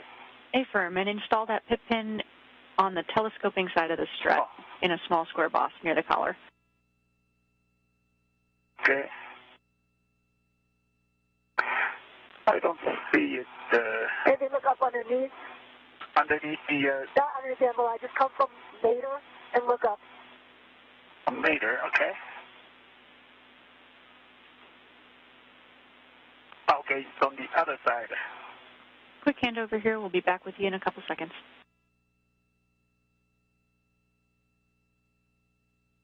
We expect to get our live views back shortly. Meanwhile, our spacewalkers continue working diligently on getting the insulation back over the mid-strut that they had just installed.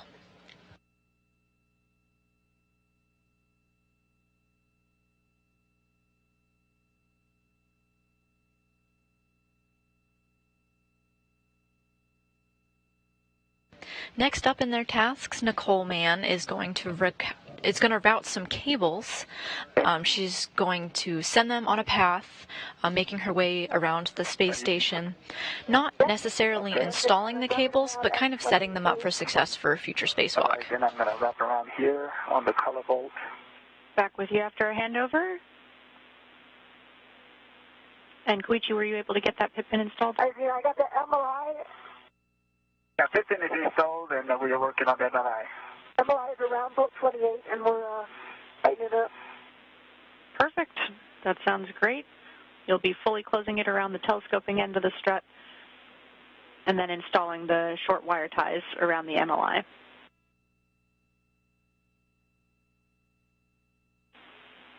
Koichi, for you, you'll translate to the right mid-strut, going outboard around the mass canister from long handrail to long handrail. Okay, copy that. After I cover the color bolt area MLI, I will transfer. Can I can work on that MLI, Koichi? Oh, can you work on that? Yeah, because I'm going to pop out here. So, Zena, I think I'm going to get that, both of those wire ties, once I'm allowed to translate on the strut. Be able to get to that MLI a little better.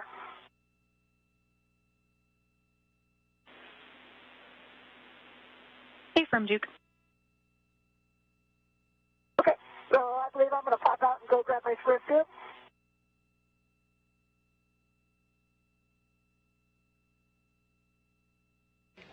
Koichi Wakata has been working on the left mid-strut collar. Work is complete on that, and now he's making his way over to the right mid-strut to do similar work. So I'll take a look at it. Koichi, once you go, so you better go outside of that triangle behind you. Right, I'm going to go around here. Are you going outside the triangle? I am going on the other side of the BGA. Okay, so you're not going like you did last time? I think I have to go around. Okay, if you are, then that will take care of your safety tether once you go down and around. Right, then it should be good. Yeah, I affirm. think now it's clear, right? We do have you going outboard around the mass canister. Okay, I'm going around.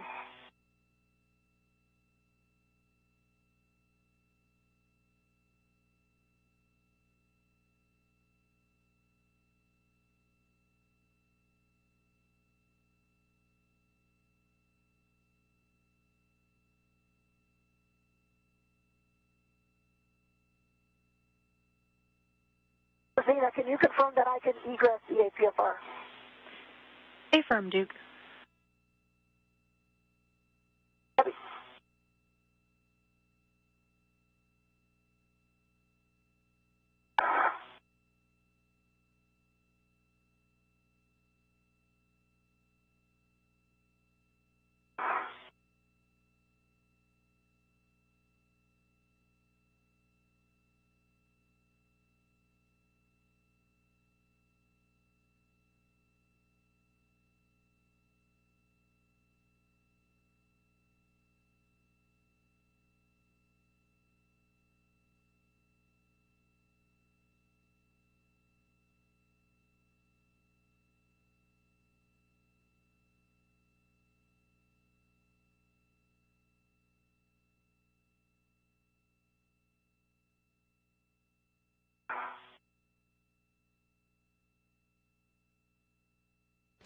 And there we have NASA astronaut Nicole Mann in view, nicely lit as we enter an orbital daytime.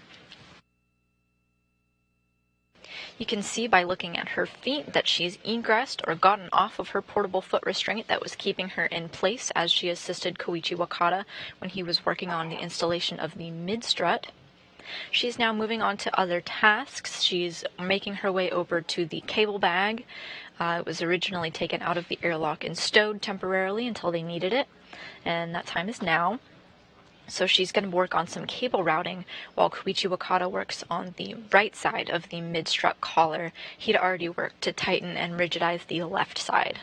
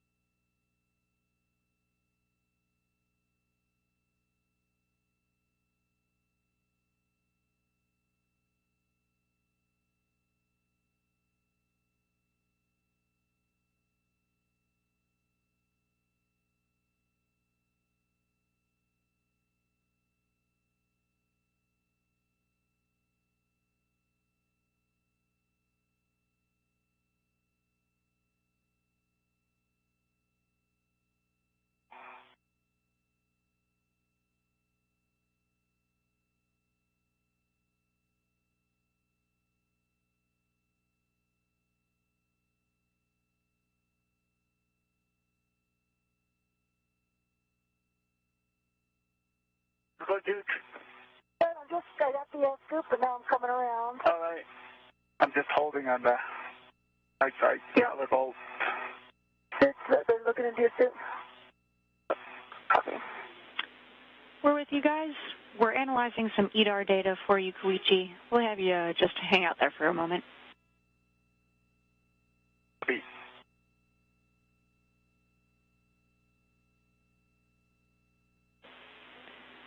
Koichi, can we get a glove inspection, a very thorough glove inspection?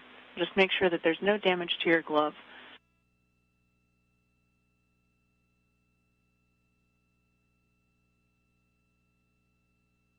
Yeah, gloves, good. Looks good to me. Okay, copy, Koichi. Let's have you look in between all of your fingers, just a really thorough inspection. So kind of spread the fingers apart and really get in there.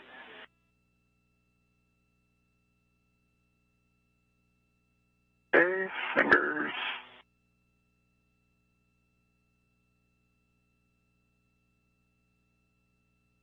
Okay, they look good. There's a slight RTD feel on the left index finger, but that's just the RTD. Don't see any damages. Copy, Koichi.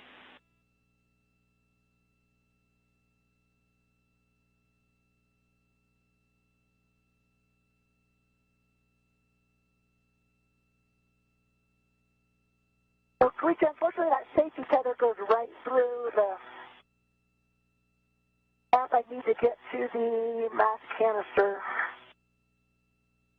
Add,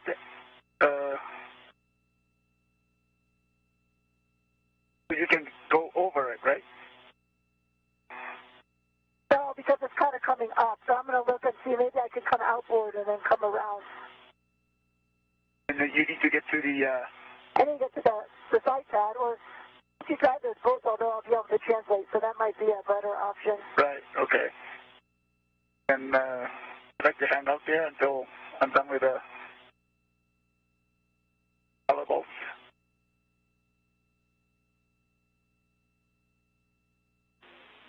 Yeah, guys, we're still looking at some suit data, tracking your call about the safety tether. Duke, are you able to add a fair lead? Yeah, well, I did a 4-man here on 2235.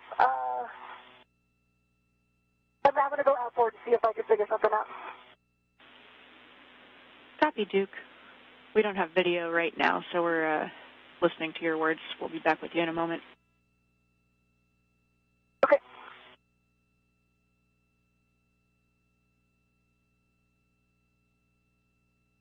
We're in a brief loss of signal. We've temporarily lost our video capabilities, but we expect to have them back very soon.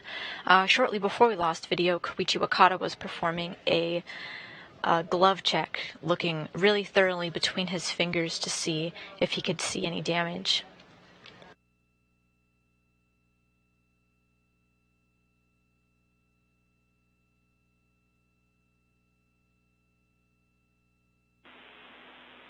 Koichi, for you, we've been looking at the data. We're going to keep analyzing it. For now, we're good to have you continue with your tasks. And we'll be keeping an eye on the data, see if we find any additional spikes in that O2 use rate. Okay. So, the color bulbs on the right strap, mid-strap, is that right? Affirm, yep, you'll be opening the MLI on the right mid-strut to reveal the collar bolts. And I'll have PGT settings for you when you're ready. Okay, stand by.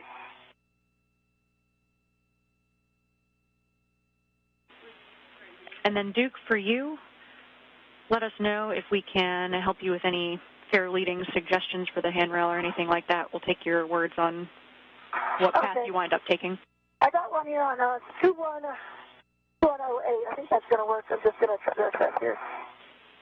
Copy, Duke.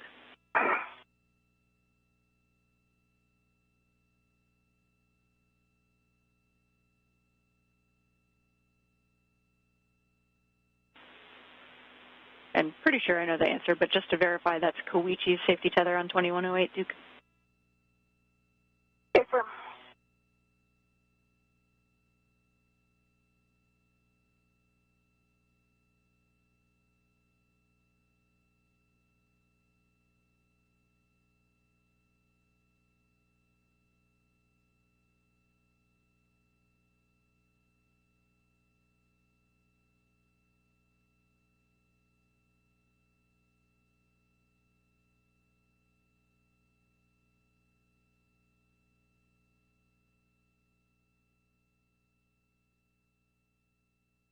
Okay, Zena, ready for PGT setting for color bolts on the right deep strut.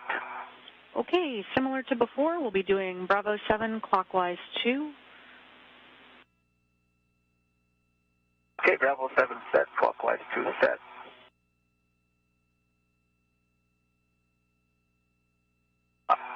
How many turns? This will be about 4 to 6 turns on M25 and M26. Okay, 4 to 6 turns.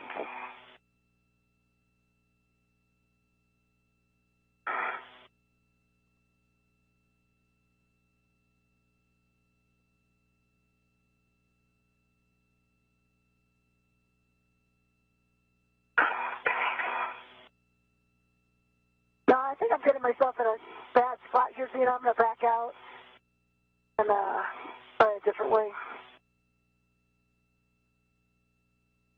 A few minutes ago, Koichi Wakata was working on the right mid-strut collar, part of his tasks for the day, where he noticed a brief spike in his O2 data. He relayed this information to the ground, and we paused all activity as ground teams investigated what the cause could be. He did a a thorough glove check, and his levels had gone down right away.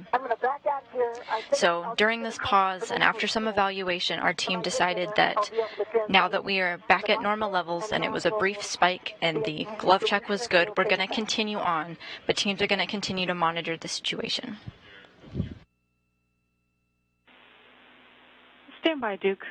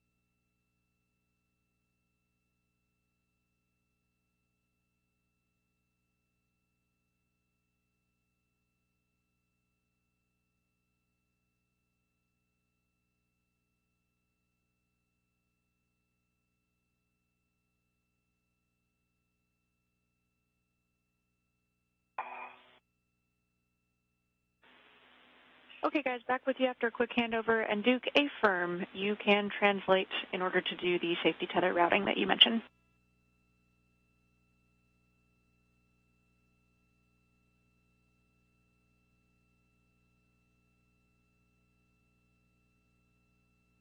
So can I use that handrail on the mid-strut? Affirm, Duke. To put on the wire ties, or do I need to wait? Okay, great, thank you. Okay, for color bolt, you got a green light and torqued out 25.0 foot-pounds, and then 4.5 turns. Copy, 4.5 turns, 25.0 on the torque for M25 and M26. You'll be setting your PGT to manual ratchet clockwise now. Copy. And your ratchet set clockwise. Perfect. And now you'll be driving M25 and M26 until you get 2 MTL pops. Just let us know any additional turns you get. Copy. Koichi Wakata now finishing up tightening the collar on the right mid-strut. You can see him at the very top of your screen, while towards the bottom, NASA astronaut Nicole Mann is working on some multi-layer insulation.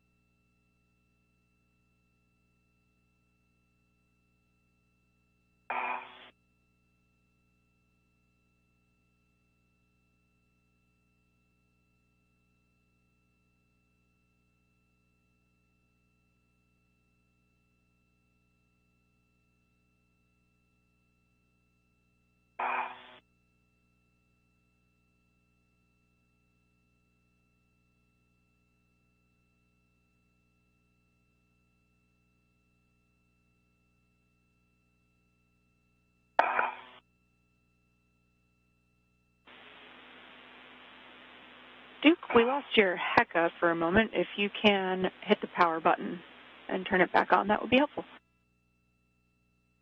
Okay, no problem.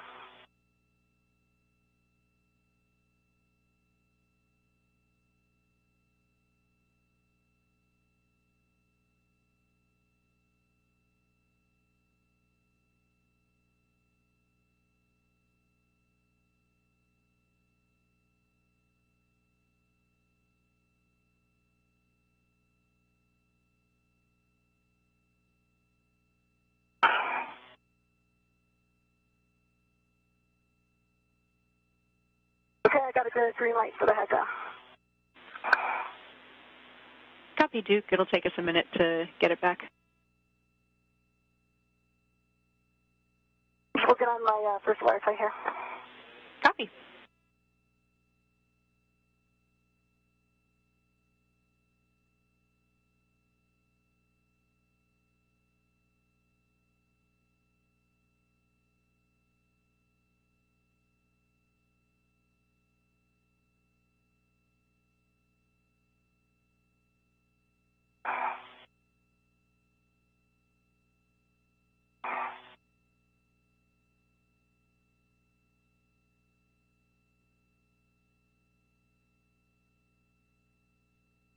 We've momentarily lost HECA views from Nicole Mann. This is the point of view cameras that you've been seeing in our coverage from time to time. She did a simple power cycle to get those back on, and we're going to see if the solution works shortly.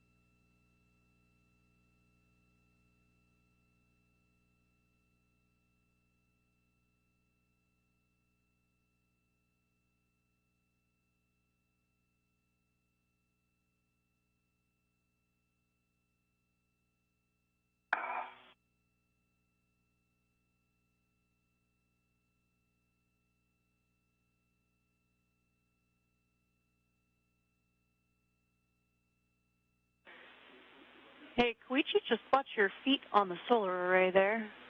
We'll want to get you in a good body position so that your feet aren't close to contacting. Okay. Copy that.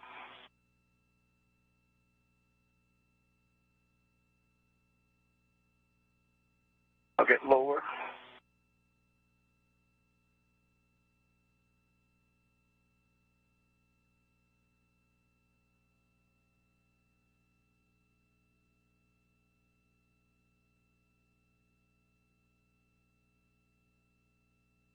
Okay, I've got one wire side down, just working on the second now.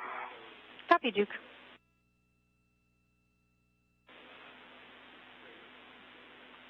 Koichi, for you, body positioning-wise, it's helped to be basically on your back. Right, that's why I started, and didn't have enough ability, so I... Yeah, definitely understand. You can also put your feet on the lower strut, if that helps you brace yourself. Oh, okay. Lower strut, okay. That's a good suggestion, thank you.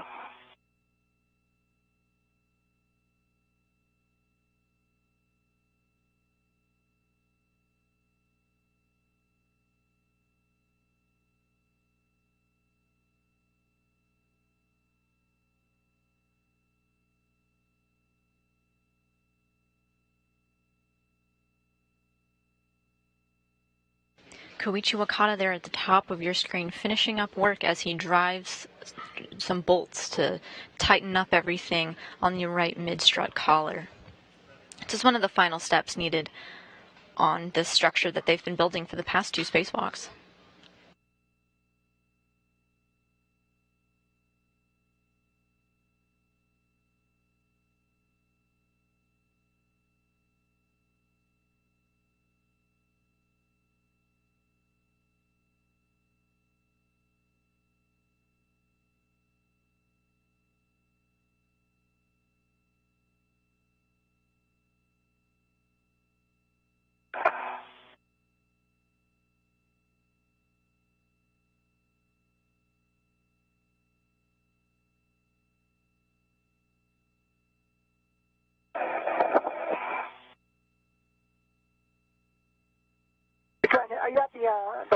point, Koichi? Yes.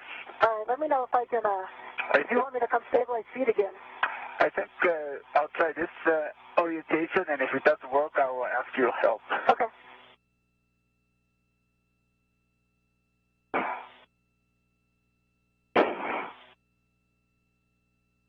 One pop, two pops. Our point of view cameras are back from Nicole Mann. You can see her putting some wire ties around some multi-layer insulation, this sort of blanket that protects the hardware from the vacuum of space. It's a 3/4 of a turn. Perfect. 3/4 of a turn, 2 pops on the upper collar bolt.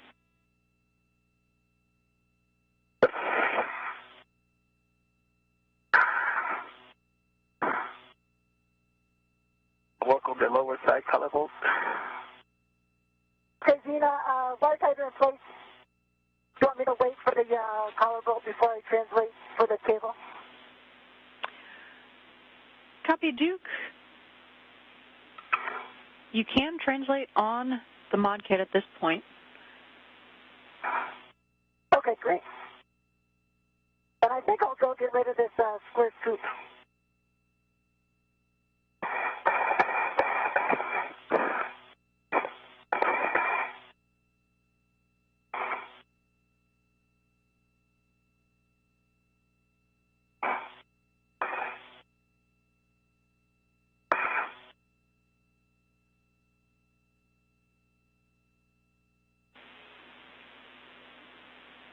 That was one pop on the lower collar bolt.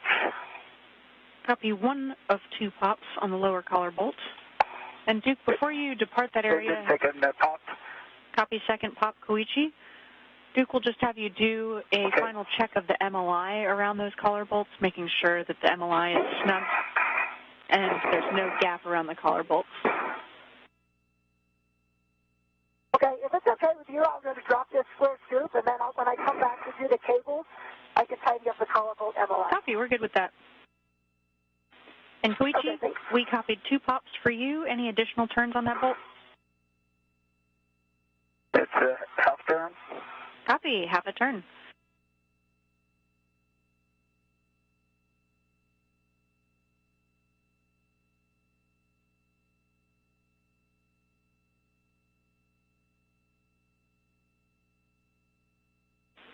All right, Koichi, for you, you can set your PGT back to motor and stow it, and then close the MLI around those collar bolts M25 and M26. For both of you, you can translate on the mod kit now, and just make sure to minimize any loads on the mod kit and don't translate simultaneously, so deconflict your translations with each other. Okay, I'm here doing the square scoop, so I won't be moving for a little bit, Koichi. Okay, copy that. Not moving. I'm just folding the MLI. And another check on their to-do list is complete at the 3-hour, 30-minute mark of the spacewalk.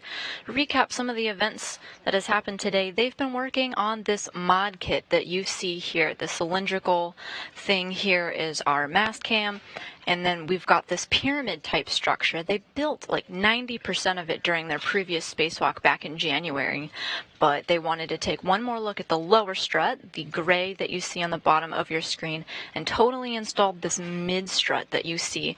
In the yellow, you can see the collar.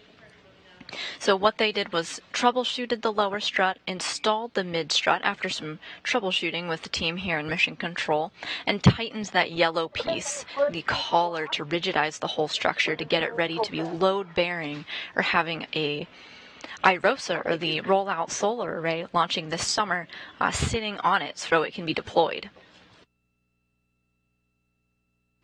They've just wrapped up putting the multi-layer insulation, the sort of protective blanket back over it, and now they're going to get started on their new tasks. They've been together, these two spacewalkers, for most of the spacewalk, and they're getting ready to separate. Correct. Yep.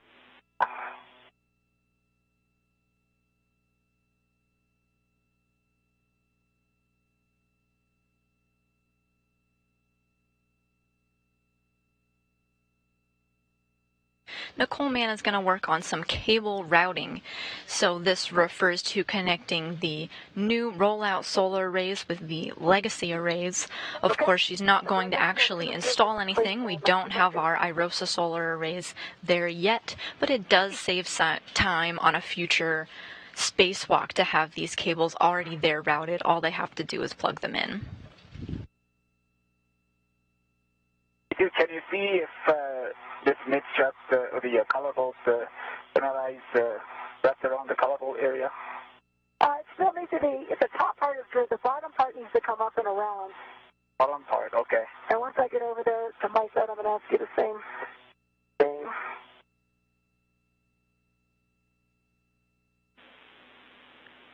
Duke, we see you. Okay, how about now? No, there's still a gap in the back, Koichi. Like the integrated ones that are coming up from the bottom, if you could pull them up. Like that. It's as far as it can go up. Yeah, but the one in your, grab it with your left hand, now pull that towards your head. This one? It needs to, like, be flattened out. Does that make sense? I don't think it can go down, though. It's full up here. The bottom flap still has a gap. So if you take the two integrated tether points, okay, and pull them apart from each other. How about now? Oh, it's covering it, isn't it? Well, maybe, I don't know, you can see in the head how much it needs to cover, but there's still a big gap in the back. Duke, we can't see it in your HECA view, so we'll trust your words to work on that. Okay, so Koichi, the bottom flap, yeah, that's the top flap you're touching now. Look at me. Do you see where my hand is? Yes. On the bottom flap? This is it. Pull them apart like this. Uh-huh. That way it's crunched up right now. So that one, yes. And then... The other one? Yeah, but you need to pull it. I'm pulling these apart? The other one I cannot reach. Your right thumb is touching it. Did you see any?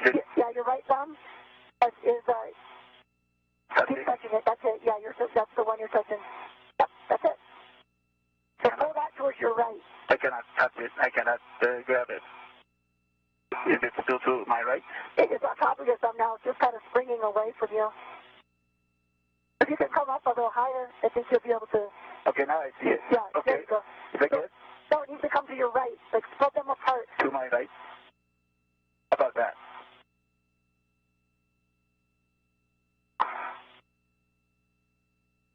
That one, okay, don't move. Oh, don't move. The one in your left hand. Okay. The one that was in your left hand needs to go station outboard. Which one? This one? No, if you reach with your left hand, the one you previously had. This one? Yeah. Left hand is this one? Yes. Okay. Okay, this one. Okay. Yes.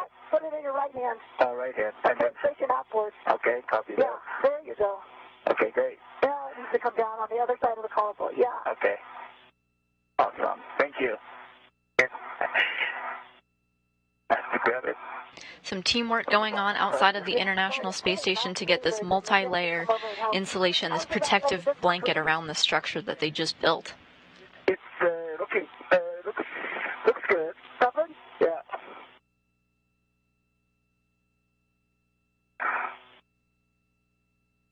So we know that after this multi-layer insulation is reinstalled, Nicole Mann is going to make her way over to some cable routing. Meanwhile, Koichi Wakata is going to work on getting a new portable foot restraint. Hold it. Now go station outboard with it. There are a couple of these outside of the International Space Station, and the one that they had been using has been having some trouble with the pitch knob. When you route the integrated wire tie. Yeah, go outboard and up. You can kind of think of these portable foot restraints kind of like a tripod. You have your pitch and you have your yaw. Those are the different directions that you're able to move. And it's the pitch that they were having trouble with. It's not totally unusable. They can use it again, but they prefer to use one that's a little more smooth for future EVAs. So Koichi Wakata is going to go take the sticky one and replace it with one that works a little bit better. Now it looks like the top side of that, so the side that's closest to your head now, has kind of a wrinkle, a fold in it. If you can straighten that out, that may help cover more of the metal. I recommend you pull up on the top flap. Okay. Straighten it all out. All right. Let me move it up. Pull it away from the, undo it, pull it away, straighten it out. But then I think you'll have a better luck at getting it around. So this is, I put it out and then it doesn't rotate anymore. So Okay. is it better now? Is it better now? Do you see my left hand, Koichi? Yeah, I see it. Take the flap and bring it up like this. Yeah. Undo it so that you got to get everything straightened out. It's like a jumbled mess. And yeah, Koichi, for you, since you can translate on the mod kit now, you can also move up and try to get up and over so that you're looking down on the MLI. Maybe you'll be able to get a better view of what you're doing there. Okay, copy that. I'll move it around. Yeah, sorry I'm not doing a better job explaining. Oh, that's all right. I will just come up and then try to see if I can adjust it. Okay, Zena, I'm going to continue with the cable routing.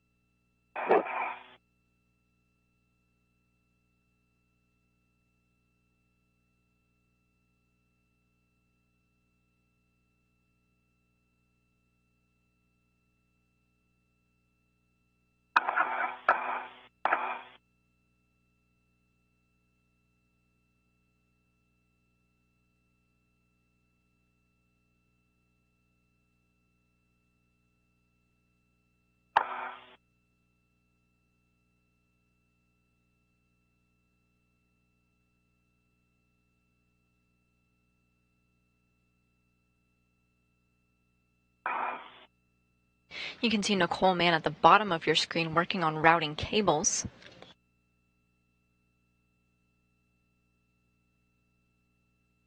Yeah, Duke, now I know what you mean.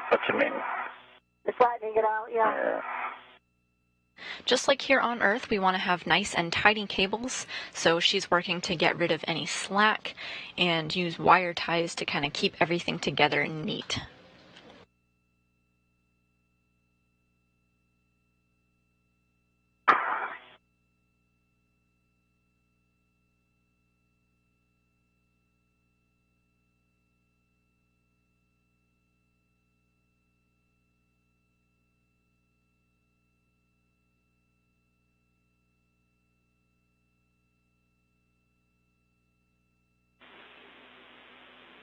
Koichi, for you, your plus is close to the solar array, so just watch that body position there. I understand that. Yeah, it's kind of contacting part of the solar array, so you'll want to move further toward the mounting bracket. Copy that. Yeah, Duke, I think on the high side I cannot get there. And then The top part looks good. It's not just the bottom flap that needs to be flattened out. It'll be from underneath. right, and the somehow on the left side too, the middle is kind of open, but I think we cannot avoid it, right? Give me a second. So, Dean, I got my safety tether pack tangled here on the APFR. I'm working on this. Copy, Duke.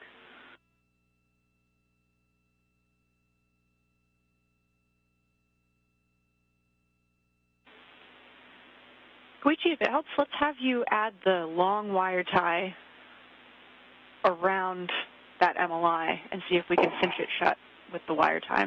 So that's the long wire tie that would be used for the FHRC strap tiebacks. Okay. I'll try that. And then, Duke, is there still opening here? On this side? How much of the opening? It's about a 6-inch hole. So the bottom flap is not doing its job. Oh, that was actually really good. Yeah, now if you can squish it together. Yes, you got it. Wonderful. Is it now closed? Yes. Okay. All right, looks good. Well, you got to tighten down the tires. When you let go, it pops open a little bit.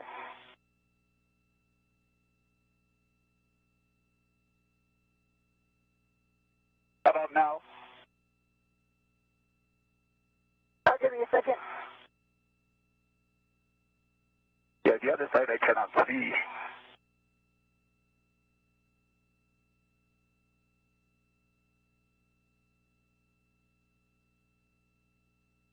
You're close.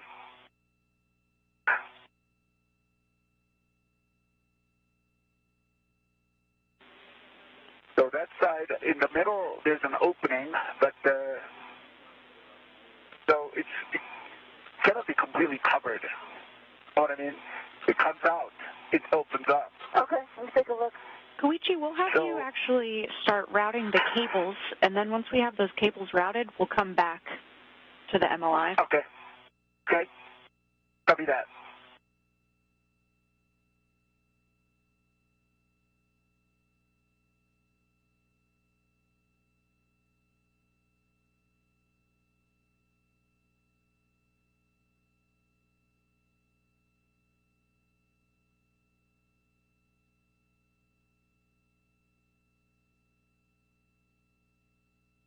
This one looks closed up here to me. Might come from the inside. I think this one is good. Yeah, now it's good. Now it's looking good. Okay. Yeah, we see that in your HECA as well, Duke. You can see Koichi Wakata at the top of the screen now has cables in his hands. He was working on closing the multi-layer insulation around this structure. He got it pretty good. Had a couple of issues just fully closing this last piece he was working on.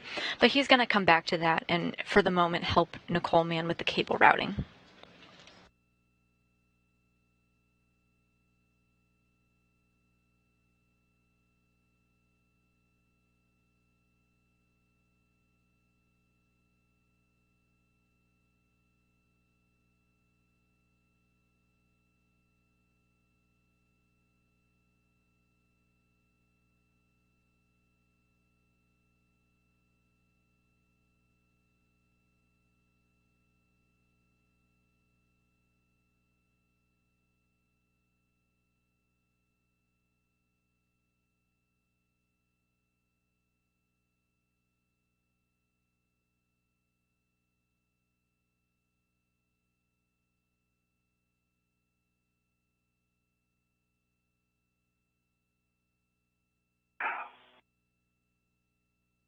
Okay, 3 twists on the handrail on the mid strut.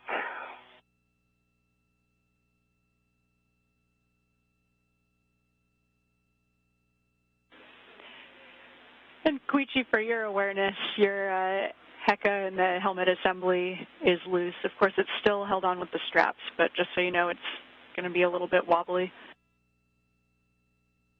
Okay.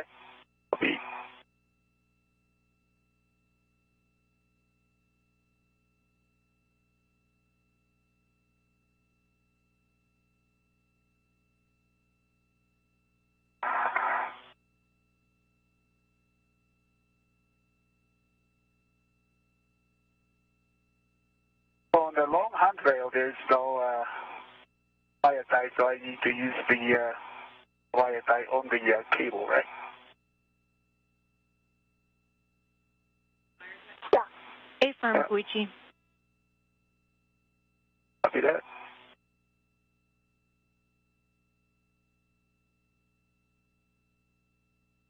You can see it in work now, wrapping these wire ties around this bundle of cables, keeping everything organized.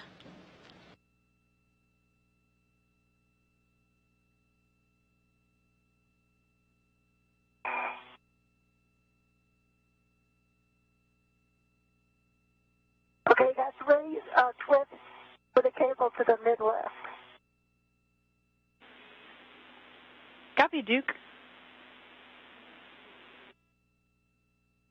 on the Xena, on the long strut, do I need to put it on the station, or can I just do 3 twists around the handrail? On the handrail is fine. Handrail, okay, copy that. And We're in a brief handover period. The International Space Station has a number of ways to communicate with the ground, primarily through the Tracking and Data Relay, or TDRS satellites. When the space station's antennas lose sight of one of them, it creates a loss of signal like we're in now. But TDRS is a constellation of satellites, meaning there are several of these communication satellites in orbit, and it doesn't take long to connect with another one, so we should have audio and video back shortly, and these outages are planned, and we know when they're going to happen. Opposite side to pick up your TBA bag. Okay, after Duke translates, I will translate to the opposite side. Copy, Koichi.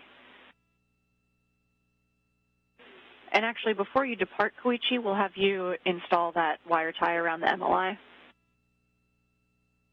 Okay, so long wire tie? Indeed, the long wire tie around the MLI, and just make sure that we have all of those gaps closed up. Copy that.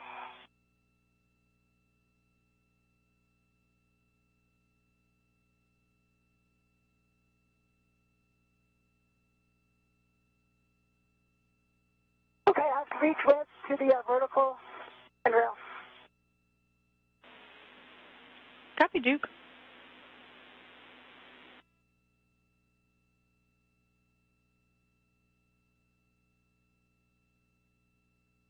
Okay, I believe my next step is to go get, am I going to get the other cables? Duke, first we'll have you guys both working together to do a HECA scan of the final ModKit MLI config, and just make sure that all of those gaps are closed, especially after Koichi installs a wire tie around his. Okay. See that? Do you have my HECA now? We're getting video back. Standby 1.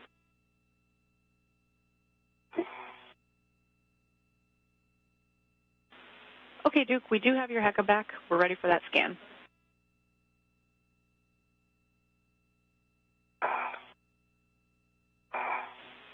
We've got about 30 seconds of video remaining until I hand over.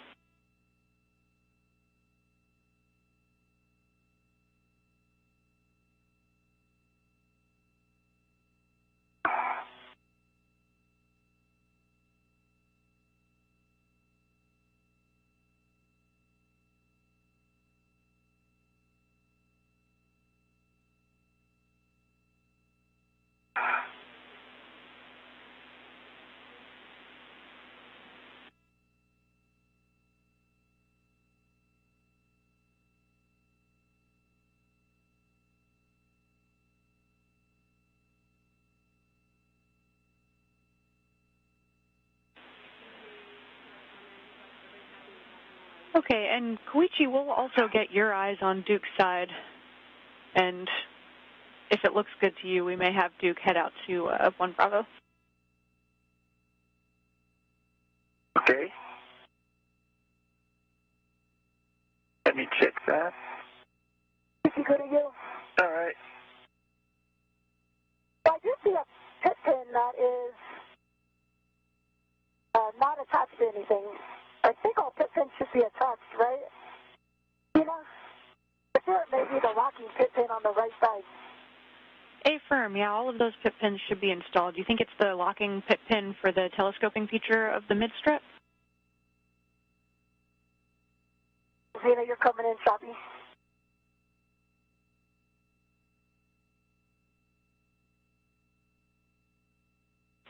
We've got about 2 minutes of ratty comms here, guys.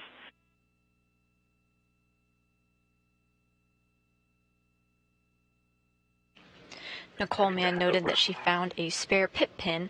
Meanwhile, here in Mission Control, they've noted that all the pit pins do indeed need to be installed onto this mod kit that they've been working on. So we're trying to find a place for it. Let me work on that.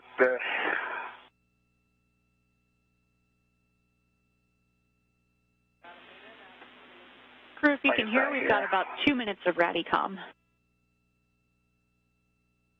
Okay, I've got your back, and and did not copy your last concerning the pit pin. Yeah, A-firm, Radicom's here. We've got a minute remaining. A-firm, all pit pins should be installed. Did you think that was the locking pit pin for the telescoping feature of the mid-strut? That's what I think it is on the right side.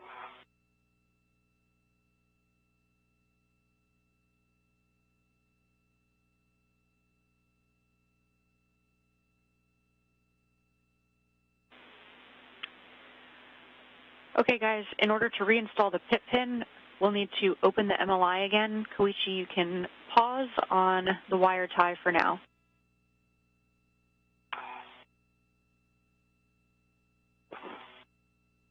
I missed that call.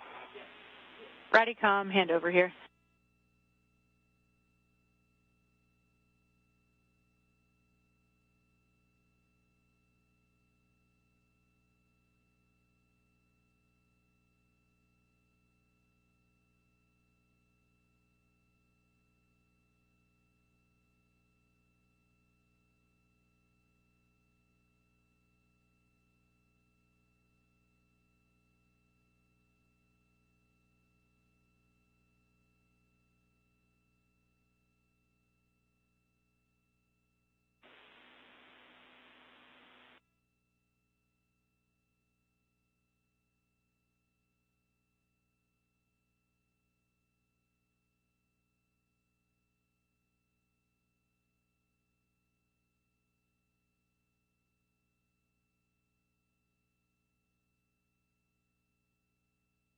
As we work to get our communication back and our live views here shortly, a little update on what tasks have been done or what are still to come. Nicole Mann successfully routed cables at the 1A power channel. That's where they've been working this whole time. Hopefully comms should be a little less rowdy. Zena Cardman's about to give an update. Koichi, we'll have you pause with the wire tie ops for now, and Duke, you'll head to 1 Bravo. Oh, is that right? Okay. Okay, I'm headed to 1 Bravo. Perfect. We'll also take a glove, hat, and gauntlet check from you both. Okay, I got the mobile wire tie ready to go. Copy.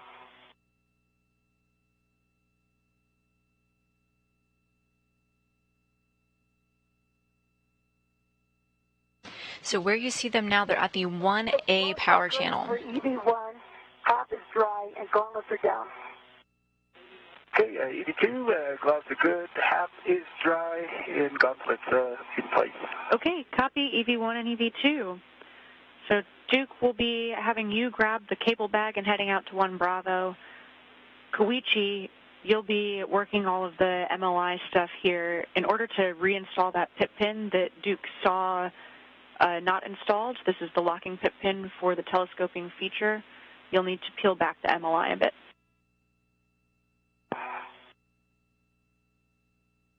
Okay, locking pit pin, did it come out? I think we just missed installing it.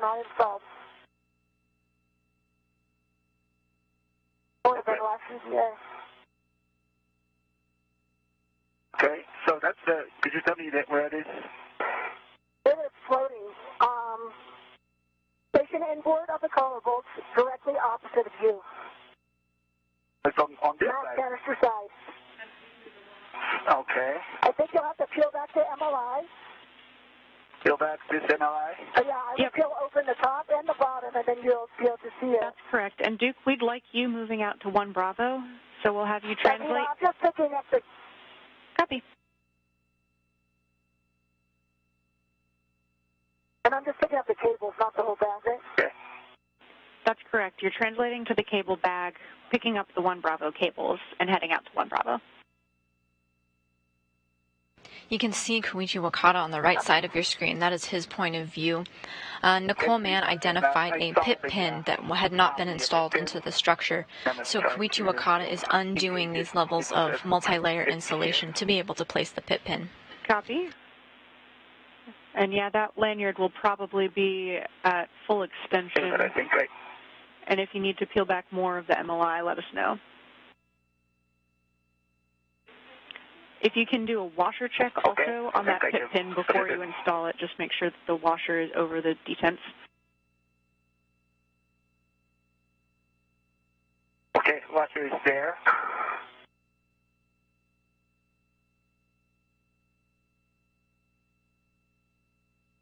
And the pit pin is in. You see that on the header?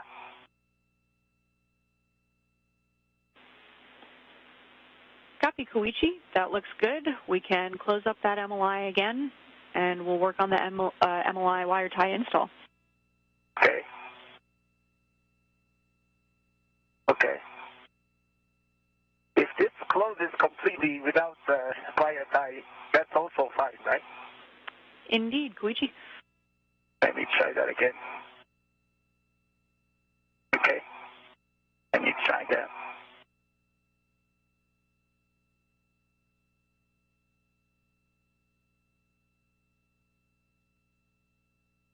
Coming up now on the 4-hour mark of the spacewalk. During part 1 of this spacewalk, they completed installation of a mod kit on the 1B power channel, and today they were finishing up work on the 1A channel.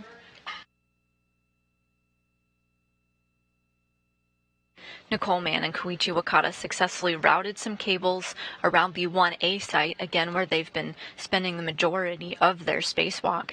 Nicole Mann is now making her way over to the 1B channel, where they spent their previous spacewalk, to route some cables there as well.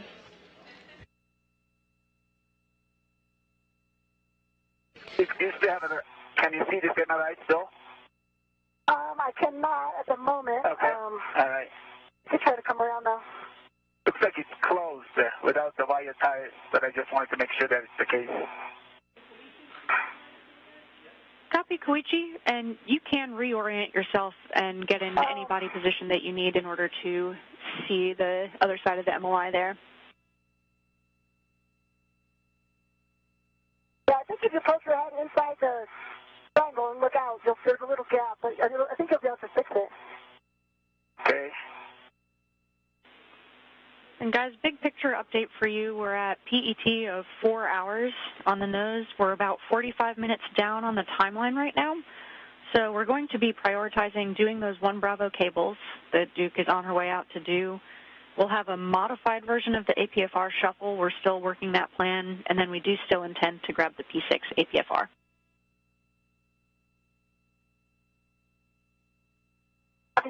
Copy that.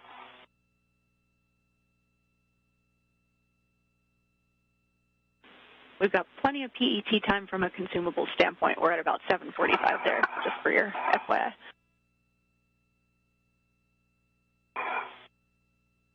Nice to know. And Koichi's suit data's looking good?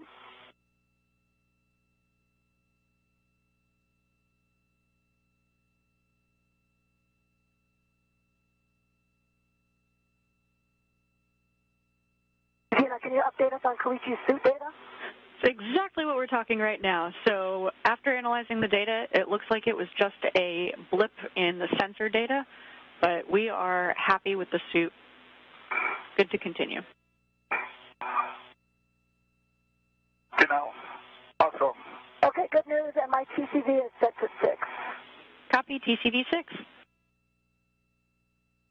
Here on the ground, NASA astronaut Zena Cardman just gave a big picture overview of our spacewalk. She talked about the PET, or the phased elapsed time. This is the total time that they've been spacewalking with their suits on battery power, which is a little over 4 hours. With their remaining time, Nicole Mann is indeed going to continue routing cables at the 1B power channel. Koichi Wakata is indeed going to move the portable foot restraints around. Remember, one of them had a little bit of a sticky knob on that controlled the pitch function when moving around from side to side. They're working a plan now on how to go about that. Without adding a wire tie, but let's make sure that it's the case. Copy, great news. Previously, Koichi Wakata noticed a spike in his O2 data. Ground teams here in Mission Control ran all of their data, looked at everything, including a suit check of Koichi Wakata's suit, and they've been monitoring the data in the meantime. Zena Cardman did relay to the crew that they have seen no abnormalities again and are confident that it was just a little blip in the data.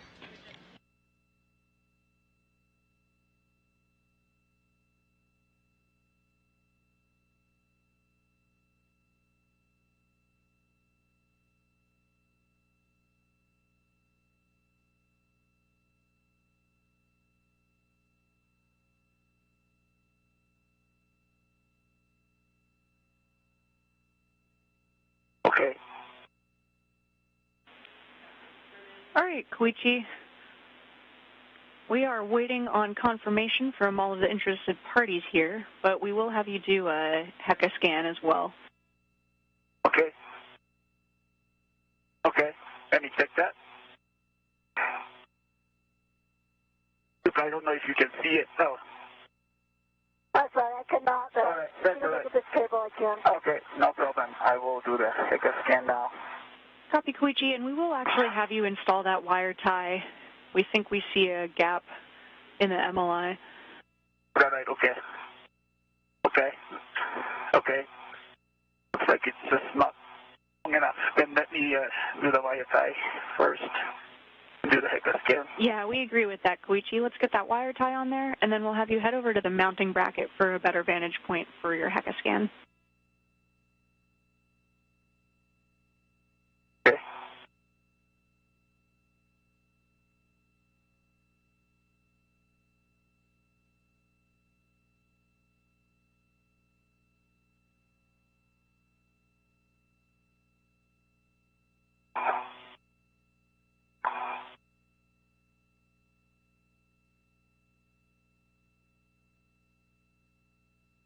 Okay, Zena, I have the cables, and I am headed out to 1 Bravo. Copy, Duke. You'll be crossing the keel pin and the APFR going to the non-radiator side. Okay, Gina, and then outboard to S5, S6.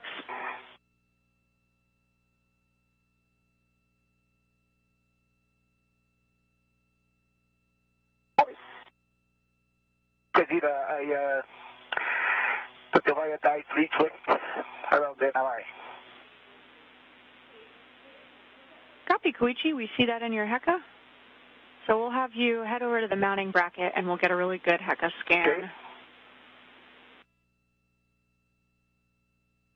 Copy that.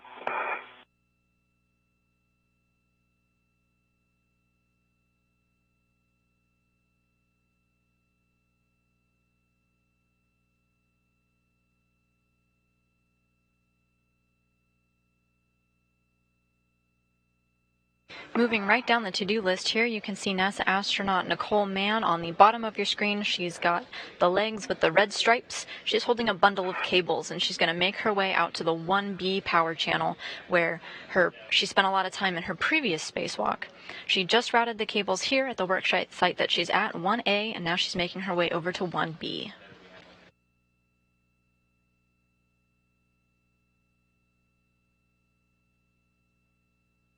The space station just experienced an orbital sunset. As you can just see, it just got a lot darker on your screen.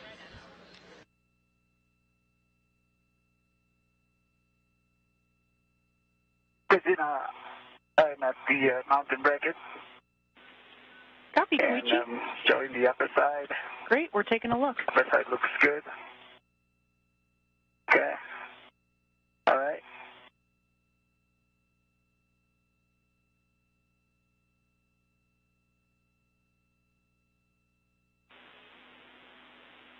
Okay. Like analyze covering everything. Looking good, Koichi. Give us just a moment while everybody analyzes. Okay.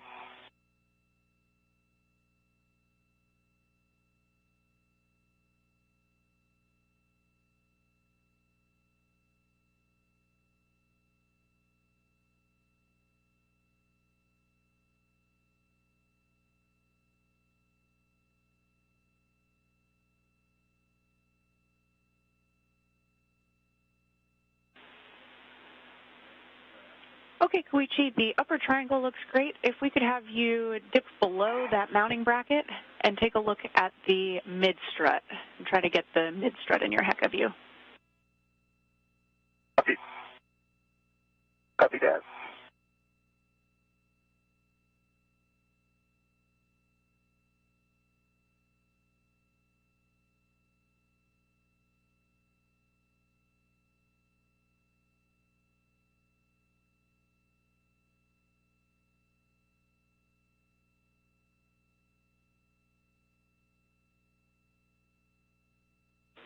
That's a good position.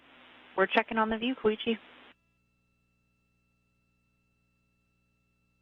Okay.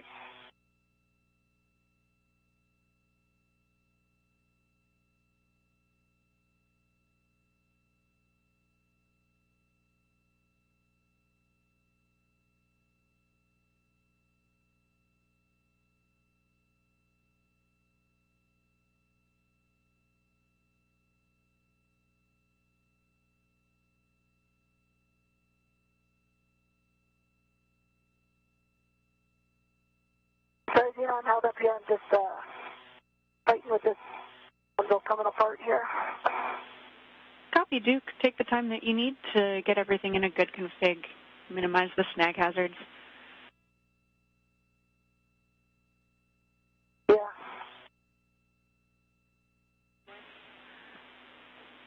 And do what works best for you, but you can also put that cable bundle around your BRT and help tend it toward your body.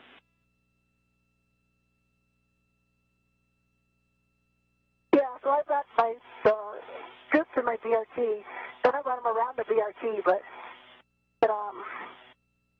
top bundle flopped off, so I'm trying to adjust that now. No problem, Duke. Koichi, let's have you take a look at the left side mid-strut.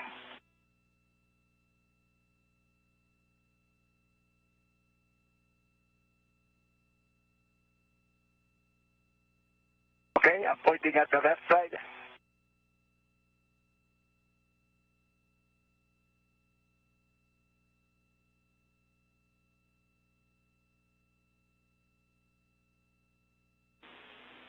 All right, a little further left with your pan there, Koichi.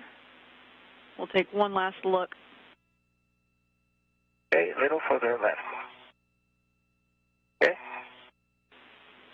A little bit further so that we can see the full left side in your HECA view.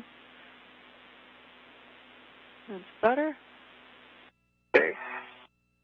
I need to go any further?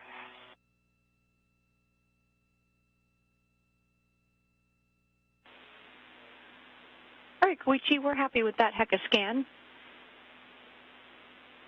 And with that, you can head back around the mass canister, and you'll be picking up the TBA bag from the long handrail. Copy that.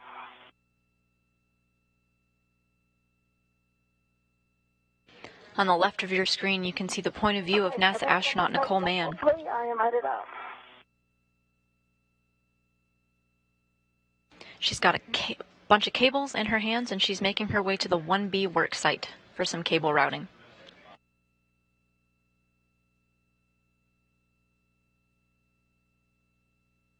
Okay.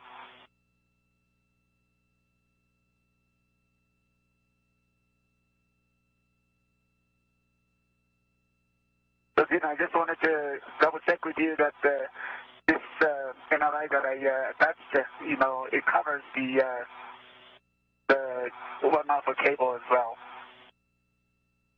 It's okay, right? Checking, Koichi.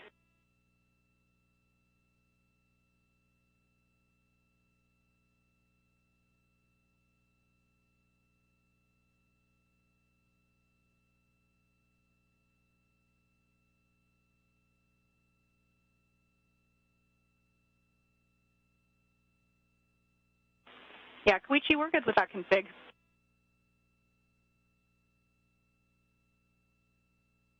Okay, great. All right, thank you. Then I'm going to translate to the TBA bag and stow it. Perfect. Yep, you'll be picking up that TBA bag, bringing it to the cable bag, and stowing it. Copy.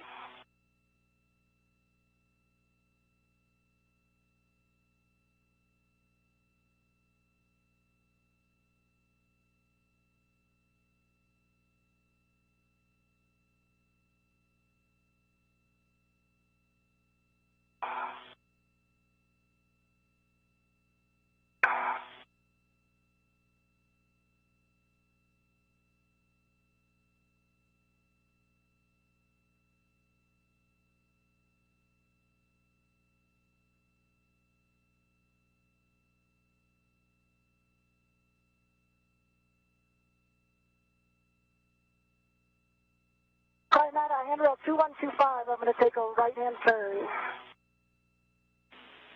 Copy, right-hand turn at 2125. 2138. 2138. We'll be following along.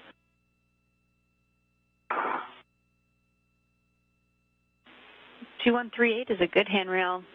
We track you going over the A-frame to the non-radiator side. Copy.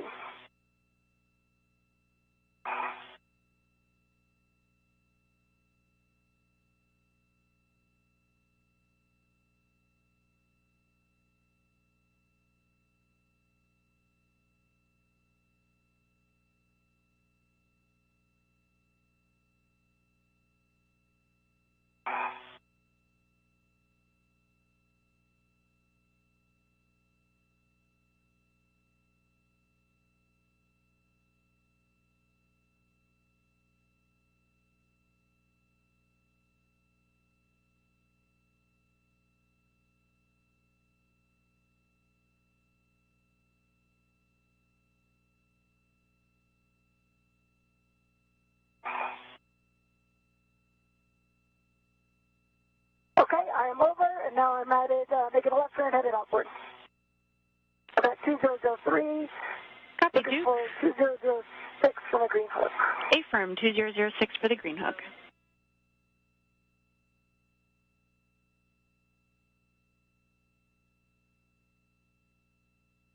These numbers that you're hearing Nicole Mann communicate with the ground are sort of visual markers, handrail numbers that are listed on the outside of the space station that help us know where she is in relation to the outside of the space station as she moves on her way to the 1B power channel. Okay, I picked up the TBA bag on my way to the cable bag. Perfect.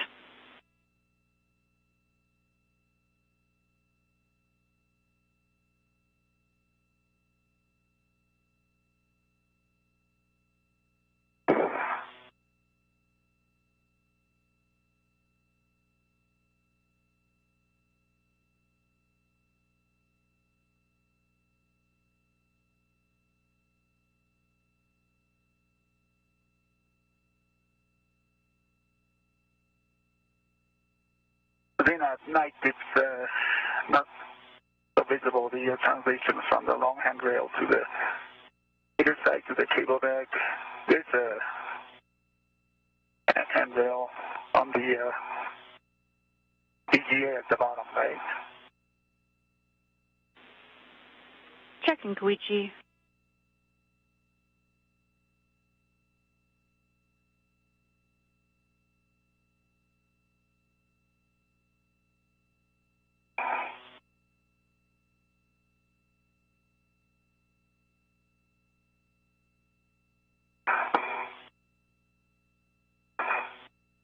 Okay, I saw it.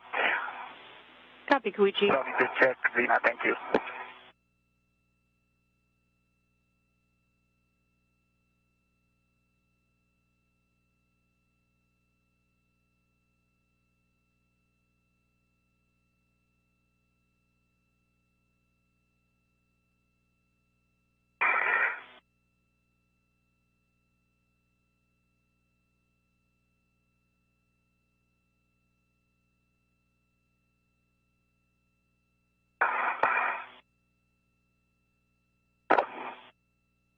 And we have 2 spacewalkers on the move.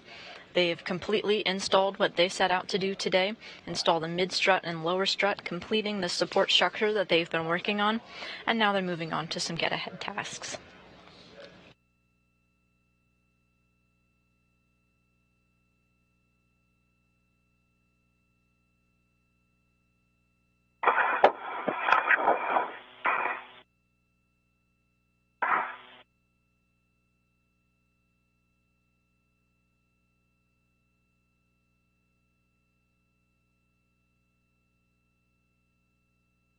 Again, I'm pausing here at 2004.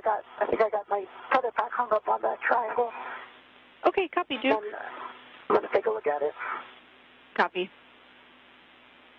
And while you're taking a look at that, just a reminder, some cautions for you are to minimize loads into the wire ties and MLI that are on that handrail 2008 and don't translate on the radiator base handrails.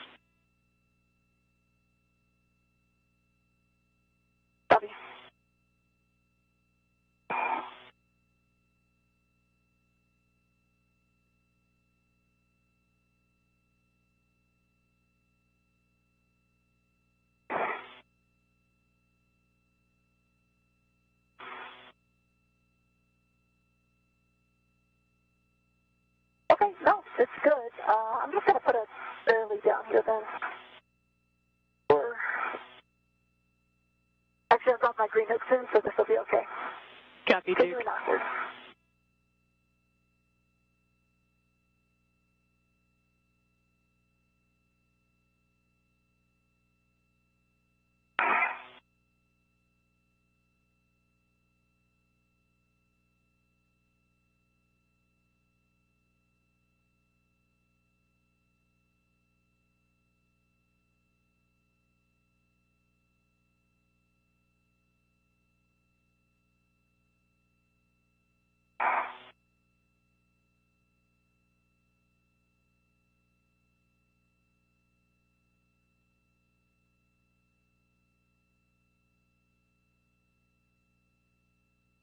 Okay, my 2006, dropping my green hook. Copy, Duke.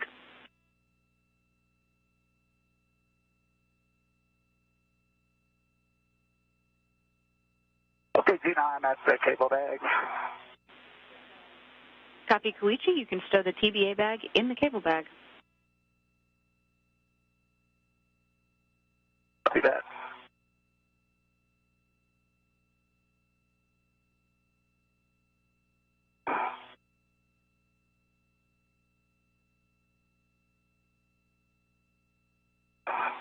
Duke, once you've got that green hook in place, you'll be heading outboard to S6, the outboard non-radiator corner. Okay, headed straight out, and I've got the green hook on 2006. Copy.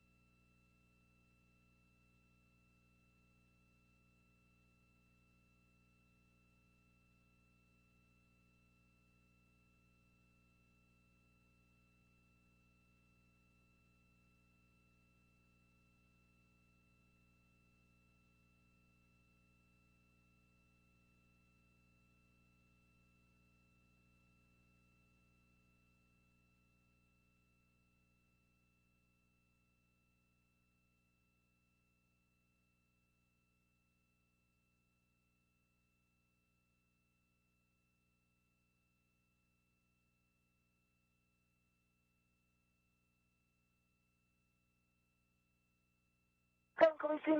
Okay, just the TTA bag in the cable bag. Okay, I'm just reaching the here it is. Copy that.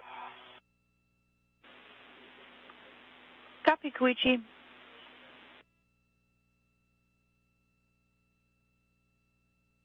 Gina, so anything else that I can put it in the cable bag other than the DA bag? You can also clean up that GoPro that you put out. Okay, we'll do that.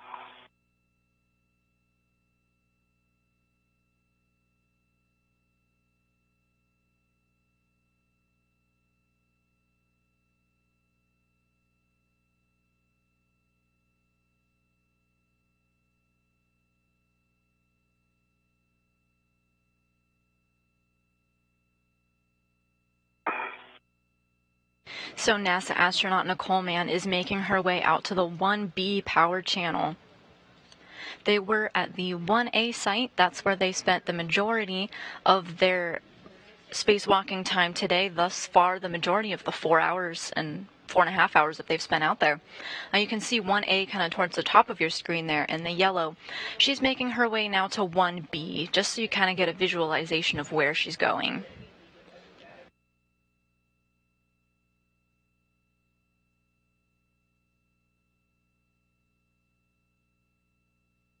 Okay, Gina, I'm at the mid strut on the right side. And I'm going to head out, put the scoop down on the mounting bracket. Copy.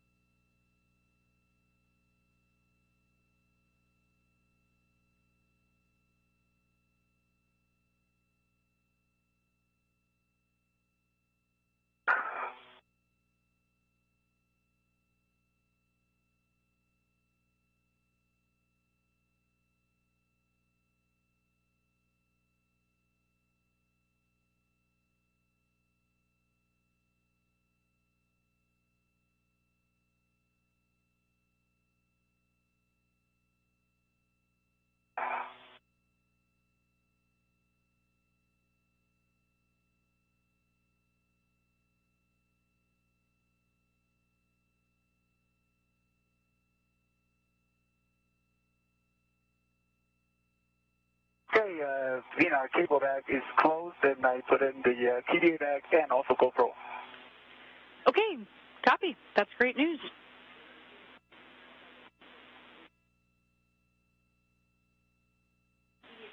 Koichi, for you, once you're ready, you'll be retrieving the APFR end WIF-X from WIF 25 and putting it on your BRT, translating into the starboard seat of WIF.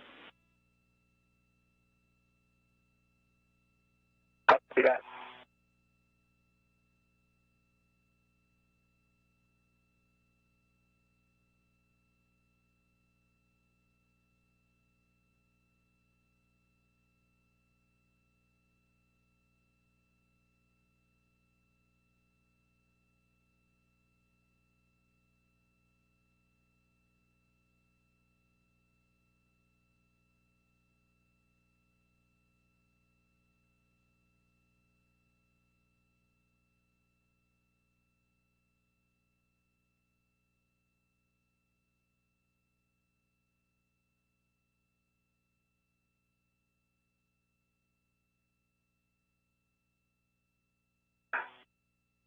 How's it going, Duke? I'm just getting the scoop down. Awesome. I'm working on the APFR retrieval. Out to which seat of car? That's the starboard, but I still have to pick it up. Okay, gotcha.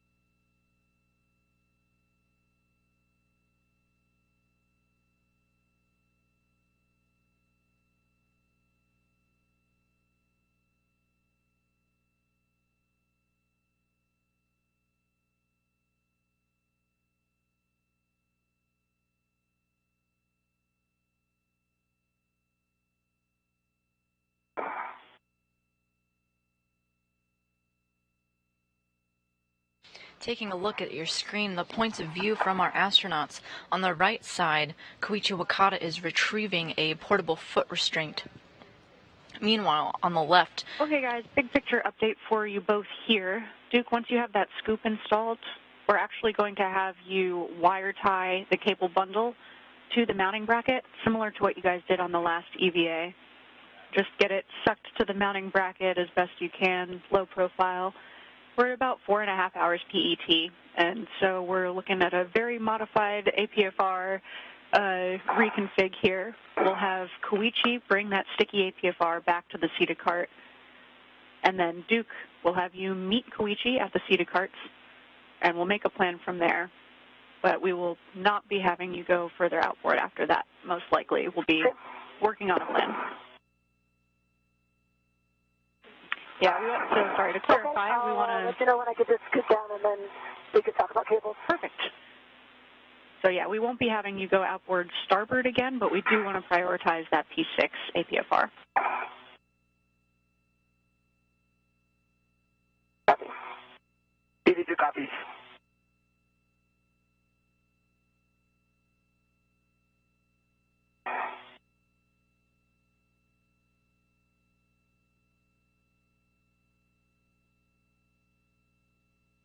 Those words from NASA astronaut Zena Cardman up to our spacewalking astronauts.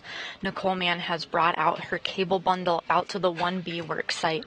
Rather than doing what she did at the 1A work site and kind of routing them and wire tying them neatly, instead she's going to take the whole bundle and keep it in place there for future spacewalkers to work on at another time.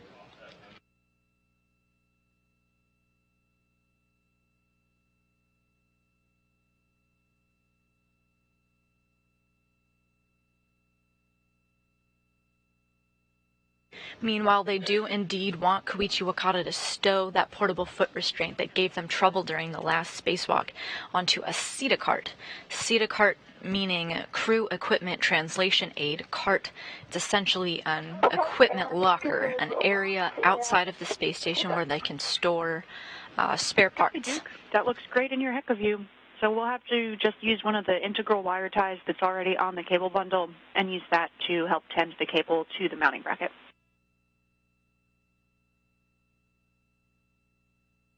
Let's see, can I just put either end to the lower strut, because there's already a wire tie there? I think that'll be more expeditious. That's okay with you. Hey, Firm Duke, we're good with that plan. Okay, cool. Okay, then I picked up, I read it to the extender, and then I picked up the VRT. I'm going to translate. Copy, Koichi. You'll be heading inboard to the starboard SETA cart. See that? Some more directional cues, though, going inboard or towards the center of the International Space Station.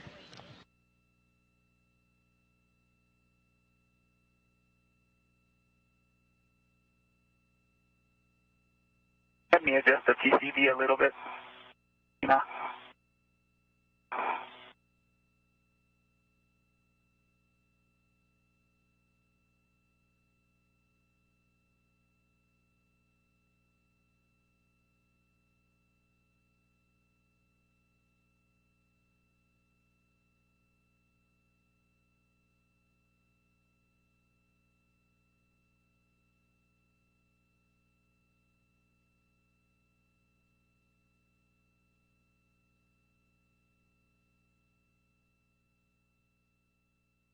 ED to TCV switch from 5 to 6.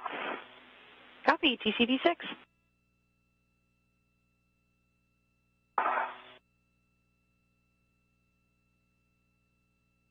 Wakata on the move once again. Can I still you then, or do you want me to route it at the proper location with the Sharpie mark? Yeah, if you can get that wire tie on the Sharpie mark, that would be ideal. Okay, yeah, I think that's easy enough. Perfect.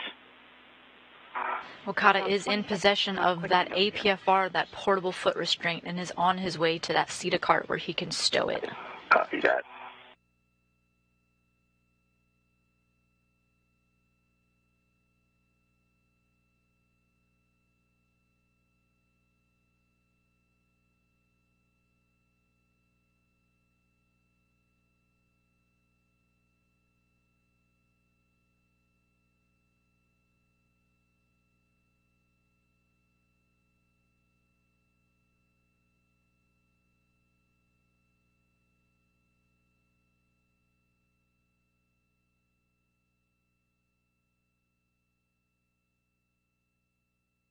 Okay, I see Duke's safety tether, so I'm going above it. It'll be good. Copy, Koichi.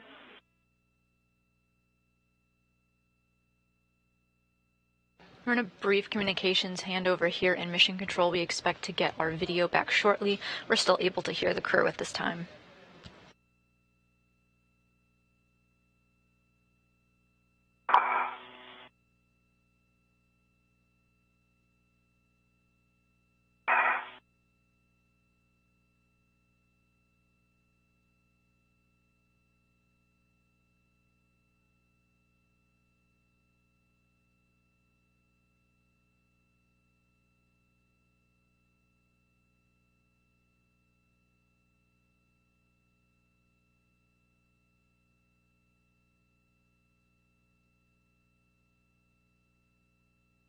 Okay, I got three slits on the left strut. Copy, Duke.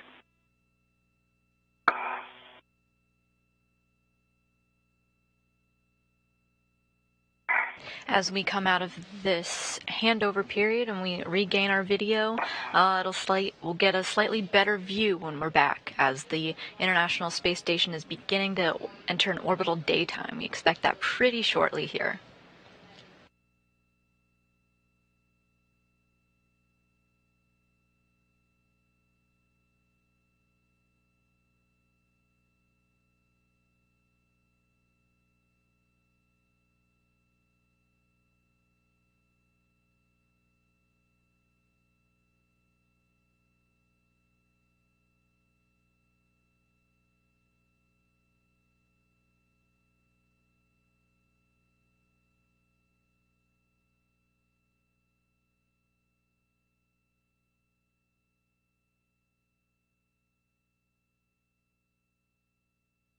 Okay, I'm at the anchor point,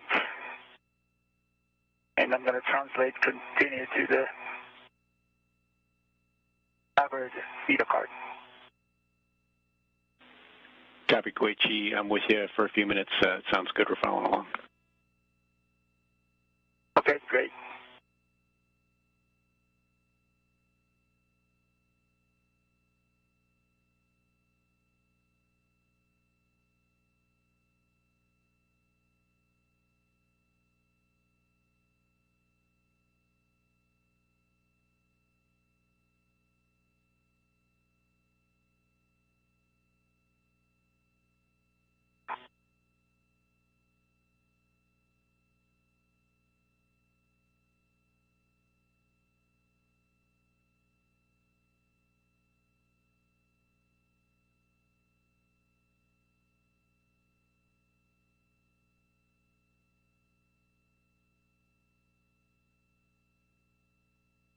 How's it going, Duke?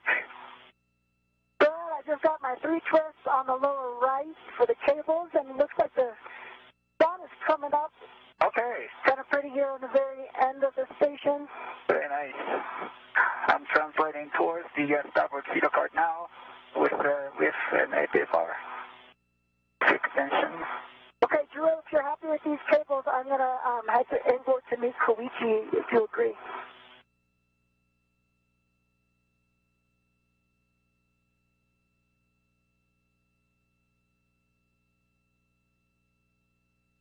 Yep, Duke, we're happy with that plan, and please pick up the cable bag on your way in to meet up with Koichi.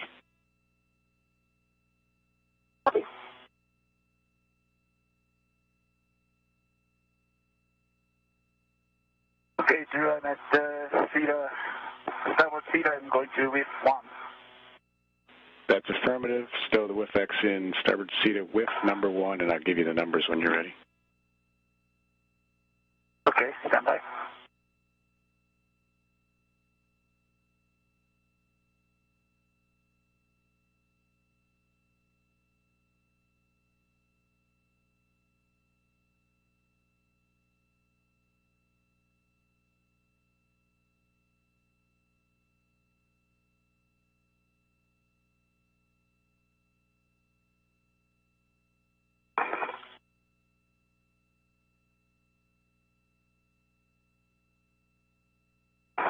If you're just joining us, you're watching a spacewalk outside of the International Space Station with our spacewalkers Koichi Wakata and Nicole Mann. We are about 4 hours, 38 minutes in to our spacewalk today. The main objective, finish construction of the 1A iROSA mod kit. So what does this mean? Well, the International Space Station is undergoing some power upgrades, including adding some rollout solar arrays. They roll out like a rug, sort of on top of the existing rigid regular arrays that have been there for a while. But these rollout solar arrays are very powerful. They're very efficient. So even though they're kind of overlaying the top of the rigid arrays, it's actually going to result in more power generation. But before these solar arrays can be installed, the astronauts need to do some construction outside of the space station. We call them mod kits. It consists of 6 struts and a mounting bracket that these solar panels can sit on. And that's what they've completed today. They began their task back in January 20th, and Nicole Mann... Okay, Koichi. Okay, you're ready to copy for the setting. Yep. Nicole Mann and you're looking for Koichi Wakata have completed its construction today. They're also doing some additional tasks. Nicole Mann just brought some cables out to the 1B power channel, and Koichi's working on bringing a sticky portable foot restraint over to a SETA cart. And setting of 1. Okay, 11 and alpha 1. Okay, 11 o'clock.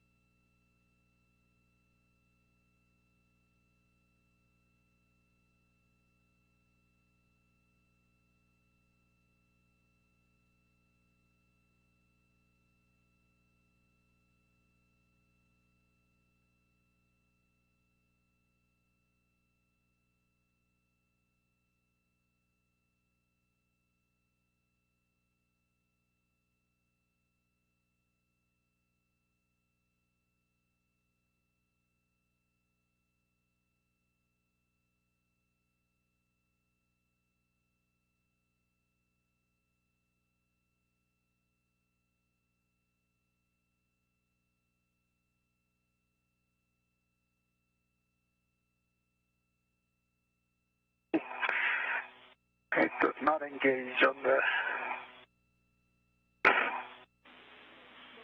Copy, Koichi. Yeah, we see that in your HECA.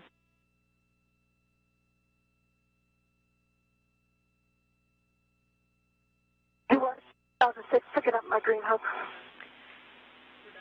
Copy, Duke.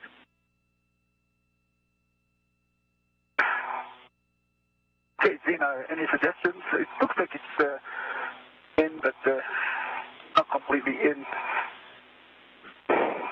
Okay, copy, Koichi. Yeah, it looks in, but I also see the locking collar is not black on black. Correct. If it helps, you can take it out and go in with a little bit more force. Oh, it looks black on black in your HECA Okay, view. Can you confirm?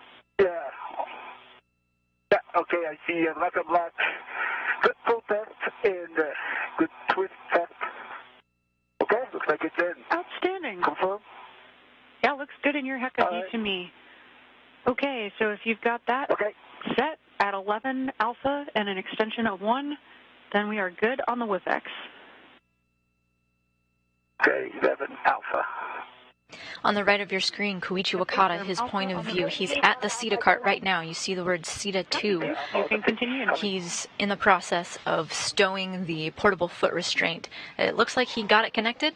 Again, it's kind of just a locker where you can keep spare parts and retrieve them as needed outside of the space station.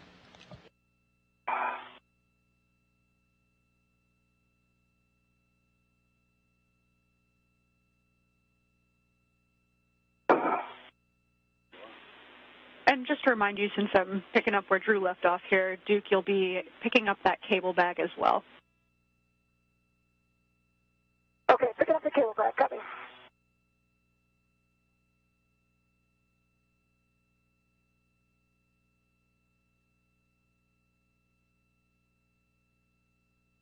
I'm at 2003. I'm crossing over.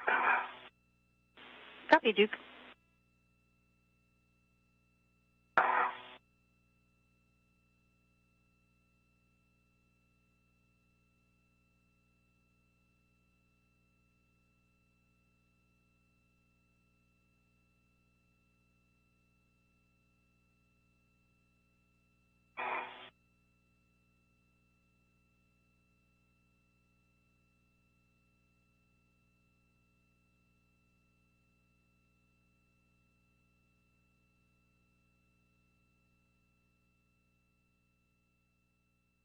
Okay, with 01, 11 o'clock, pitch of alpha, length of 1 on the V6 extender, complete. Perfect. You will now roll and yaw the APFR. You're going to Papa Fox 6, and clocking should still be 12. Papa Fox 6.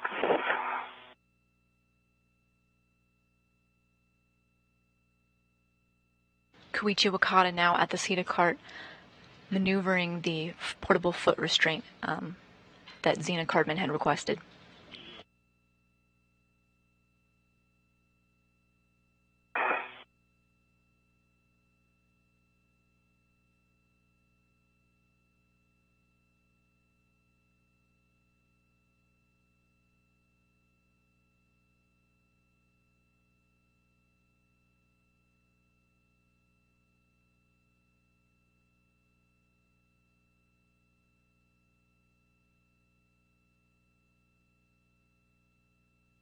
Earlier in the spacewalk, Koichi Wakata and Nicole Mann finished construction of a support structure that will house an iROSA, or roll-out solar array, launching later this summer.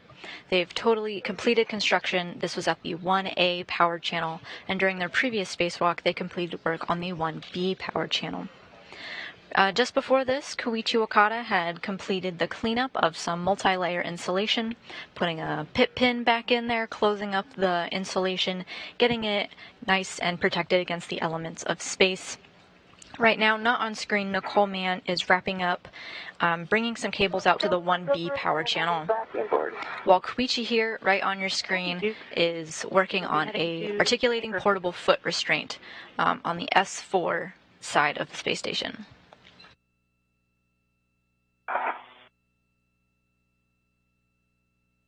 This task that he's doing here sets them up in a good position for the iROSA installation. So the solar panels won't be launched until this summer, and when they're ready to be installed, this portable foot restraint is already in a good position for them to use during that installation.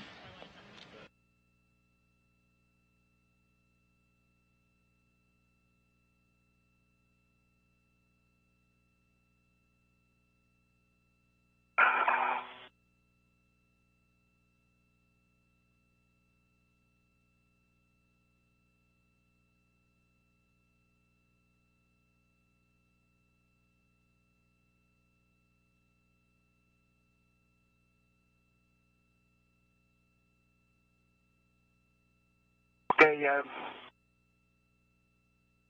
12 o'clock, Papa Fox 6 on the ADFR complete with the English 8 tucked in. Okay, copy, Papa Fox 6. That's a great config.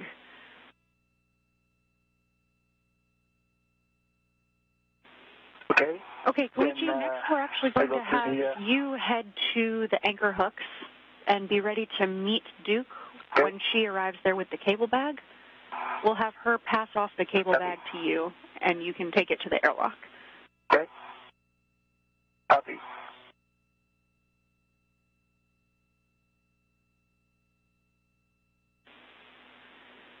Okay, so I think I'm going to have to go back around forward and cross over, then go out for the IEA. Do you agree? I do agree, Duke. Yep. Okay.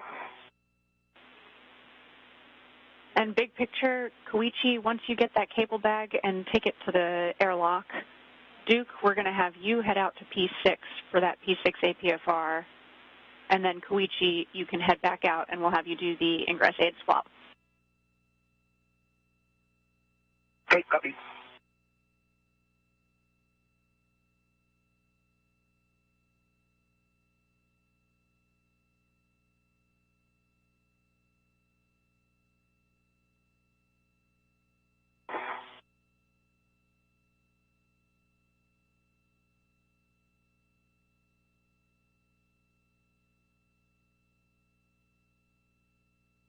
Our spacewalkers work together in support of building that support structure and then went their separate ways to do their own tasks. The spacewalkers are now working to meet up together again.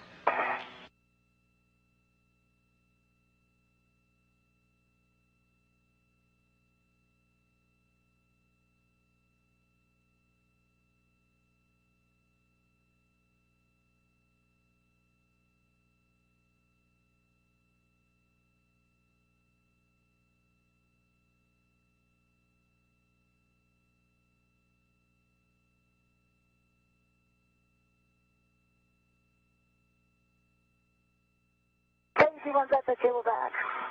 Okay, EV2 is at the anchor hook. Copy both.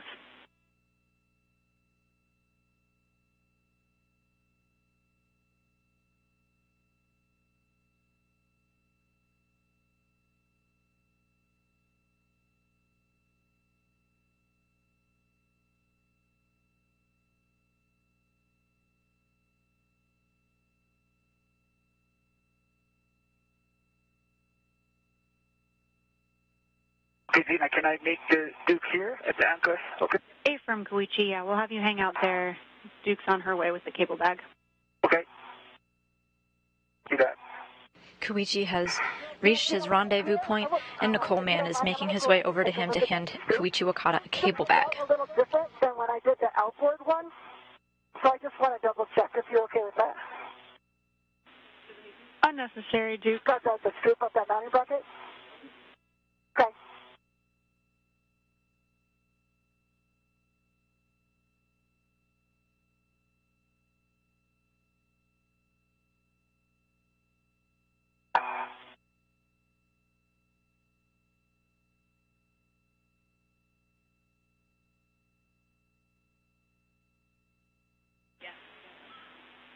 Duke, just to confirm, are you seeing a different clocking on the scoop, or are you thinking it may have come unlocked? No, not a different clocking.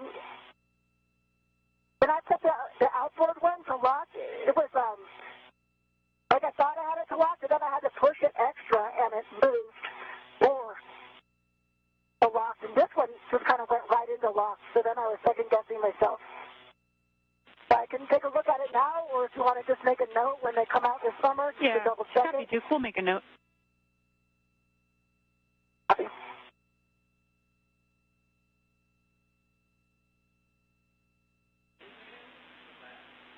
Duke, do you think you can see it from where you are, just to get eyes on and verify that it's actually locked? I know. I looked, and I couldn't tell. I mean, it looks like it's locked, but the one on when I did it outboard, I thought it was locked, and I could pull the D10 out, and it was over, but then I pushed it a little more, and it had like this, you know, like that little satisfying click. So I don't recall from this one, so that's why I was second-guessing.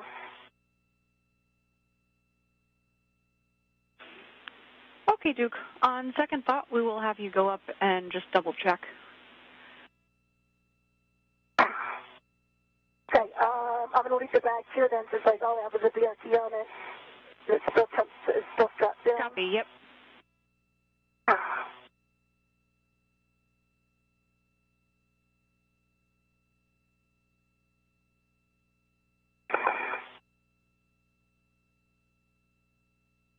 Dina, meanwhile, shall I get the cable bag? Koichi, let's have you grab the cable bag, actually, while Duke does that double check. Okay. And then you can bring the cable bag to the airlock. Sounds good. Okay. All right, sounds good.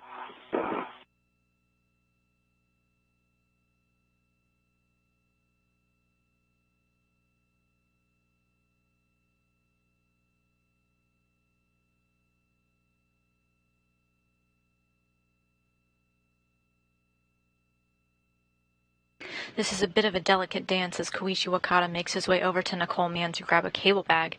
As you can imagine, they each have several tethers connecting them to the International Space Station, and they certainly don't want to get tangled. Safety tether, because I did not fair lead it. Okay, thanks for the heads up. Houston confirms. And let's just have you pause for one moment before Duke gets on the mod kit. We'll need to have crew get off of exercise equipment. Okay, I'll pause you right here. I think I can continue to translate, right? Affirm, Koichi. You can translate, and just be extra cautious of Duke's safety tether. It is coming away from structure toward her, so your feet are running over top of it right now. I recommend getting a fair lead on it if you can. Okay, I go Zenith side, and I see that better. Copy, Koichi.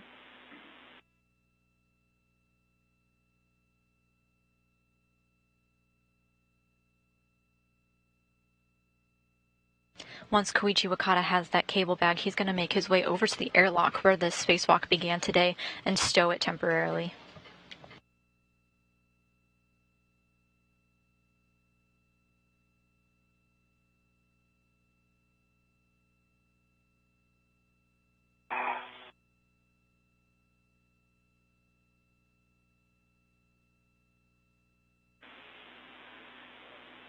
All right, Duke, you're good to go. Let's get eyes on that scoop as fast as we can. All right, I'm continuing.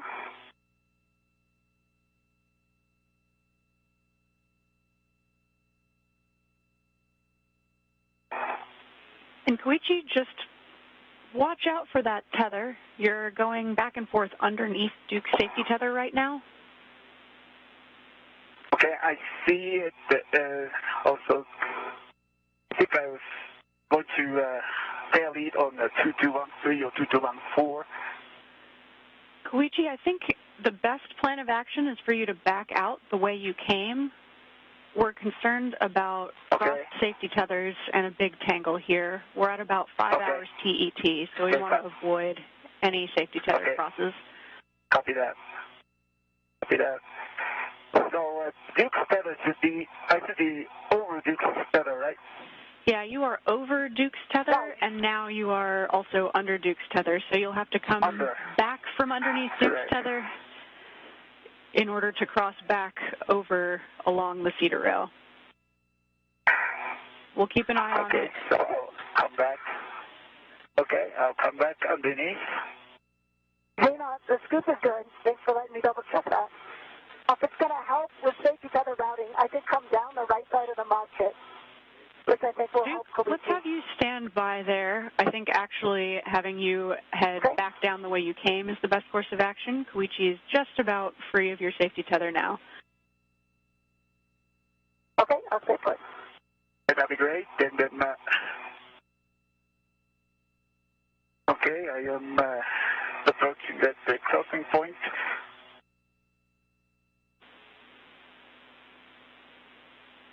Copy, Koichi. Okay, so can I keep coming back to the anchor point? That's perfect. Okay, now we're it's good clear. With that. Okay. I'm clear. We like you there. Okay. Let's have you just pause there for a moment, and you can get back in a normal body orientation. Duke, you can come off of the mod kit now, grab the cable bag, and we'll have you both head inboard. Sorry for the shuffle there. Okay. No problem. Actually, this orientation is better for safety tether monitoring, so I will stay in this orientation. And speaking of that, how is my safety tether, Koichi? It's good. Yeah, it's good. It's good, and it's clear above me. Or is it relative to my feet? It's on your left side.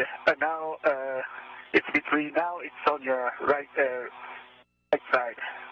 Okay, it should be on my right side. So now it's on your right side, and now it's getting okay, guys. In the middle. We're happy with the safety tether routing at this point. Koichi, we can have you actually head back inboard to the anchor hooks, and we'll have Duke do the cable bag pass off there. Okay, I'll go back to the anchor hook.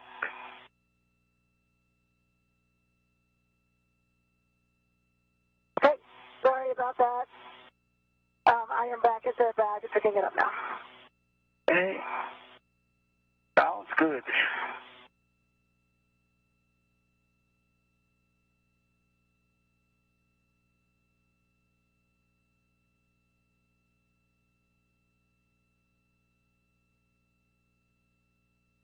The left of your screen, in Nicole Mann's point of view, you can see the cable bag that we're talking about. She's going to hand it off to Koichi so he could go bring it to the airlock.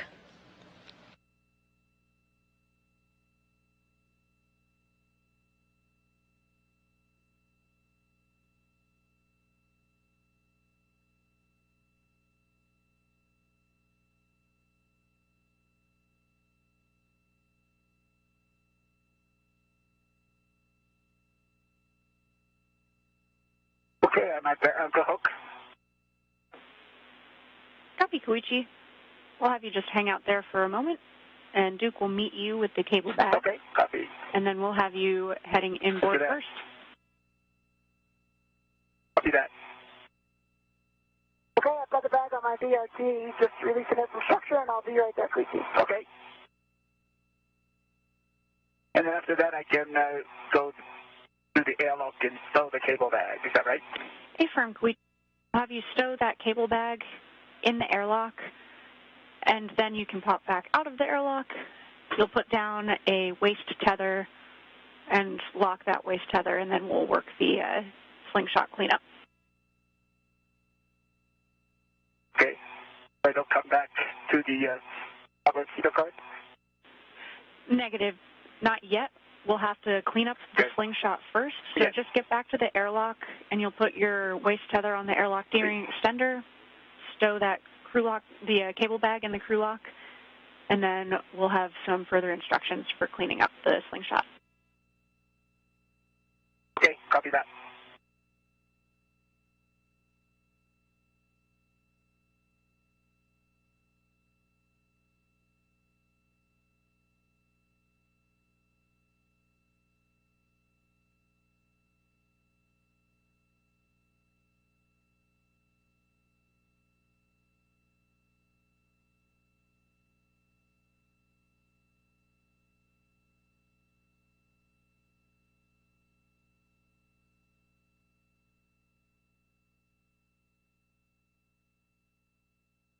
Copy, jam height inboard. Okay.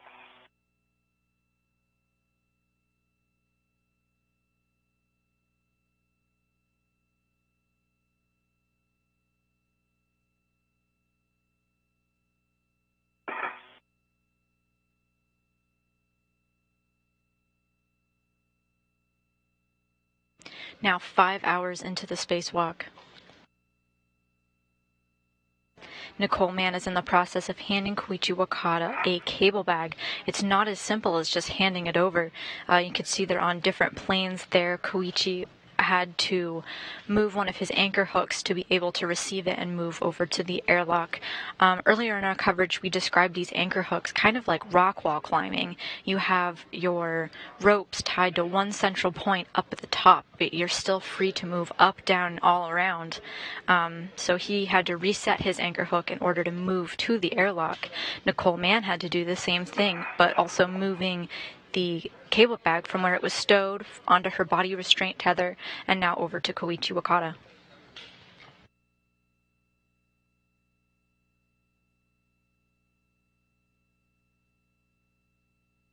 Dude, are you? Duke? Yeah. Hold on.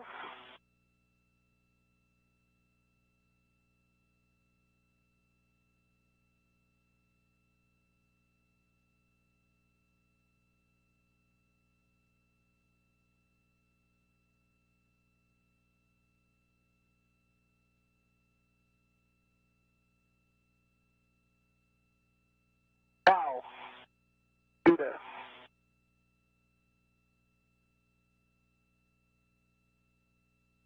All right, you ready for me to give you this cable bag? I'm ready.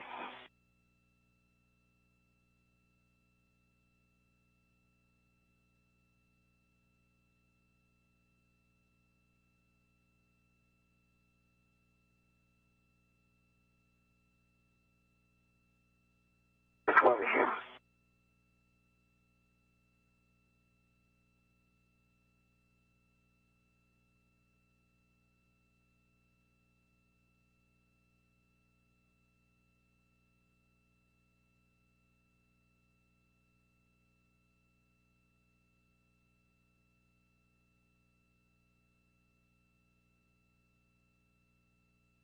Okay, I set my rut to it.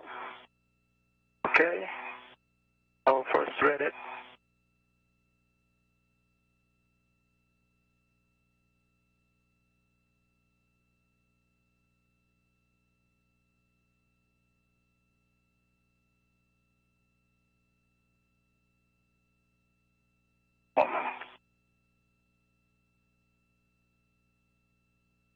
Okay, thread it. You can let it go. I can release it. Okay. Yeah. Okay. Here it's coming. And before you take off, go to you. Okay. Let me attach BRT to that. Yep. They're handing over the bags now.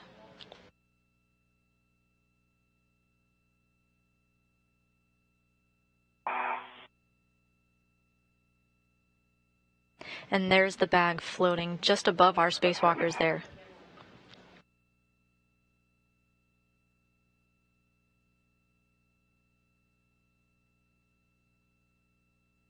BRT's attached. Shows closed.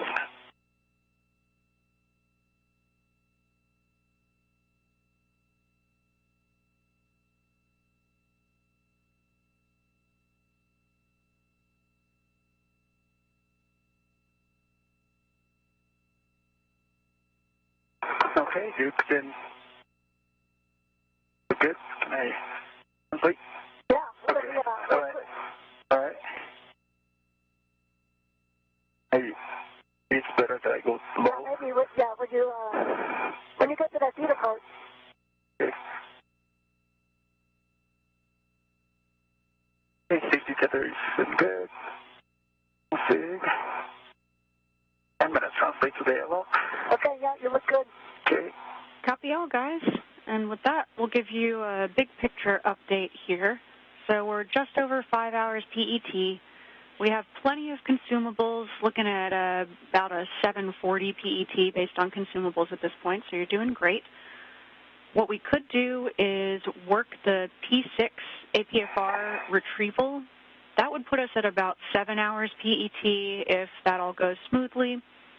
There's always a chance as you come back outboard to just pause and not go all the way out to P6. Or if you make it to P6, you can always drop off that APFR early in order to head inboard more quickly. So we'll just be looking for your thoughts on that plan. Koichi, while Duke does the P6 APFR retrieval, you could be working the ingress aid swap on the seated carts. So we'll just take your thoughts on how you're feeling in terms of energy management and everything about that plan. Yeah, so the plan is I'll head out to P6 and grab that APFR, and I understand that I can break out really at any point if for some reason it's going long. It works for me. What do you think, Koichi? Yeah, for me, the ingress aid swap seems to be good, and then translation of you transferring to the P6 seems to be a good idea. Okay, perfect. We copy all. So, Koichi, you'll continue inboard, get that cable bag in the airlock, get your waist tether hooked up to the airlock D-ring extender. We'll clean up the slingshot, and as we work that, we still have time to just send you both to the airlock or for other get-ahead tasks, but for now, that's our plan. Copy that.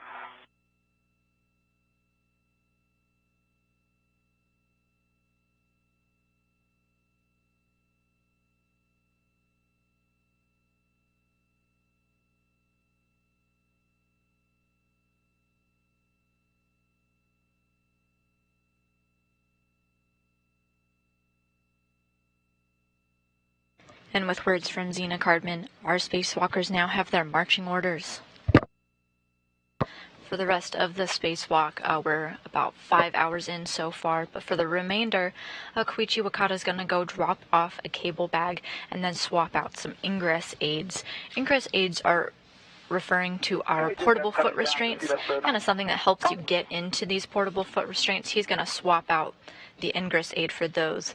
Meanwhile, Nicole Mann is making her way to the far end of the space station P6, the port 6 truss, to retrieve a portable foot restraint herself and just bring it a little bit closer for a future spacewalk.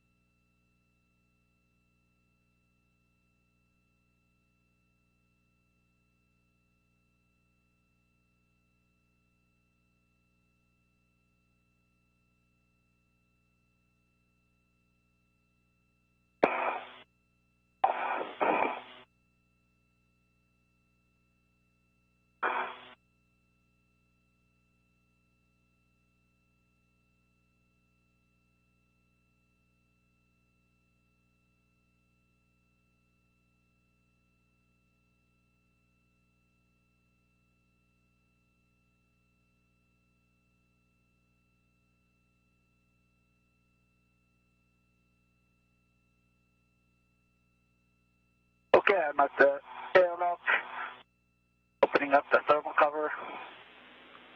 Copy, Koichi.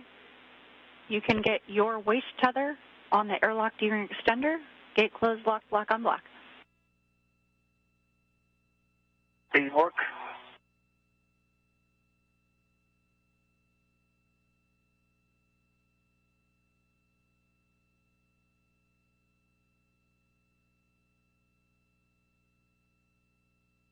Okay, my left waist tether is now attached to airlock D-ring extender. Gate closed, flip flop, block on block.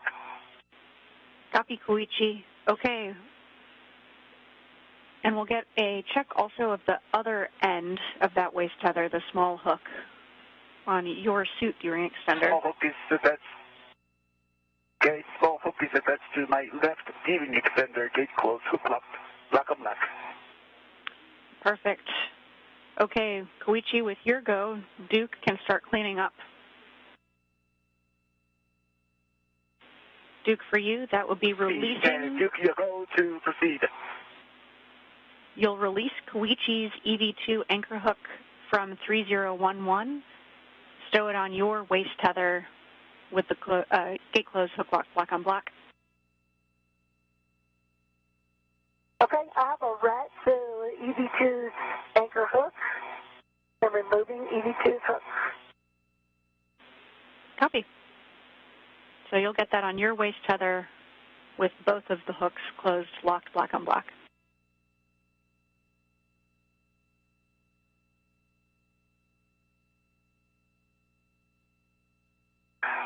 Okay, now at this time, do I have a go to install the cable bag inside of the airlock? Affirm, you can get that cable bag in the airlock.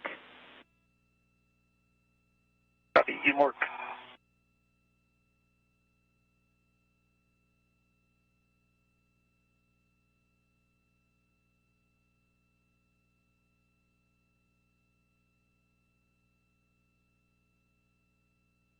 Okay, I have EV2's anchor hook attached to my right waist tether. Both gates closed.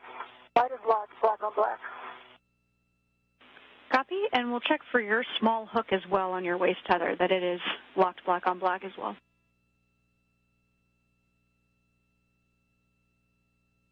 Koichi Wakata in the airlock, now stowing the cable bag he just retrieved from Nicole Mann.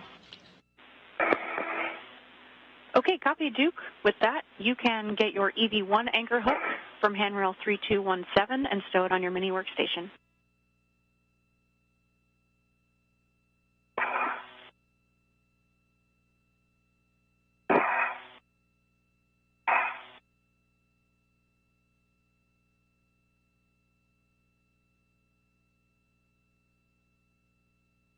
Okay, my anchor hook is removed and stowed on mini workstation.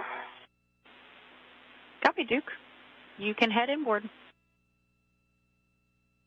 Copy.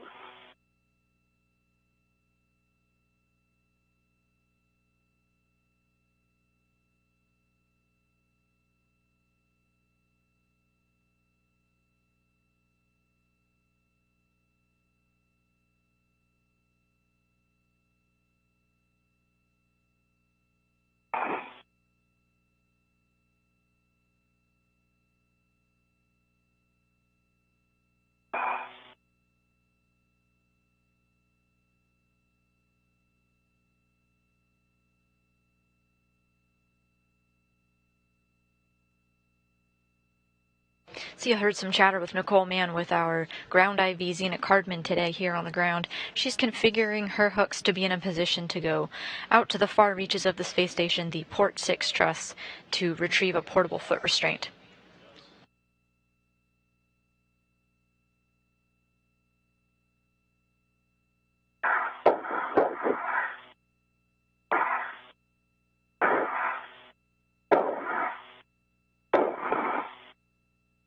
Astronaut Nicole Mann in your view now.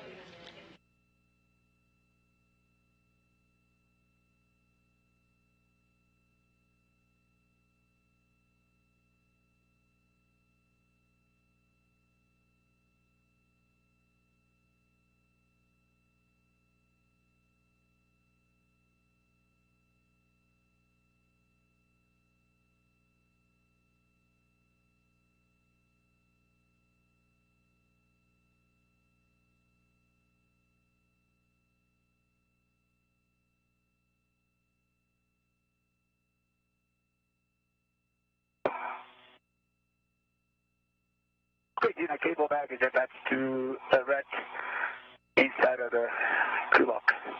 Copy. Great work, Koichi. We'll have you hang out there. We still need your waist tether locked to the airlock D-ring extender while Duke is resetting those anchor hooks. Copy. Okay, I'm coming on to reset the current. Copy, Duke. And you'll be continuing along. You're going to be looking for mile marker 8190 for those new anchor hook locations. That'll be on S0. Okay, 8190.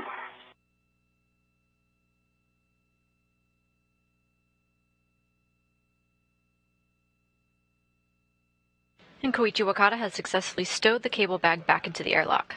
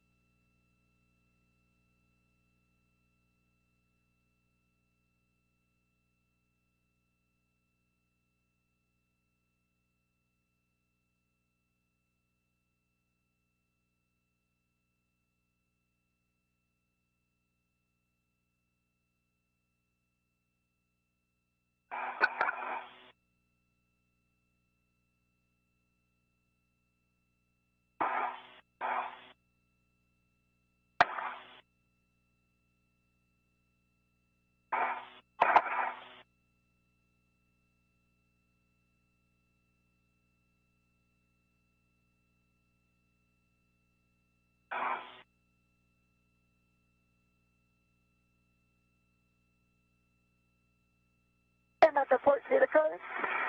Okay.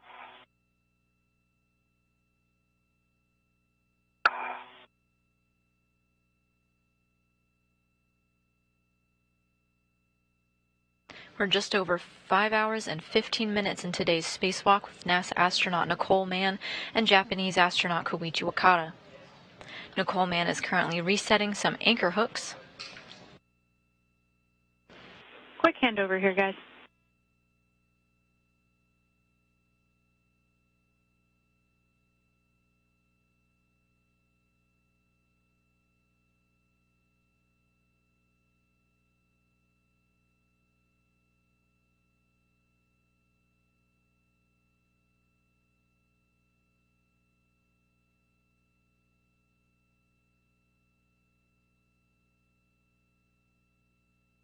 So these anchor hooks were initially set when heading to the mod kit work sites for the first half of the installation of this mod kit. Now they need to reset them to a different location in order for Nicole Mann to reach the port side to grab the portable foot restraint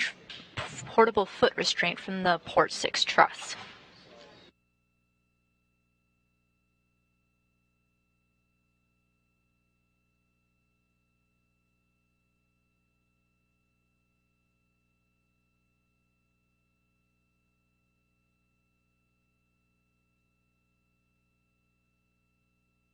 Even though we're needing to reset the anchor hooks right now in order for Nicole Mann to get to where she is to the P6 truss, after that, it's not necessary to reset them on her way back, as they can reach the airlock from the port side anchors. Reach them at the anchor 8190, so I'm going to put down our anchors.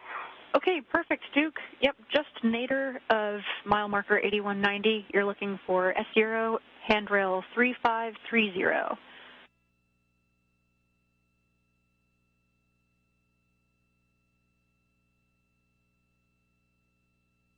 Okay, I see 3530.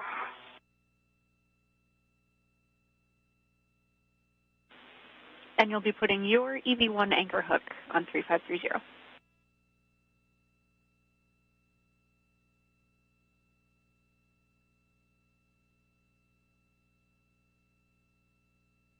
Okay, my EV1 anchor hook is on 3530. It's closed, sliders locked, black on black. Perfect. Next, you can attach Koichi's EV2 anchor hook to handrail 3531. That's just zenith of mile marker 8190.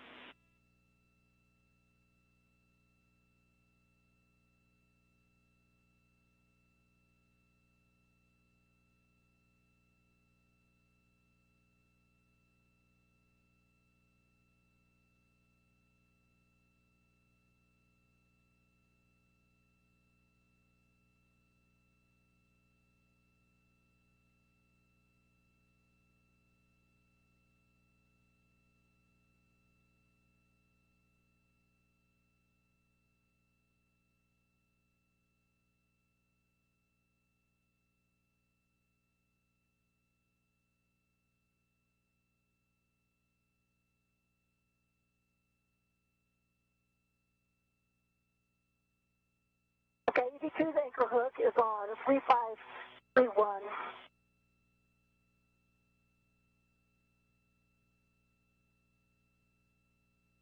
It's closed, sliders locked, and black on black. Copy, Duke. With that, Koichi, you can release your waist tether and get the thermal cover closed. You'll be heading Copy that, anymore. back to the Cedar carts. Copy.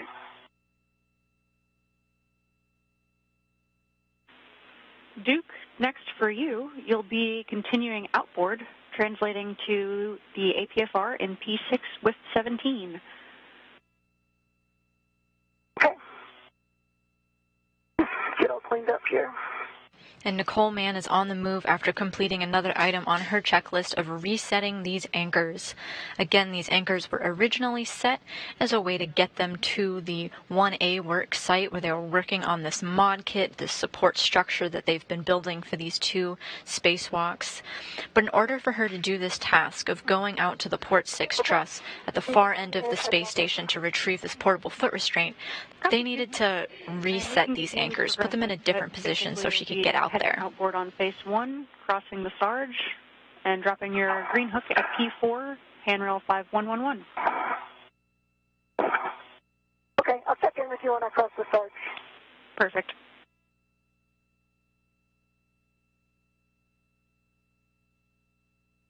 And there's Nicole Mann on your screen now, making her way out.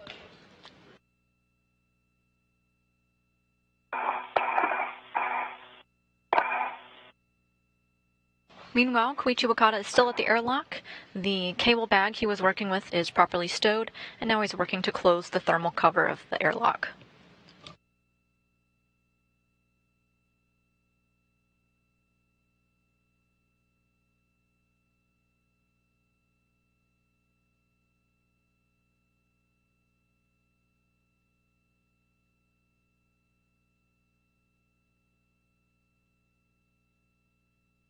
Okay, Zena, thermal cover is closed. I'm going to translate back to starboard. Okay. Copy. Sounds great.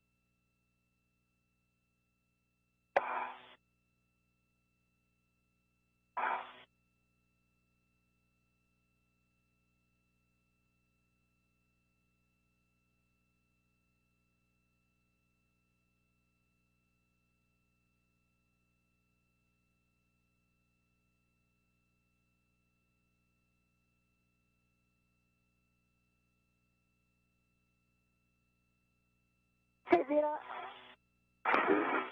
Yep, I'm here. My gauntlets are down. Copy. Gauntlets down.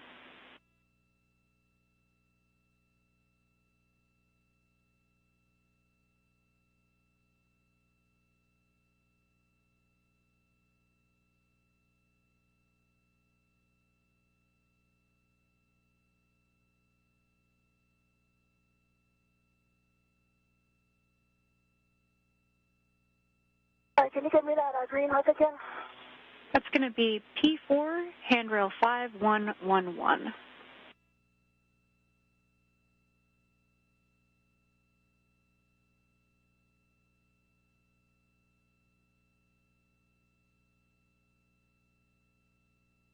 Okay, I'm there. Stop with my green hook. Copy.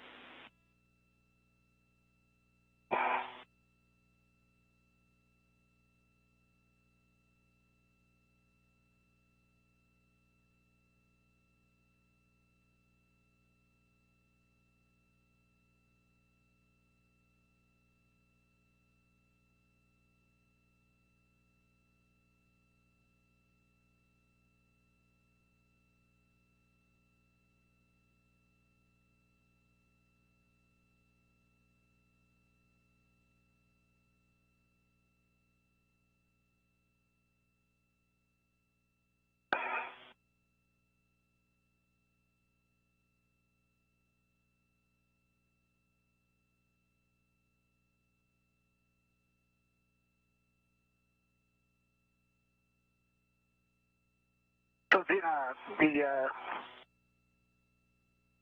reset strap is from the one that I installed to... You're going to be grabbing the ingress aid from that sticky APFR that you brought inboard and transferring it to another APFR that's also on the starboard seated cart. It's in WIF 4. Okay, I see that. Okay, I see that. Okay, green hook is down. Copy, green hook, Duke. Next, you'll be crossing over the IEA to the non-radiator side.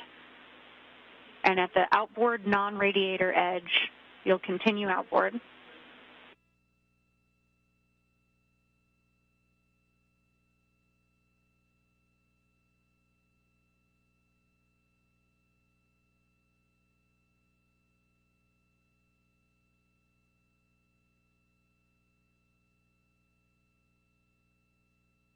Okay, I'm at the edge. I don't see a radiator. I'm headed outward.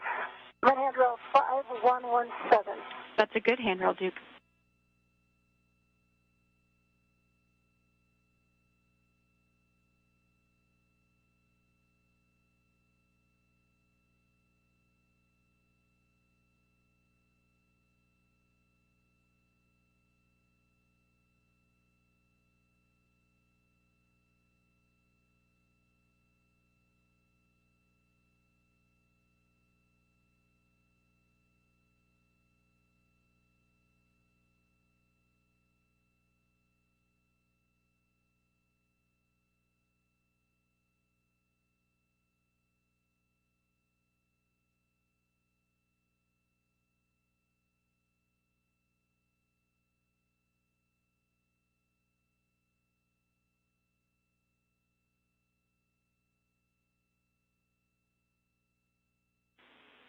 Koichi, once you get the ingress aid, you can take the wire tie from the ingress aid and stow it in your trash bag.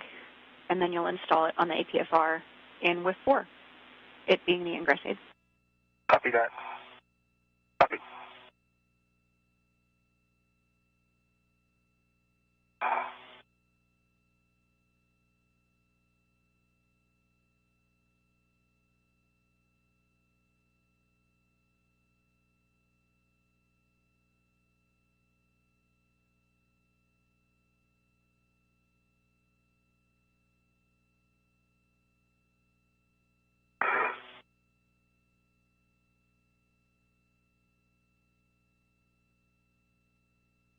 Okay, before that I will attach my wrench to the ingress.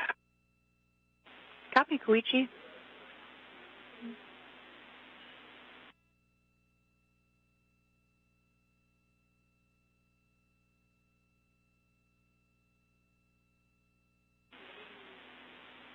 Koichi will take a glove, hat, and gauntlet check from you. Okay. Gloves, good. No change and happy dry. And gauntlets are in place. Copy all. Thanks, Koichi. Thank you. Okay, I'm at the APFR, Koichi. Okay, I am still in the fetal cart, starboard fetal cart. Okay, Gene, I think I was going to set the yaw while I was here. Yes, You can ma'am. back me up on that. That's correct. So you're going to set that yaw to 3. All 3, okay. And we'll take a glove, hat, and gauntlet check from you as well, Duke. Okay.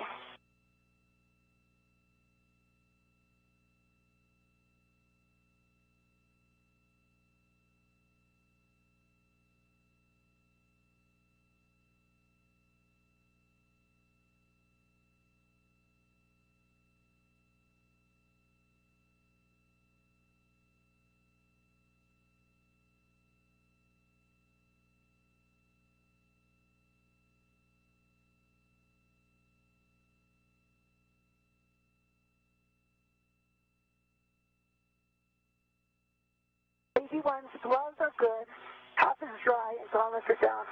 Copy all, Duke. Thanks.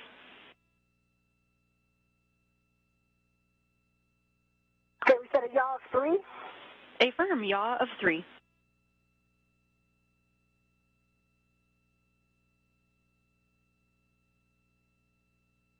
Okay, yaw of 3 set.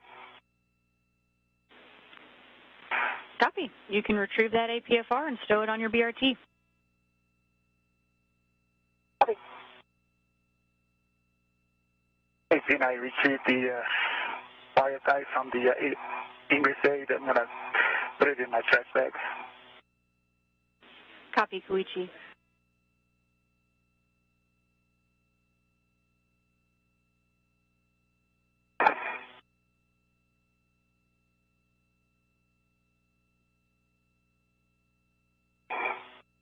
Trash bag is really handy today. Yeah, no kidding.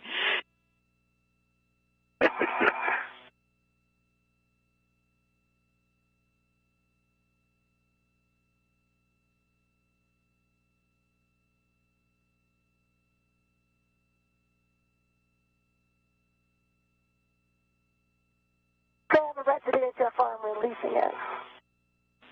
Copy, Duke.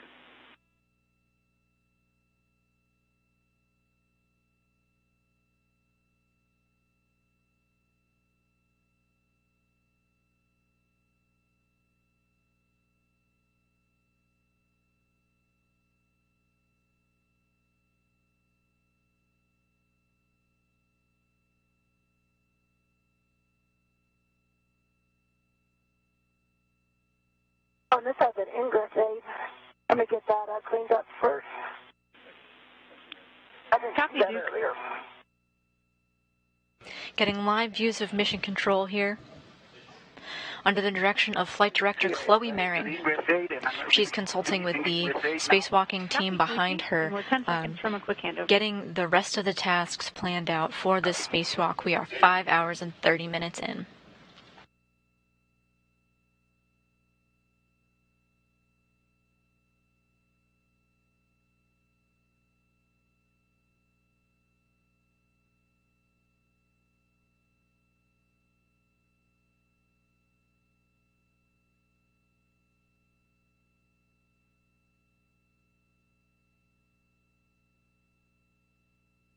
Nicole Mann has reached her destination at the P6 truss, again quite far away from the center of the space station to retrieve a portable foot restraint. She has it in tow and is now making her way back. This just helps future spacewalkers not have to take the time to have to go out there during their spacewalk, really setting us up for success for the next one. Hold it down. So I'm going to translate back like this, I believe. Got to collapse, but just not bend it down. Then when I stick it in the whiff, I'll be able to get some leverage to lower it. Copy, Duke. That makes sense to me. I'll just go slow. I'm aware that it's going to stick out more than normal.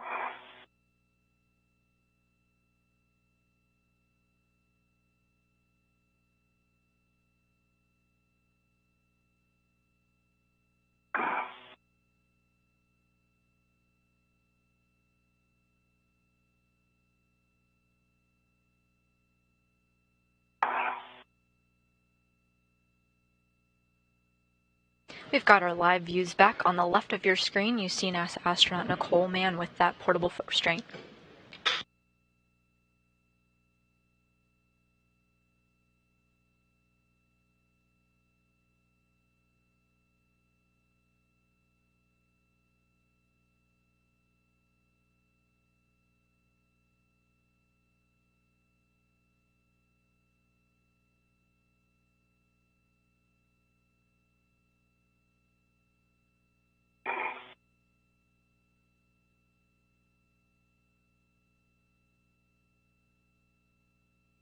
Okay, Duke, I'm about to install the ingress aid to the different CFR in the starboard speedo card.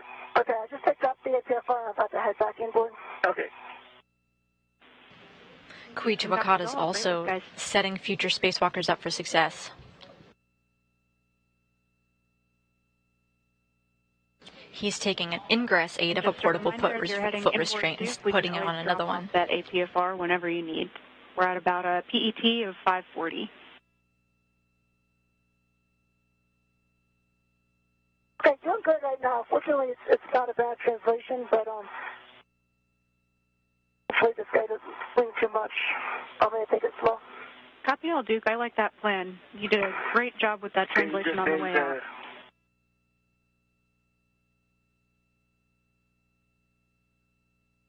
Okay, ingress aid is attached. Black on black, good pull test, good twist test. I'm going to attach the new wire tie on the APFI ingress aid. Copy, Koichi. That's a good plan.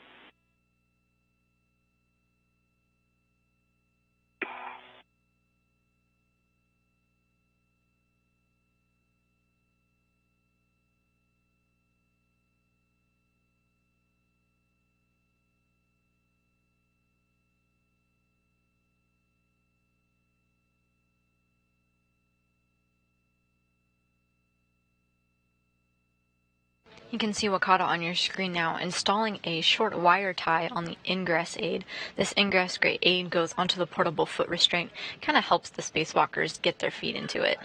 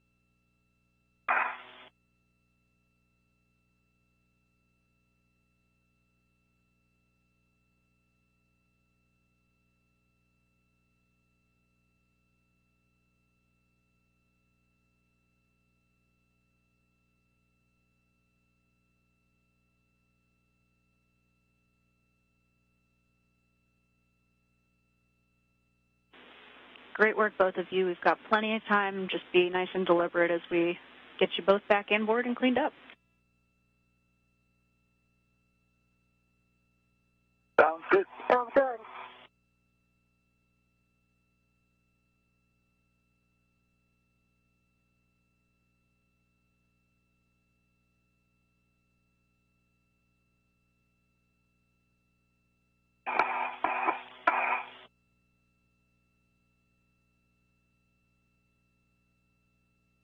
As our spacewalkers complete their last tasks of the day before cleaning up their work sites and heading back into the airlock for a job well done. If you have any questions about what you've been seeing today, go ahead and put your question on social media using hashtag AskNASA, and we'll do our best to answer on air.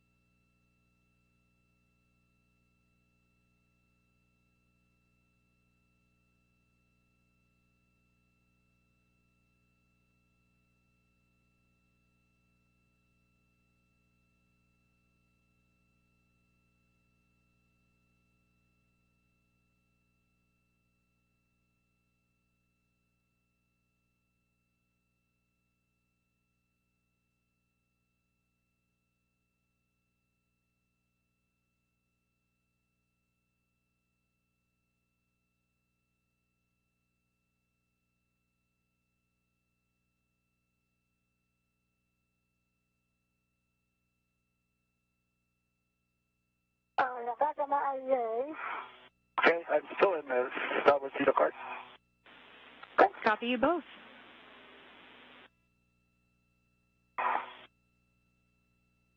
Hold on, hold on. And Duke, you'll be I'm at working the... on installing the wire tie on the AIA. Copy, Koichi. Great work. Duke, for you, you'll be heading back to that P4 IEA.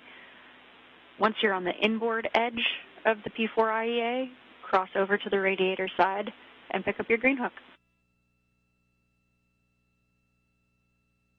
Great, sounds good. We got one question on YouTube about when these iROSAs, the rollout solar arrays, will be launching. So remember that for every iROSA or solar array that we're adding to the space station that has to have a counterpart, its mounting bracket that attaches it to the outside of the space station.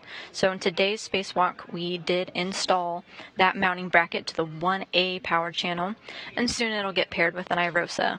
And to answer that question on YouTube, the iROSA will be launching on a SpaceX Cargo Dragon vehicle during the SpaceX 28, the 28th Commercial Resupply Services mission, and that'll be launching sometime this summer.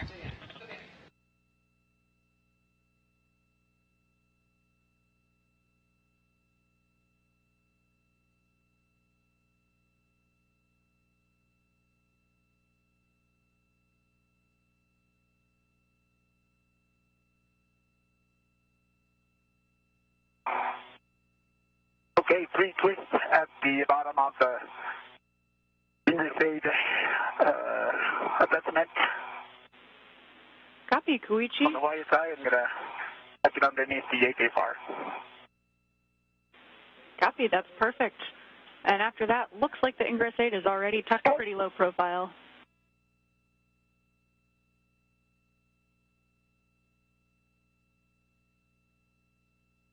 Okay, I didn't get your last. Ingress aid is already tucked in.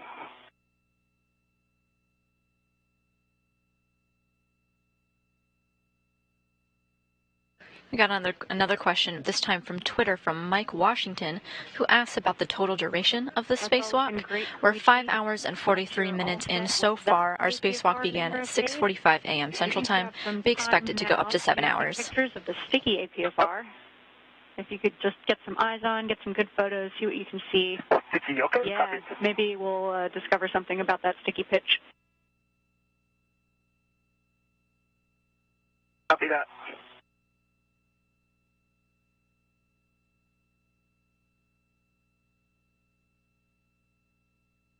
Okay, green hook is picked up. I'm crossing over.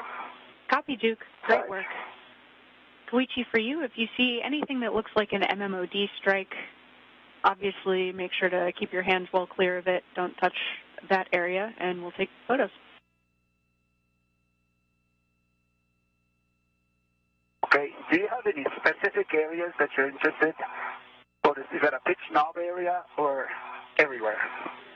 The pitch joint especially, and if you see anything obvious, let us know. Okay, copy that. This is at night, and it's, I see, light from external lights, and I'll be desirable lighting to take pictures, but we'll try to take pictures as much as I can. Copy, that's no problem, Koichi. Yeah, we'll just snag a couple photos, and then we'll have you head inboard to the airlock and stay ahead of Duke there. Copy. Yeah, I'm back on phase 1. Okay. Copy, Duke. I'm still Great taking work. pictures at the Sabotita. Okay, no worries, please. I got a ways to go. Okay. I'll taking pictures here then.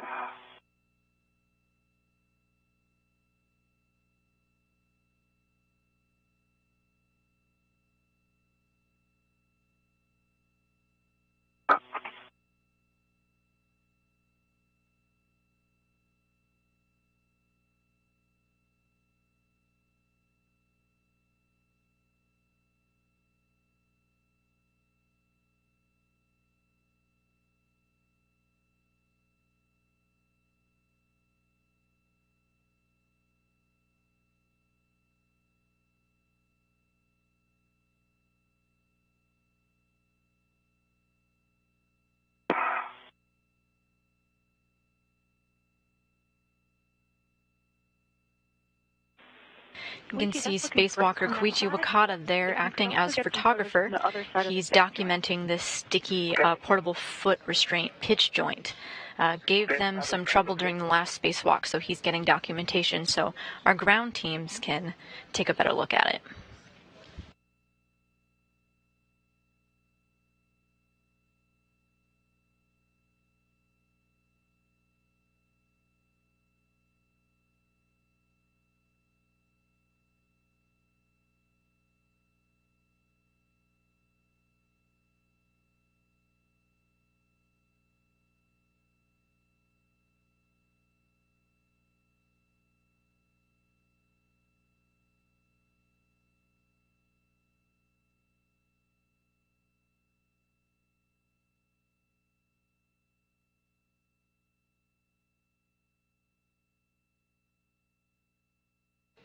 As Koichi Wakata documents the sticky portable foot restraint, I want to take another question from Twitter, this time from MK9, who asks, what are the next steps for the iROSA solar array upgrades? Is it 4A and 4B channels remaining to have their solar array deployed?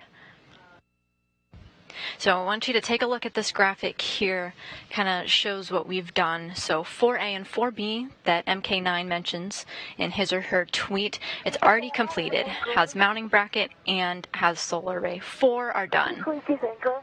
3A, 4A, 2B, and 4B are already deployed.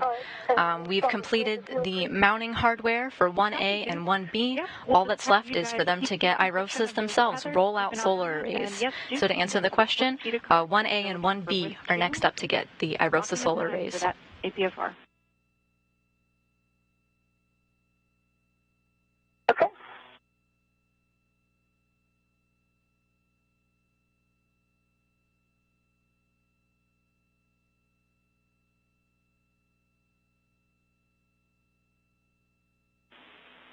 And correction on that clocking, Duke, that's 8, not 9.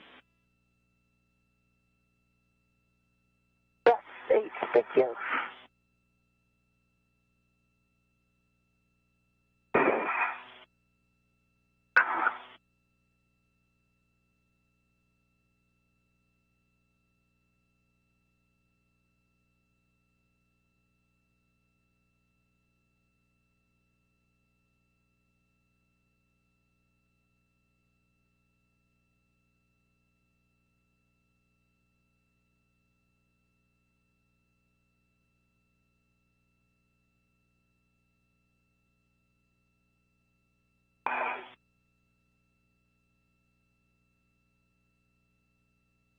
A while ago, Nicole Mann set out to travel out to the Port 6 truss of the International Space Station to grab a articulating portable foot restraint.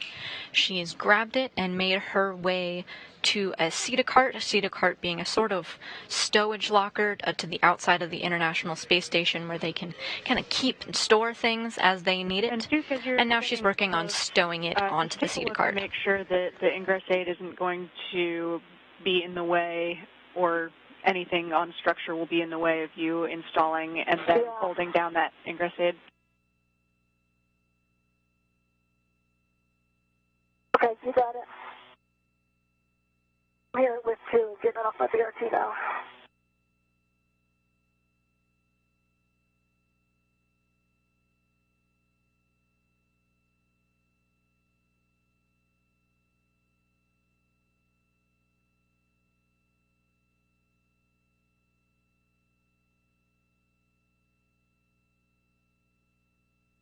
Yes, Dean, I'm still trying to go to the other side of the APFR for the big joint. Copy, Koichi, no problem. We've got a great camera view of you, looking good. Okay. Okay.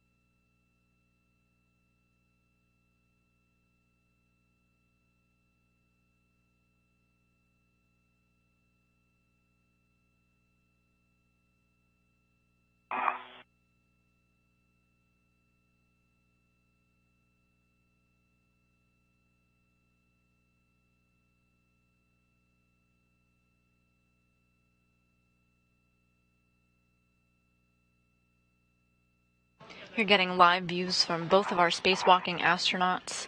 We're midway through an orbital nighttime outside of the International Space Station as it flies over the coast of Somalia. It looks like 8 is going to be good with the ingress aid, and then I'll be able to hold it down. And Koichi, if you check...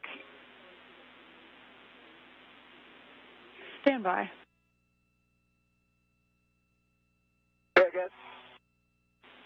Koichi, we were tracking possibly a wire tie that may have come out of your trash bag. Not sure if you have eyes on.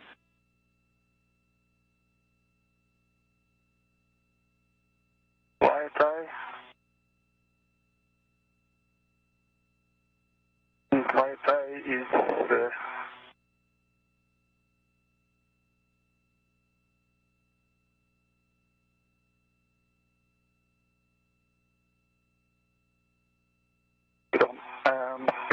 wire tie in the, looks like there's a light, it's hard to feel. I cannot open the trash bag. Yeah, copy. No problem. We'll check the video, Koichi. Where do you see it? We saw it on the Okay. video. We think we'll check the video. We'll find it out. You might be able to feel the soft fabric portion of your trash bag and see if the wire tie is still in there, but we'll check the video, no problem.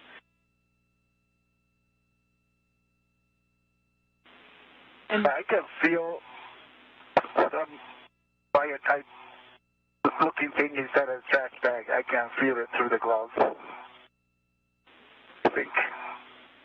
copy, Koichi. It's really difficult to tell. Yeah, no problem. We'll check the video, Koichi. Okay, and I took several pictures on the other side of the pitch joint. Any other areas? Checking.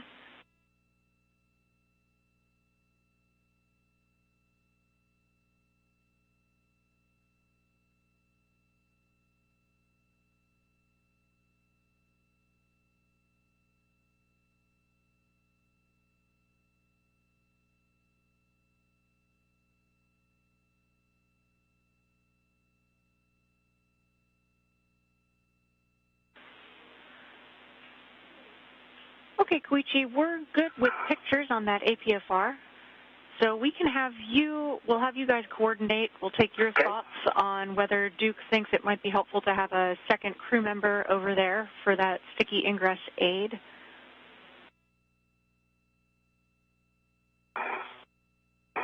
Okay. Okay, rather that, I'll go to the port side. Yeah, so I got it. It unfortunately it's in 9, so I just need to reclock it over to 8, and then I can get on that ingress aid. Okay. Copy. And Duke, are you seeing any possible I'm not interferences sure if holding if down I that need ingress help aid? or not yet. No, actually it looks okay. Maybe I'll try it right now. Let me try it right now. That way Koichi knows if I need his help. Okay. So I am black on black. I've got a good full twist test Copy, Duke. on the APFR.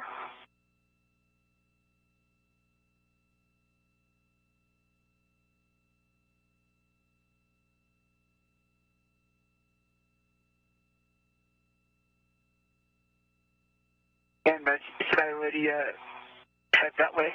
Okay, it's coming down fine, Koichi. Okay. Because this load was just difficult, so this is working out fine. Okay, great.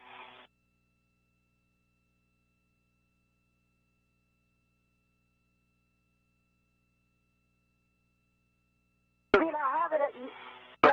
You wanted it at 8? Or is it A-firm, 8 would be great. Yep. eye interference?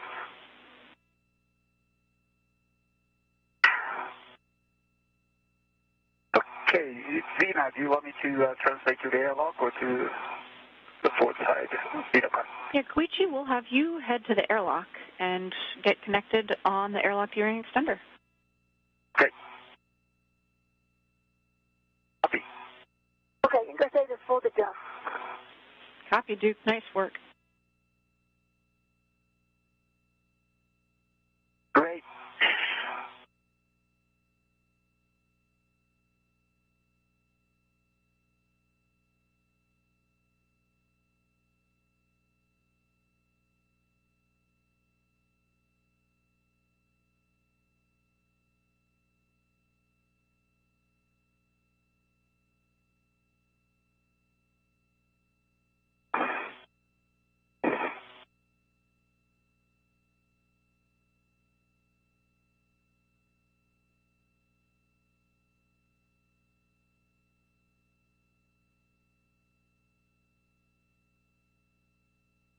Okay, Zena, then I don't need to push the pedals of the fetal craft here. Is that right? Negative. We'll have Duke do that on her way in, so you can head to the airlock.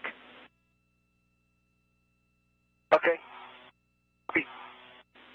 We're coming up right on PET of 6 hours. You guys are doing great.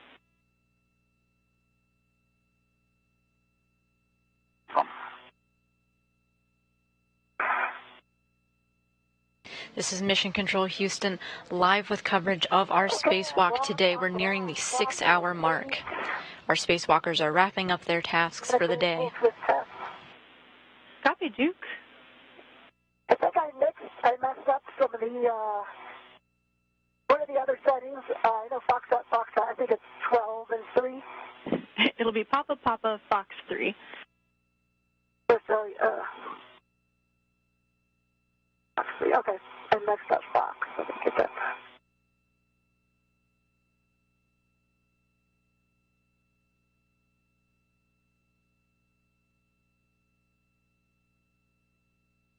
Okay, Duke, then I'm gonna head my way to the airlock. Okay, Koichi, and I'll be right behind you. Copy.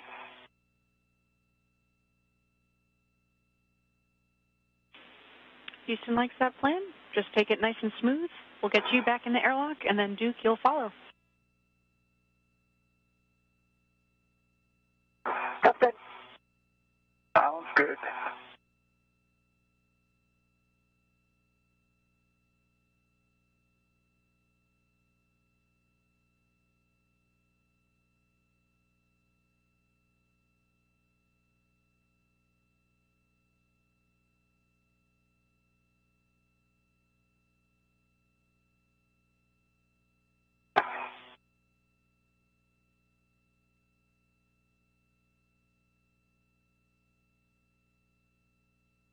Okay, I'm coming down on the Cedar Spur. Copy, Koichi.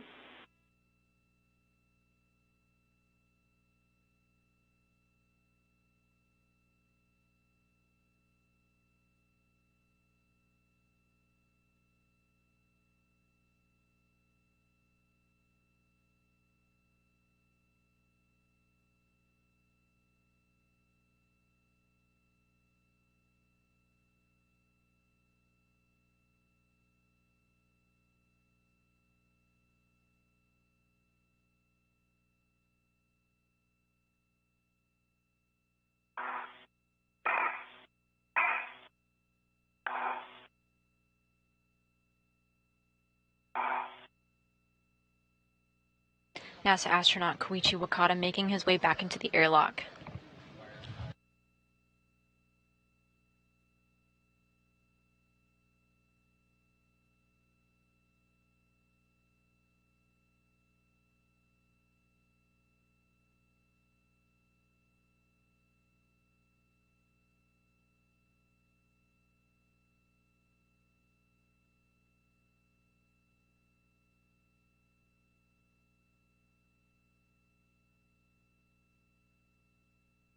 Okay, Tina, I'm at the airlock. I'm gonna open up the thermal cover. Copy, thermal cover. Once you've got that open, you can take your waist tether to the airlock gearing extender, and gates close, locked block on block. Copy. Work.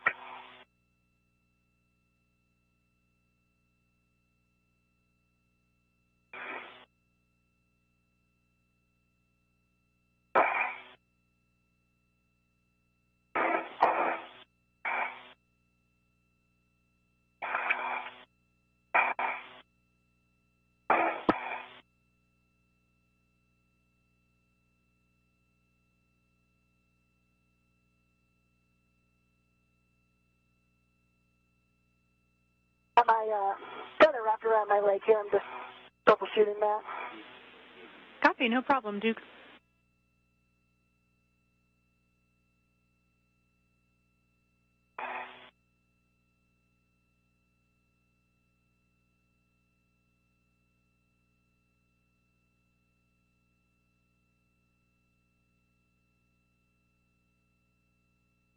Okay, Tina, I attached my left waist tether to the airlock gearing extender.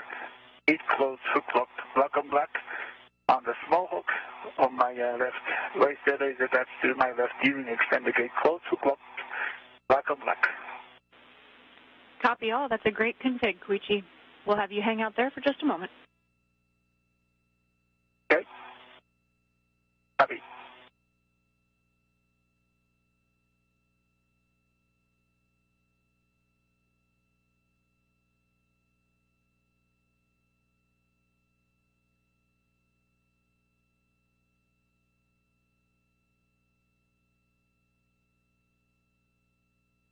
Okay, I am back at the anchors.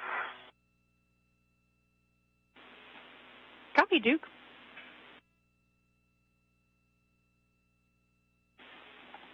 Okay, Duke, we've got a good load path through Koichi.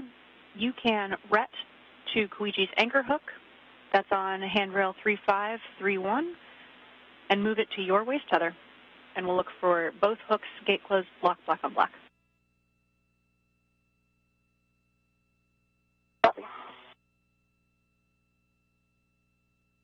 Now 6 hours into our spacewalk today, our spacewalkers wrapping up. They're getting ready to ingress or get into the airlock. Earlier this morning at 6:45 they egressed. Now they're going back into the airlock to complete their spacewalk.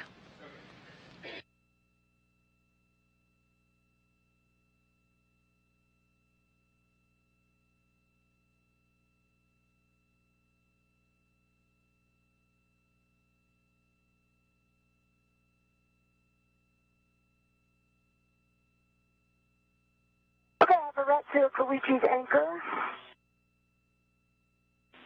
Copy, Duke.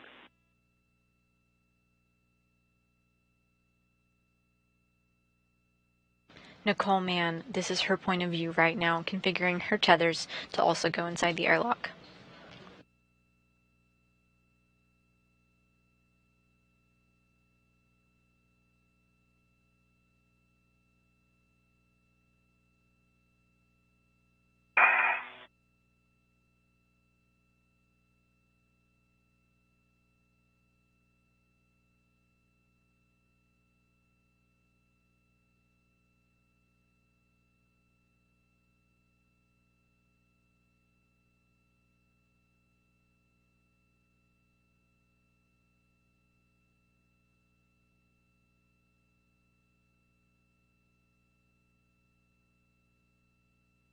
Alright, EV2's anchor is attached to my right waist tether.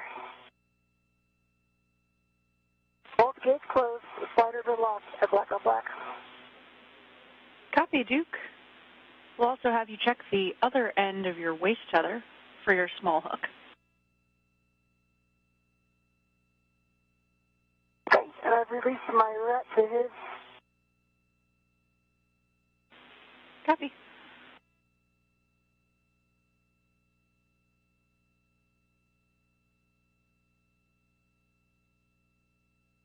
How much time do we have before sunrise? Checking.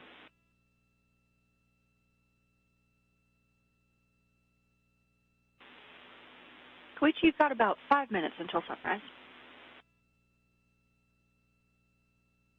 Okay, copy that. Thank you.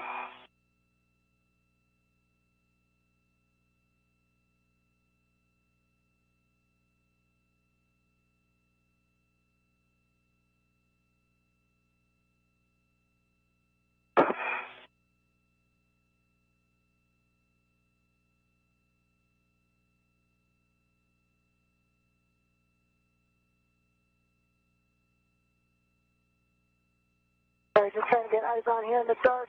Can't see it.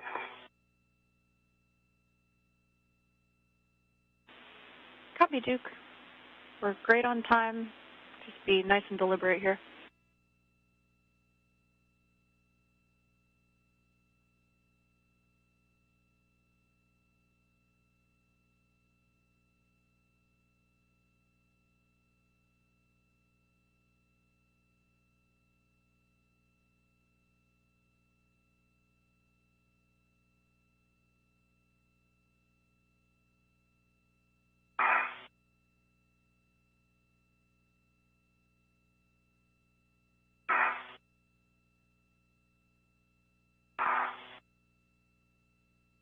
You don't have a camera on me, do you, Zena?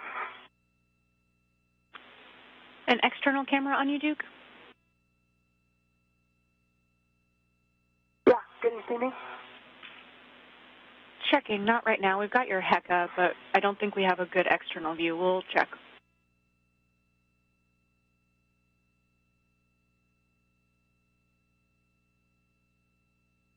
Okay, I think that D-ring extender is going behind my leg, and that's why I can't pull it up far enough to see. Copy, Duke. Let me try something else here.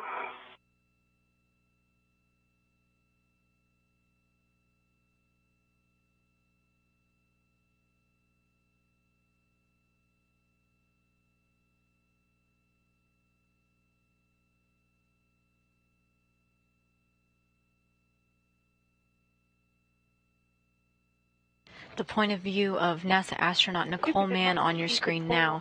She's working to configure her tethers in a way that she can get inside of the airlock. It's pretty dark out there right now, but we expect an orbital sunrise with some better lighting soon. But it's going by, but I think it's going behind my back is the problem. Copy, I understand now. Let me see if I can maneuver down here. Copy. We do have an external camera view on you, but it's pretty dark and there's some stuff in the way. I unfortunately don't have a great view.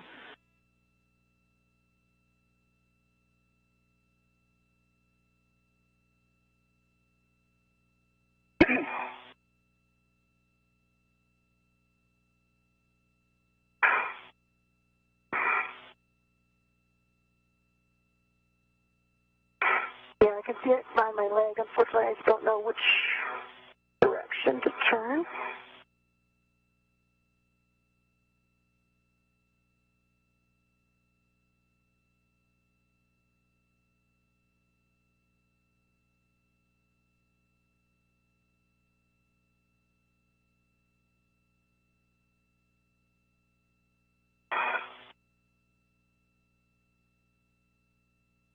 Okay, it is locked. I got eyes on it. Great work, Duke.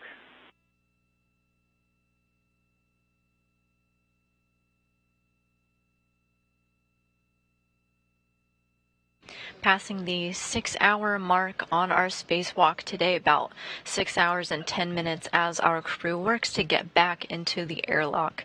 Just before both Nicole Mann and Koichi Wakata had completed their tasks, Duke, or Nicole Mann, was tasked with going way out to the port 6 truss and retrieving a portable foot restraint, bringing it a little bit closer. Copy. Meanwhile, Koichi Wakata had relocated a portable foot restraint ingress aid, swapping it out with another one, and put that on its CETA cart for future spacewalking use. My anchor, and it is stowed. Big work. Awesome job, Duke. You can start translating back to the airlock. Reminder to depress the CETA cart brakes. You'll press the starboard CETA cart brakes and the port CETA cart brakes 2 times each on your way in. Okay, sounds good.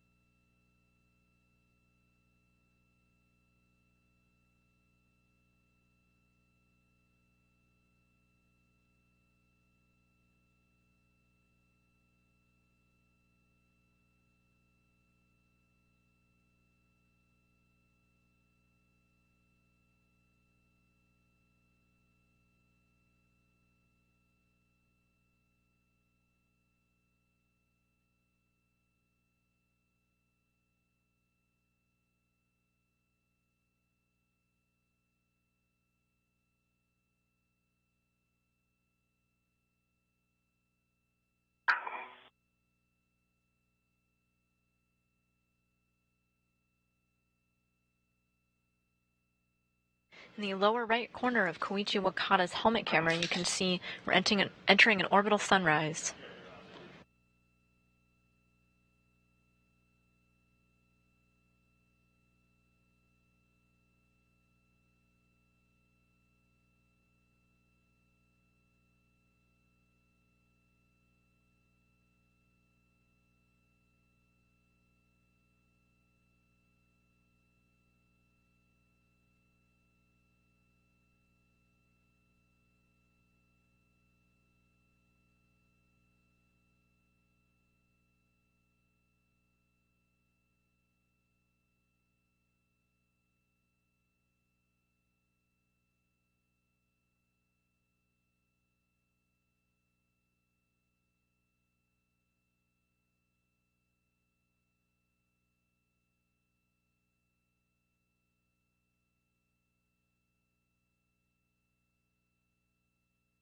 Okay, there's 2 buses on the port feeder cart.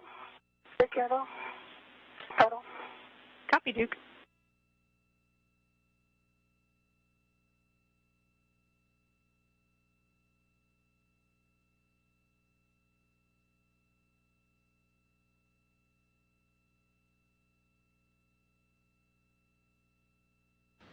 Astronaut Nicole Mann is confirming that the brakes on the CETA cart are fully engaged. After that, she's going to stow her strut bag. If you remember at the beginning of the EVA, they had to bring out the mid-strut to finish installation. So she's stowing the empty bag back into the airlock before she gets in.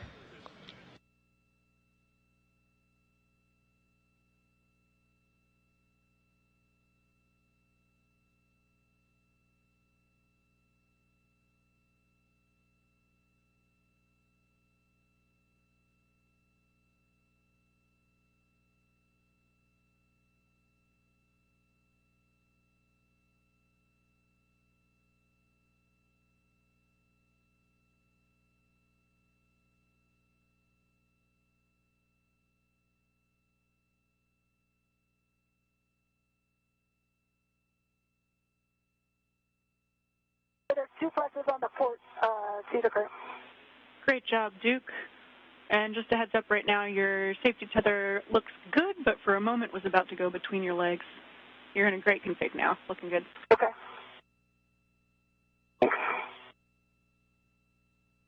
Koichi, I'm coming down to see the spur. Okay.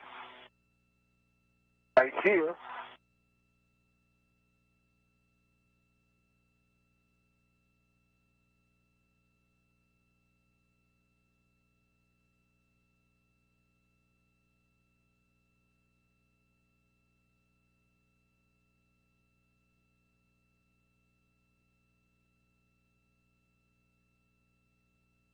How are we doing on time, Zena?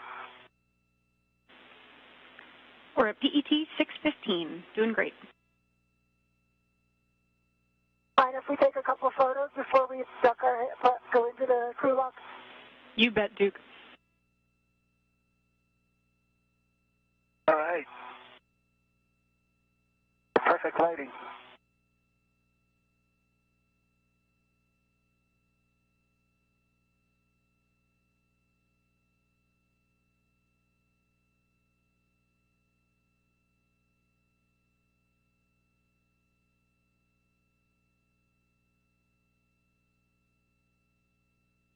Stay there, Duke.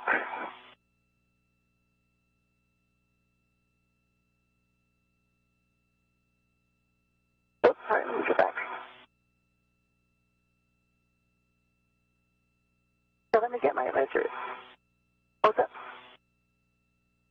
Okay.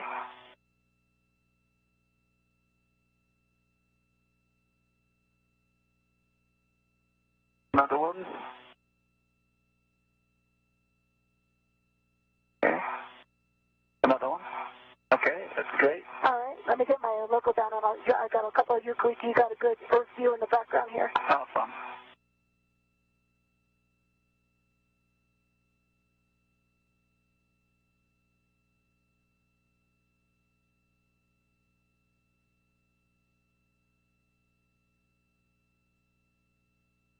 Translating really quickly there. I thought it was on the CETA rail would have been bad because Yeah. it's just a straight shot. Yeah.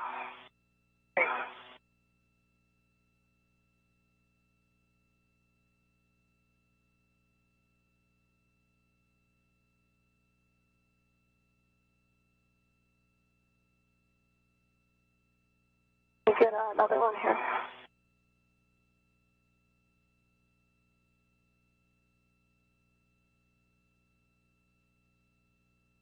How checklist is it? Yeah. So this caught on it. That's what it was. Okay.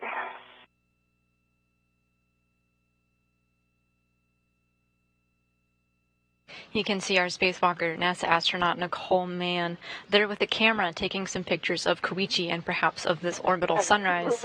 They're about 6 hours and 17 minutes into their spacewalk and have completed their tasks for the day, so they're taking advantage of the scenes, grabbing a few shots, and then going back into the airlock.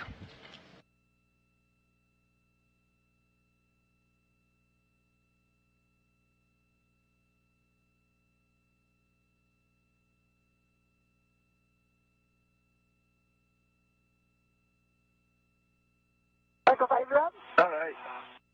Like this, okay, and then Visor up. All right.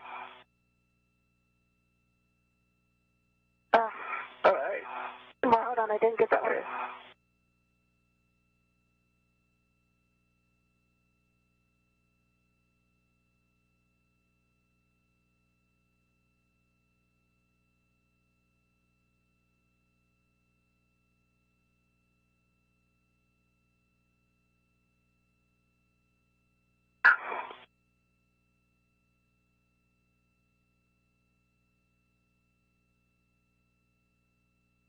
Okay.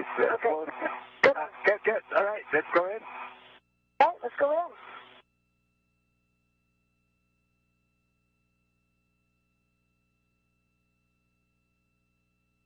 Right, Zena, then I'm going to ingress. Copy. Great work, both of you. Koichi, before you ingress, you can turn off your HECA. Copy. Work.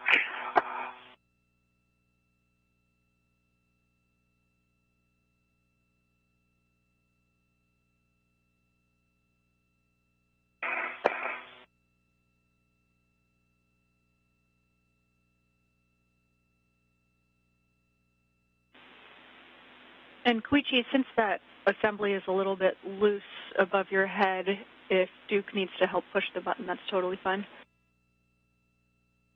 Yeah, that's probably better. Duke, could you Yeah. push it to kind of loose?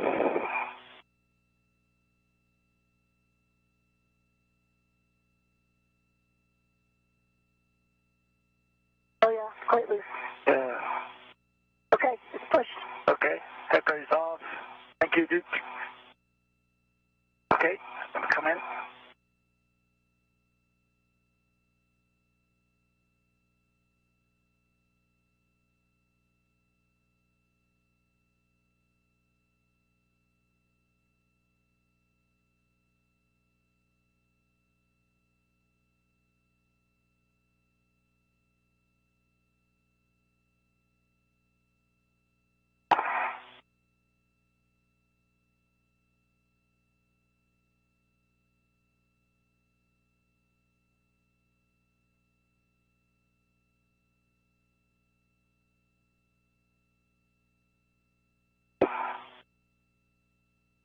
Okay, I am in. Okay. Copy, Koichi. Duke, you can also turn off your HECA and ingress.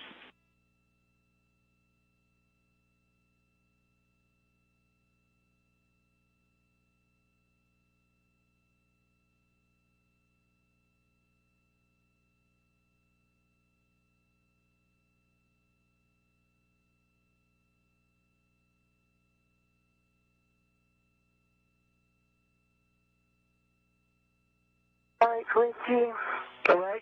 Coming in. All right, I see your feet. No, your head first, right? At first, yeah. All right, okay. So I think if you just bend your knees, you know, Okay. so that he's the Is it ears are out of the way. Okay. But if you could bend them more, Okay. like all the way, yeah, just They're good? Okay. get in here. All right. And I'm staying on the Duke, forward side. Oh, okay. you'll also I'm be... going to put a hug on the thermal cover before I go in. Copy. Sorry, what was that, Dina? Disregard, we were going to ask you about the thermal cover, but you answered our question. Okay, yeah. We're beginning to get our final views of our spacewalkers here. You see the legs of NASA astronaut Nicole Mann. She's there in the pair of legs with the red stripes, making her way into the airlock.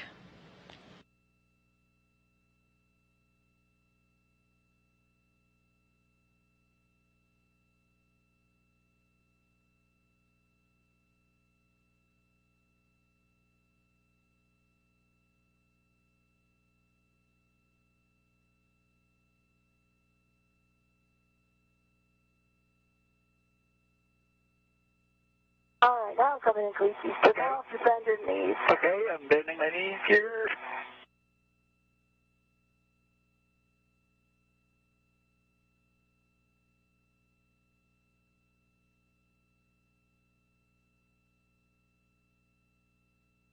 All right. All right. I'm in. The thermal cover is closed. Awesome. Copy, Duke. You can release the hook from its stowage tether point, attach the hook to the magnetic plate D-ring, and cinch the strap until 6 lines are visible on the tail. Verify that the magnet is engaged. Okay. That'll work.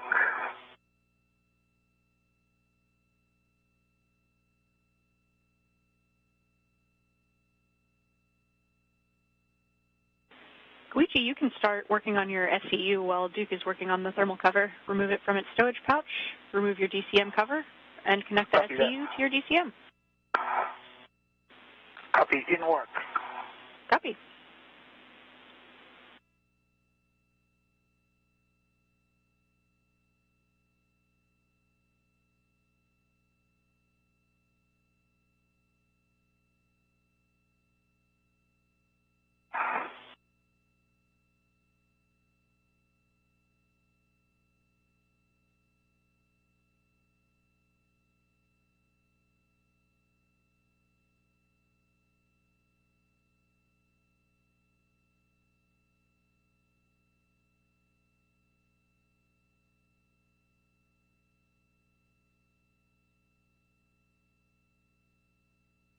Okay, I'm 6 down, 6 lines visible. Copy, Duke.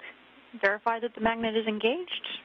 And with that, you can also start working on your SCU. Okay, magnet is engaged.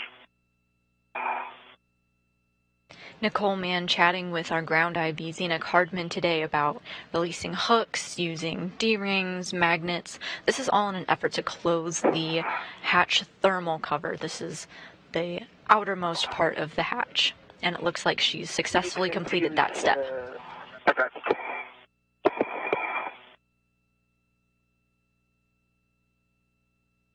You just heard Koichi Wakata be referred to as EV2.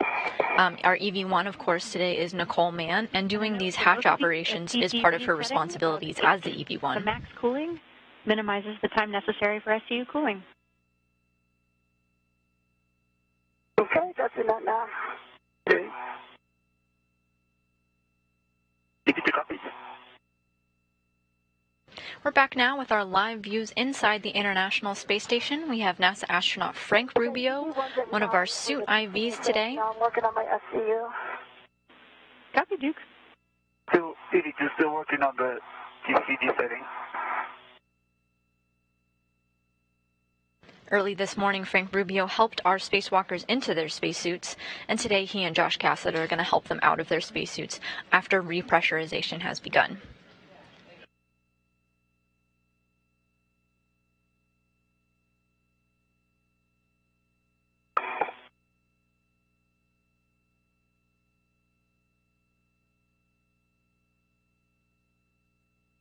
SCU attached for EV1. Copy you both. I'm still working on the TCD, EV2. Copy.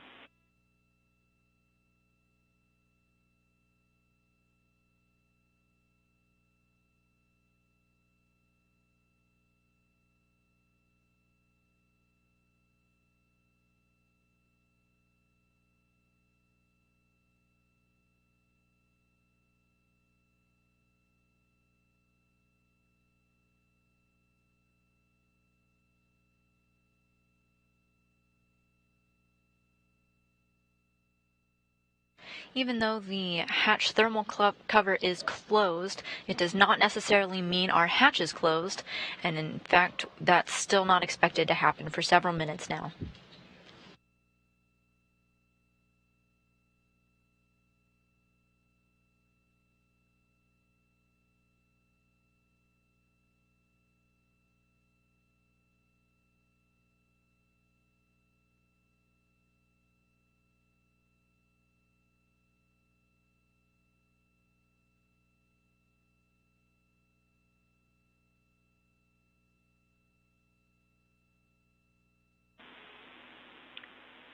For both of you, understand you're still working the TCV setting, but for now, we'll take you, take the water switch to off. Expect H2O is off message. Copy. Okay, GCD is max gold for EV1 and for the switch coming off EV2 also. Copy you both.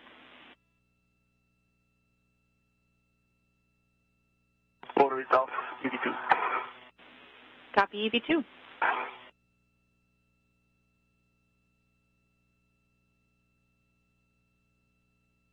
And water is off for EV1. Copy. Water off for both of you.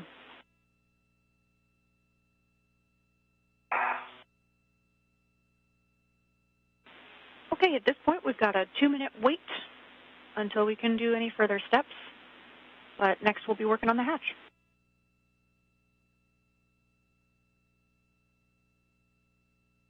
Copy.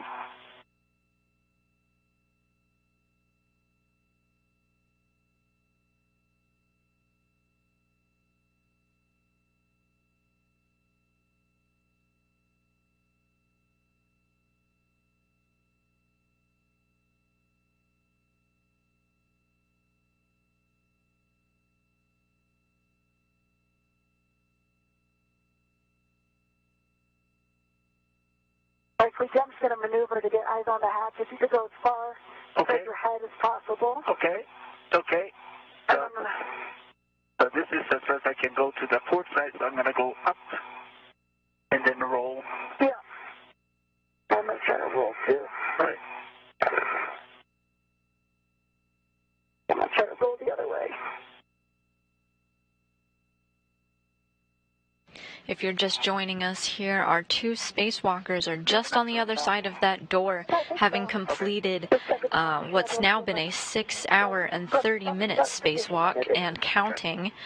They're going through the steps to close the hatch behind them so that repressurization can begin.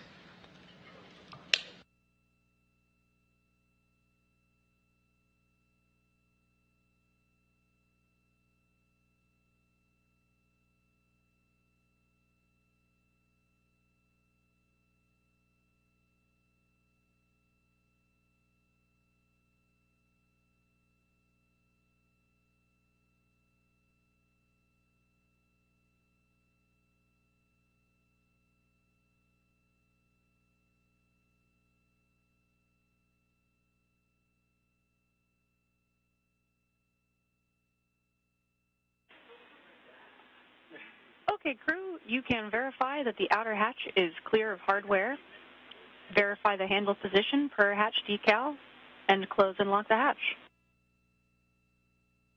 Okay, it is clear of hardware and the handle is in the proper position.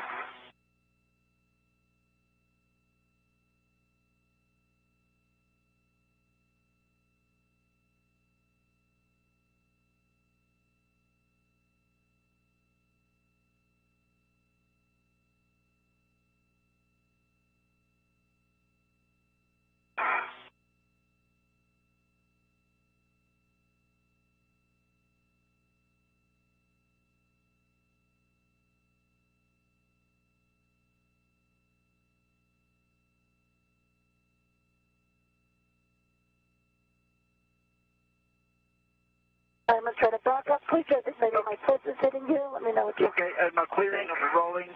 Okay.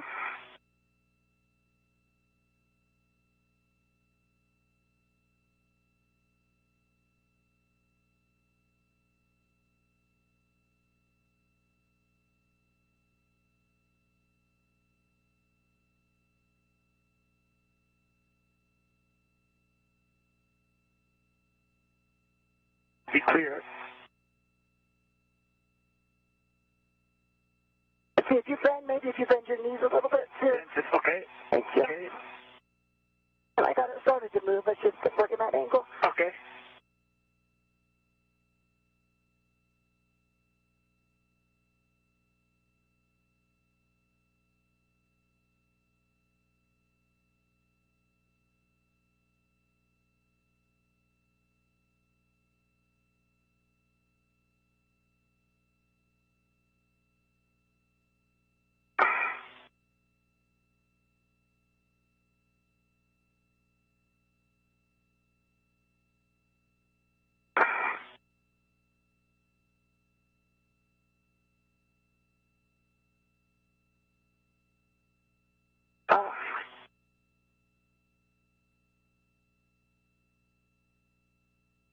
want me to push your feet down?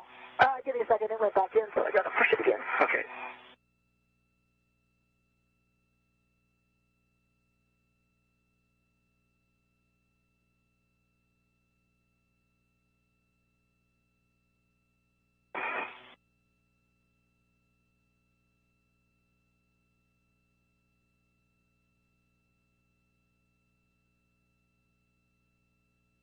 Can I take your feet back? Feet back. Okay. If you can.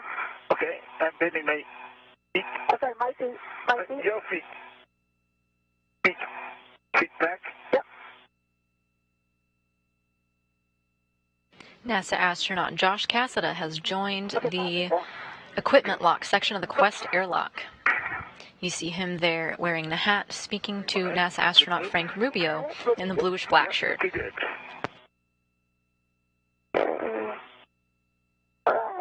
All right. Nice job.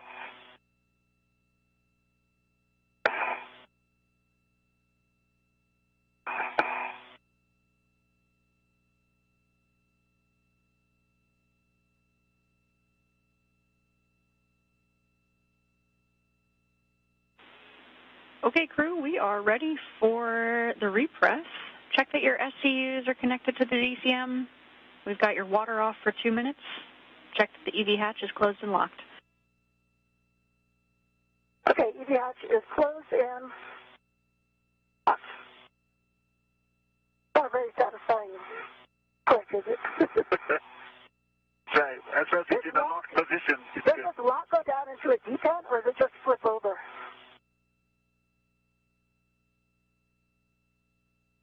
I think it just flips over. Okay.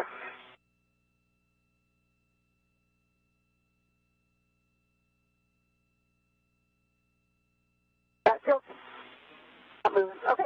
Just to clarify, are you guys closed and locked? talking about the hatch handle? No, not the handle, the lock. That's the thing you flip over. It says locked. Does it pop into a detent, or it just flips? Yeah, it sounds like a good config to us, Duke. It's not a very noticeable detent. Okay, on the UIA, check oxygen for EMU 1 and 2 valves are open. UIA oxygen, EMU 1 and 2 are open. Switch power for EV1 and 2 on, and check that the EMU LEDs are on.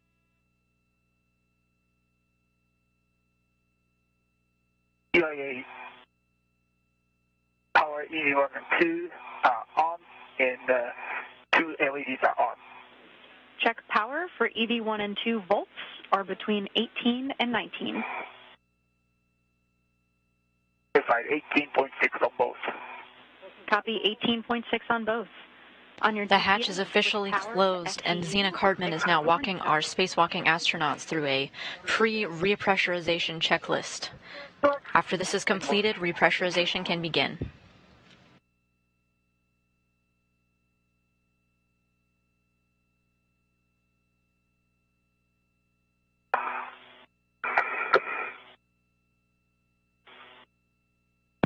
EV1 power to SCU. EV2 power to SCU. Copy EV1 and 2 on SCU power. On your DCM, take your O2 actuator to press. Inward. Inward.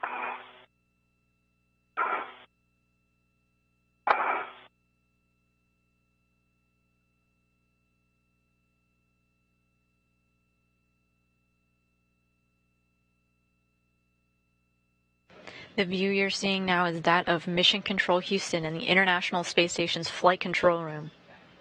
This is a view of all the flight controllers in the room under the direction of Flight Director Chloe Maring as they're working to get the spacewalking astronauts ready for repressurization. EV2 in press. Copy EV2. EV1 in press. Copy EV1 and 2 in press. Great work, both of you. Yeah. All right. Check that the EV hatch MPAD is closed. All right. EV hatch MPAD closed.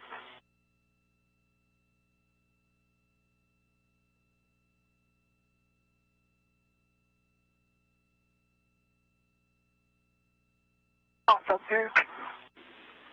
Okay, EV2, we're actually showing you not quite in press just yet. If you could give your O2 actuator a little wiggle and make sure that it's fully in the press detent. Okay, I'm jiggling it. And Duke, we'll take a wiggle test from you as well. Wiggle coming. It wiggled, but still it says the question mark.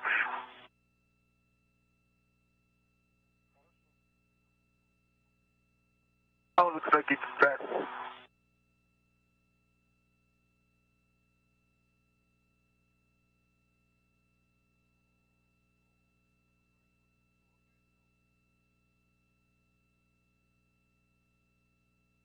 EV2 DCM shows both actuator in the press. Copy, Koichi. We see you both in press. Okay, check that the EV hatch MPEV is closed. Okay, EV hatch, MPEV is closed. IV hatch equalization valve throttle off to norm at your desired rate. EV expect an alert tone.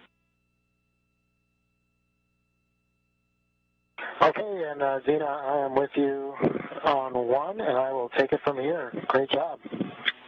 You've got it. Over to you, Frank. Congratulations to you all. And thanks so much to the team for all the effort you put into the troubleshooting and all the hours added. It was a great safe and great procedures that you gave us to get that mod kit installed. And well done, Koichi, for sticking with it. Great job, Duke, and a great job, Zena, and thank you to the entire team for the entire wonderful procedures and real-time advice for the troubleshooting. It worked out great. I'd like to thank JAXA folks who are supporting in Houston and in Tsukuba, 日本の皆さん、今回の船外活動にあたりご支援いただきありがとうございました。ISS は漆黒の宇宙の中でとても輝いて見えました。人類のかけがえのない宇宙の研究施設の希望と可能性を象徴しているような輝きです。国際協力をさらに進め、和の心を持って ISS を最大限に活用して、その利用成果を創出していきましょう。Thank you again.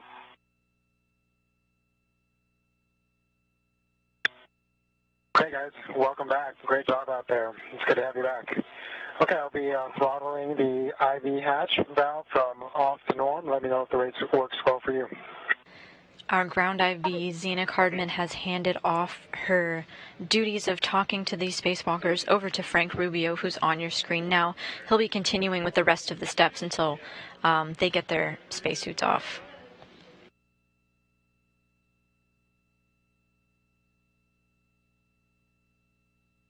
Okay, it's started. Let me know if that works. We're going to go up to 5 and pause there. You should expect an alert tone at 4 PSI. Copy. Copy.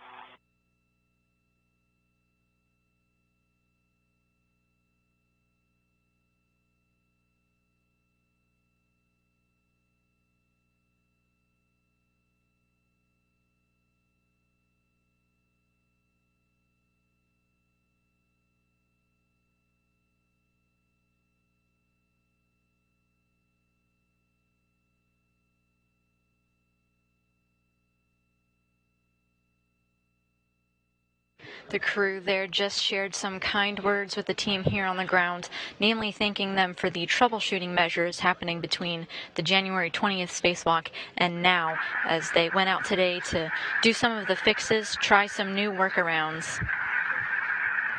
And ultimately, it led to success. Now repressurization has begun, as you can hear that sound in the background. We're going to vacuum. We started at about 0.3 psi, and we're steadily moving up. We're going to do a suit check at 5 psi.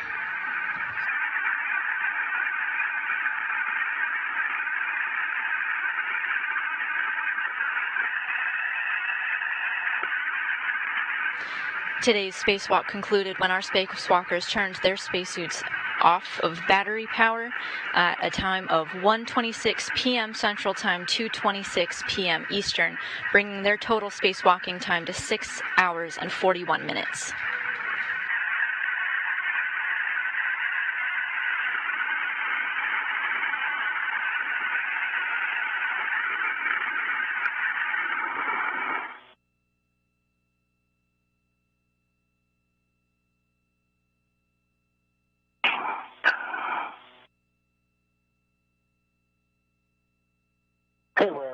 PSI. We'll pause here for 2 minutes to let the pressure stabilize.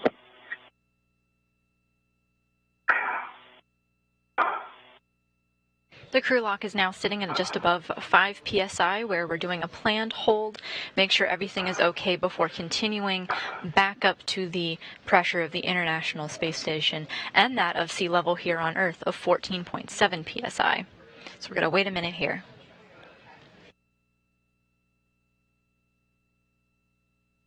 These same steps were followed but in reverse during depressurization. As they prepared to get out the door, now they're preparing to get back into the space station after their spacewalk.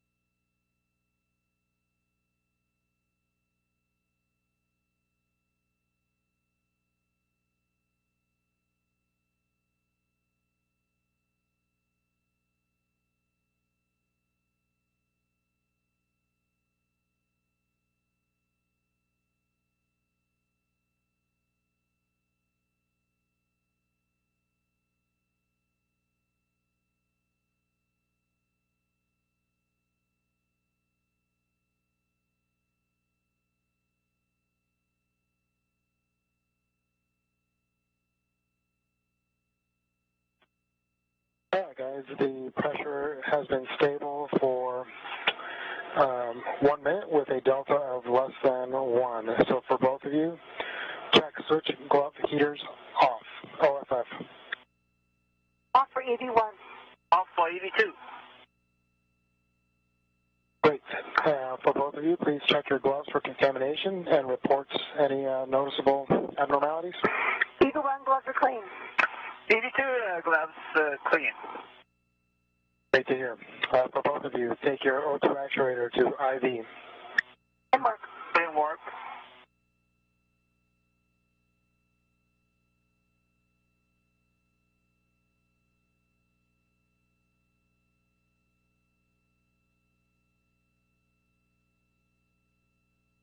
EV1's in IV. Copy EV2 EV1. is in IV. And copy EV2. Good job. Okay, I will be throttling the equalization valve, and we're going to go to a DPDT of 0 here. Let me know how this works for you. Copy. Starting now.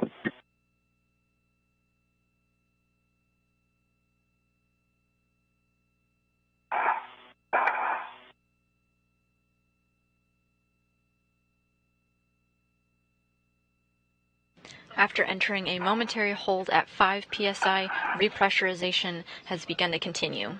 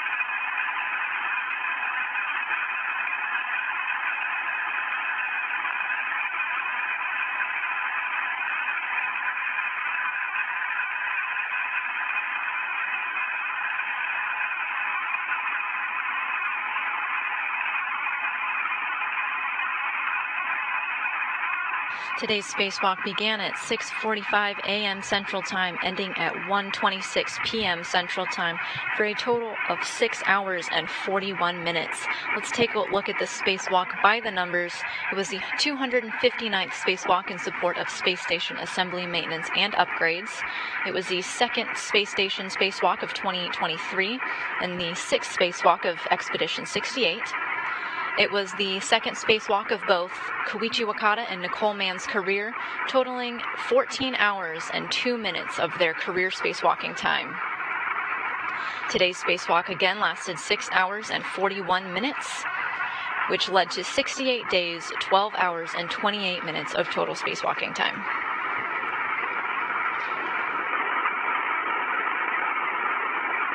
These 68 days refer to the total spacewalking time of all 259 spacewalks in support of space station assembly, maintenance, and upgrades. This year, it being the sixth from Expedition 68, 5 out of the Quest airlock where our spacewalking astronauts are now, and 1 from the Poisk airlock.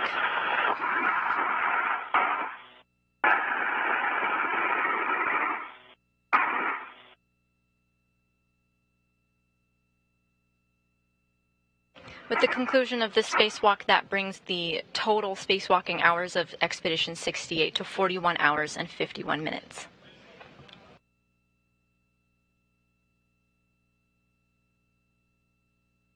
Repressurization almost complete now, hovering above 13 psi, making its way to 14.7.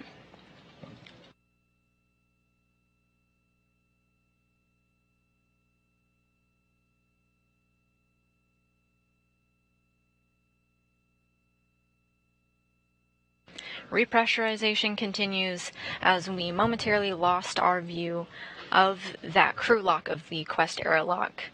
You're now seeing the mission control team who worked on today's operation, monitoring our spacewalkers, coming up with troubleshooting solutions as they worked to get that mid-strut of this mod kit installed.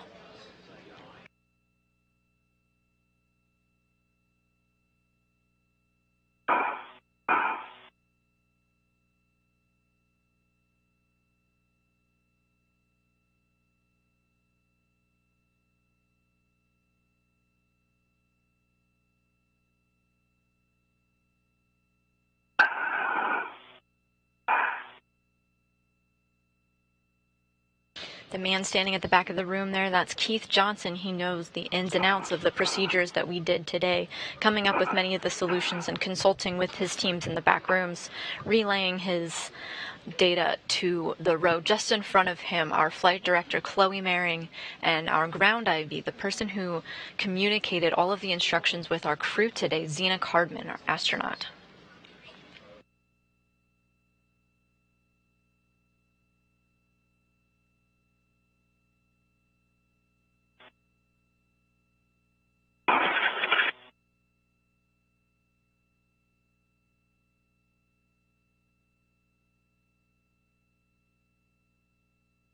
Repressurization is complete and the hatch has been opened.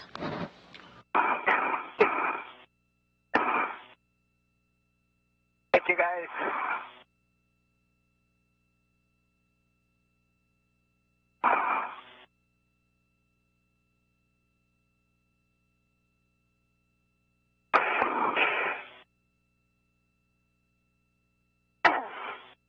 Looks like Koichi Wakata, our astronaut from Japan, is the first out of the hatch. Houston station on 1, you have a go for step 4 of 1.240.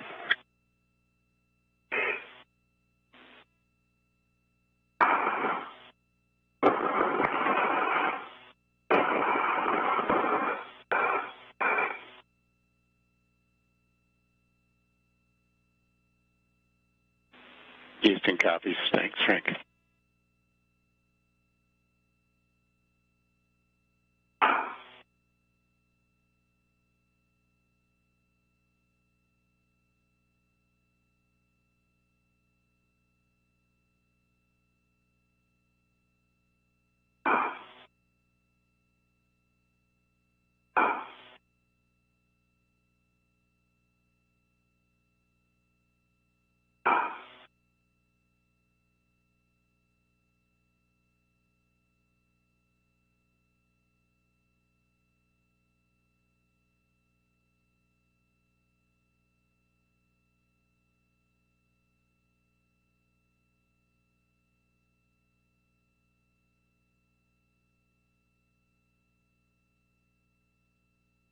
NASA astronaut Josh Cassada, you see there in the hat in the lower left corner of your screen, with NASA astronaut Frank Rubio in the short sleeves in the upper right, working now with spacewalker Koichi Wakata, getting his safer unit off, getting his helmet off. I'm going to get his gloves off as well.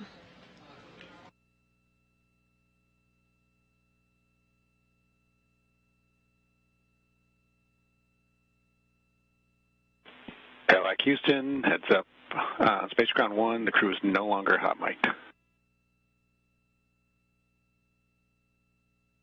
Understand, crew is no longer hot mic. Thanks so much.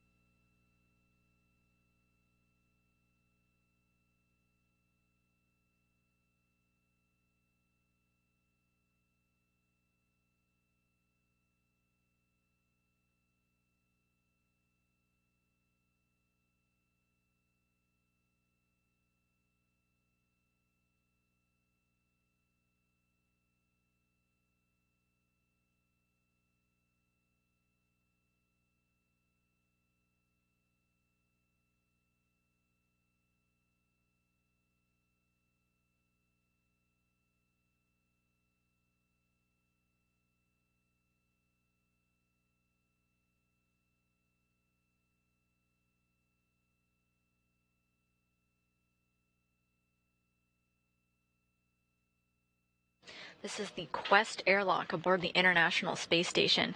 What you see in the foreground here with astronaut Koichi Wakata, Frank Rubio, and Josh Cassada, that's what's known as the equipment lock section of the Quest airlock. Nicole Mann, you can kind of see her legs there with the red stripes. She is still in the crew lock. She's going to make her way over to the equipment lock with the help of our with the help of our suit IVs here.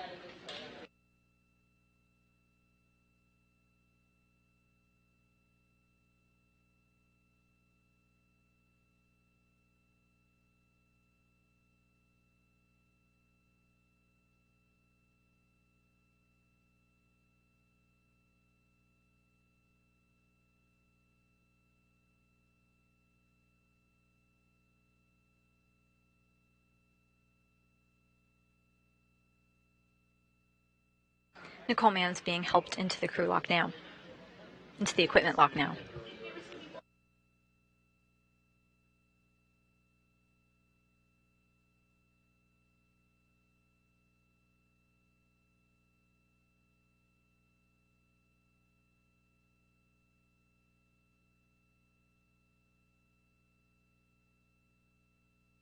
Just like they did with Koichi Wakata, our suit IVs Frank Rubio and Josh Cassada are working on either side of our spacewalker, working to remove the safer units, the simplified aid for EVA rescue.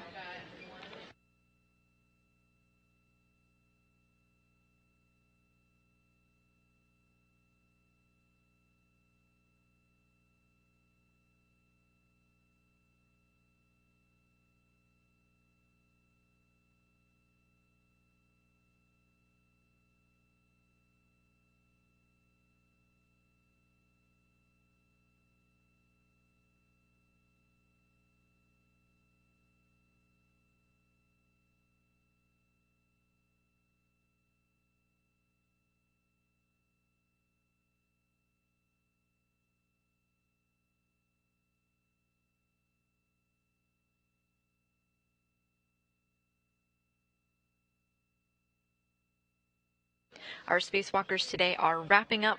They are both inside the hatch. They've undergone repressurization and are back into the equipment lock with our suit IVs who are helping them kind of get out of their suits right now. To recap what they've accomplished today, NASA astronaut Nicole Mann and Japanese astronaut Koichi Wakata successfully installed a mod kit. This is a necessary step to set the stage for the delivery of the next set of iROSAs, or roll-out solar arrays, on SpaceX's 28th cargo resupply launch this summer in an effort to revamp the International Space Station's power channels, give it a little bit more power with these rollout solar arrays. They began work on this structure in January and completed their installation today after some teamwork and collaboration with the team here in Mission Control.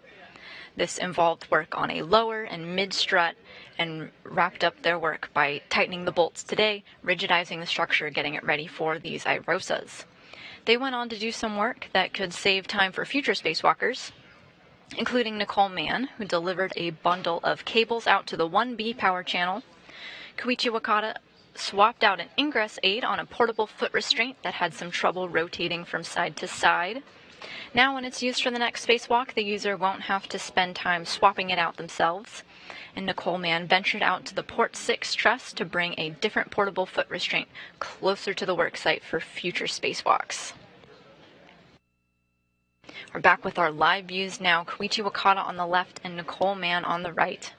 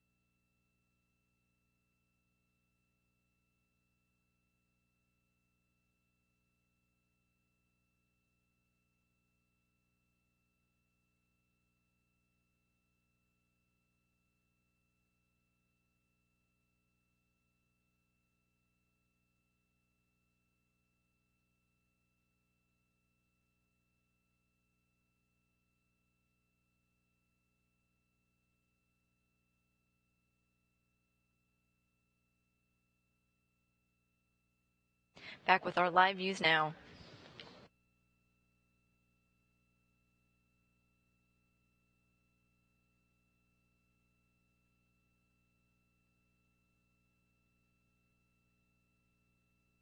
Josh Cassidy now removing the Heka, part of the straps onto the helmet, gives us some nice high-definition views of their point of view. That's Wakata that he's working on the left.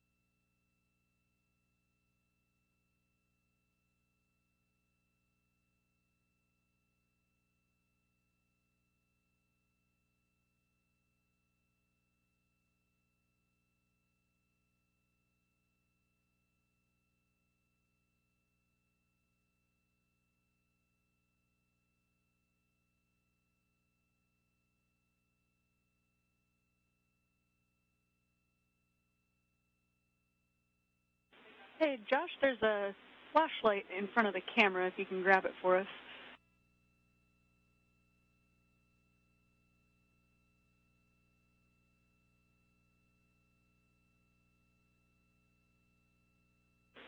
Thank you.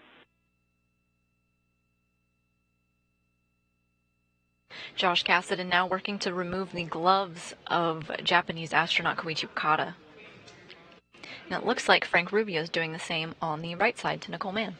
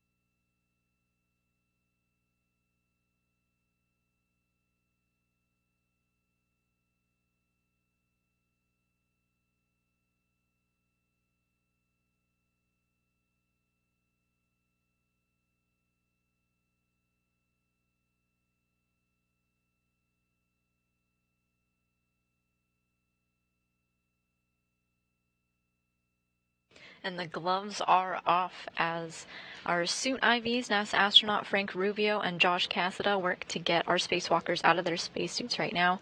Of course, having some playful pictures taken along the way.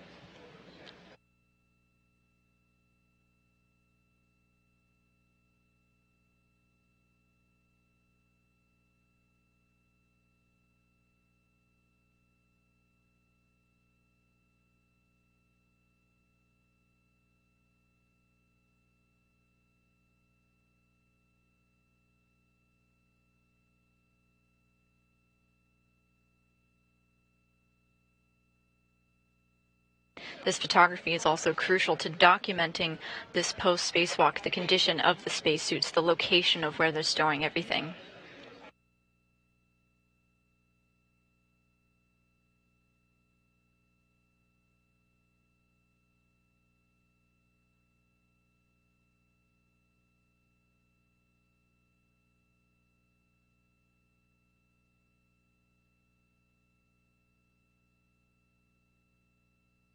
And the helmets are off on our spacewalkers, Nicole Mann on the right and Koichi Wakata on the left, all smiles all around. This was their second spacewalk, and of course the second spacewalk of 2023 as well. Their total spacewalking time equals 14 hours, 2 minutes, mostly with the goal of setting up the mod kit on the 1A power channel of the International Space Station. They previously wrapped up installing the 1B power channel as well, finishing the 1A channel today. You could look to your left and smile real quick.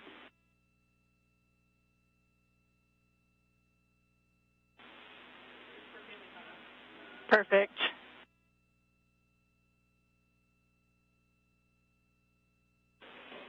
Excellent family photo there. Thanks, guys.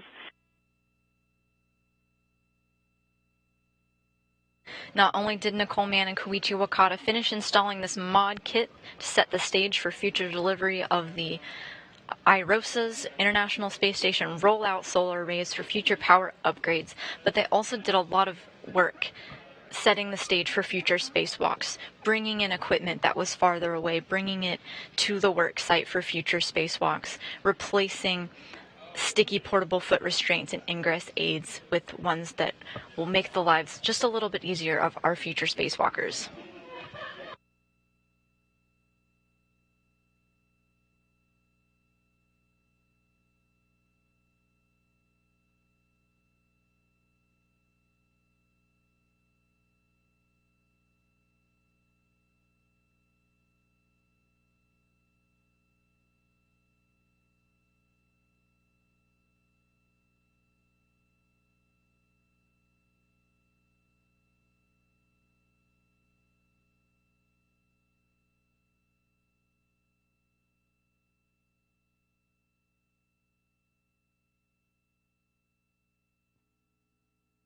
These spacewalkers set their spacesuits to battery power at 6:45 a.m., leading them to a 6-hour, 41-minute spacewalk to get these installations complete and these tasks to set them up for success for future spacewalks. Thank you for watching and sending in your questions via Ask NASA. You can follow along with Expedition 68's mission on the International Space Station blog and on social media. That concludes our coverage today. Thanks for watching. This is Mission Control Houston.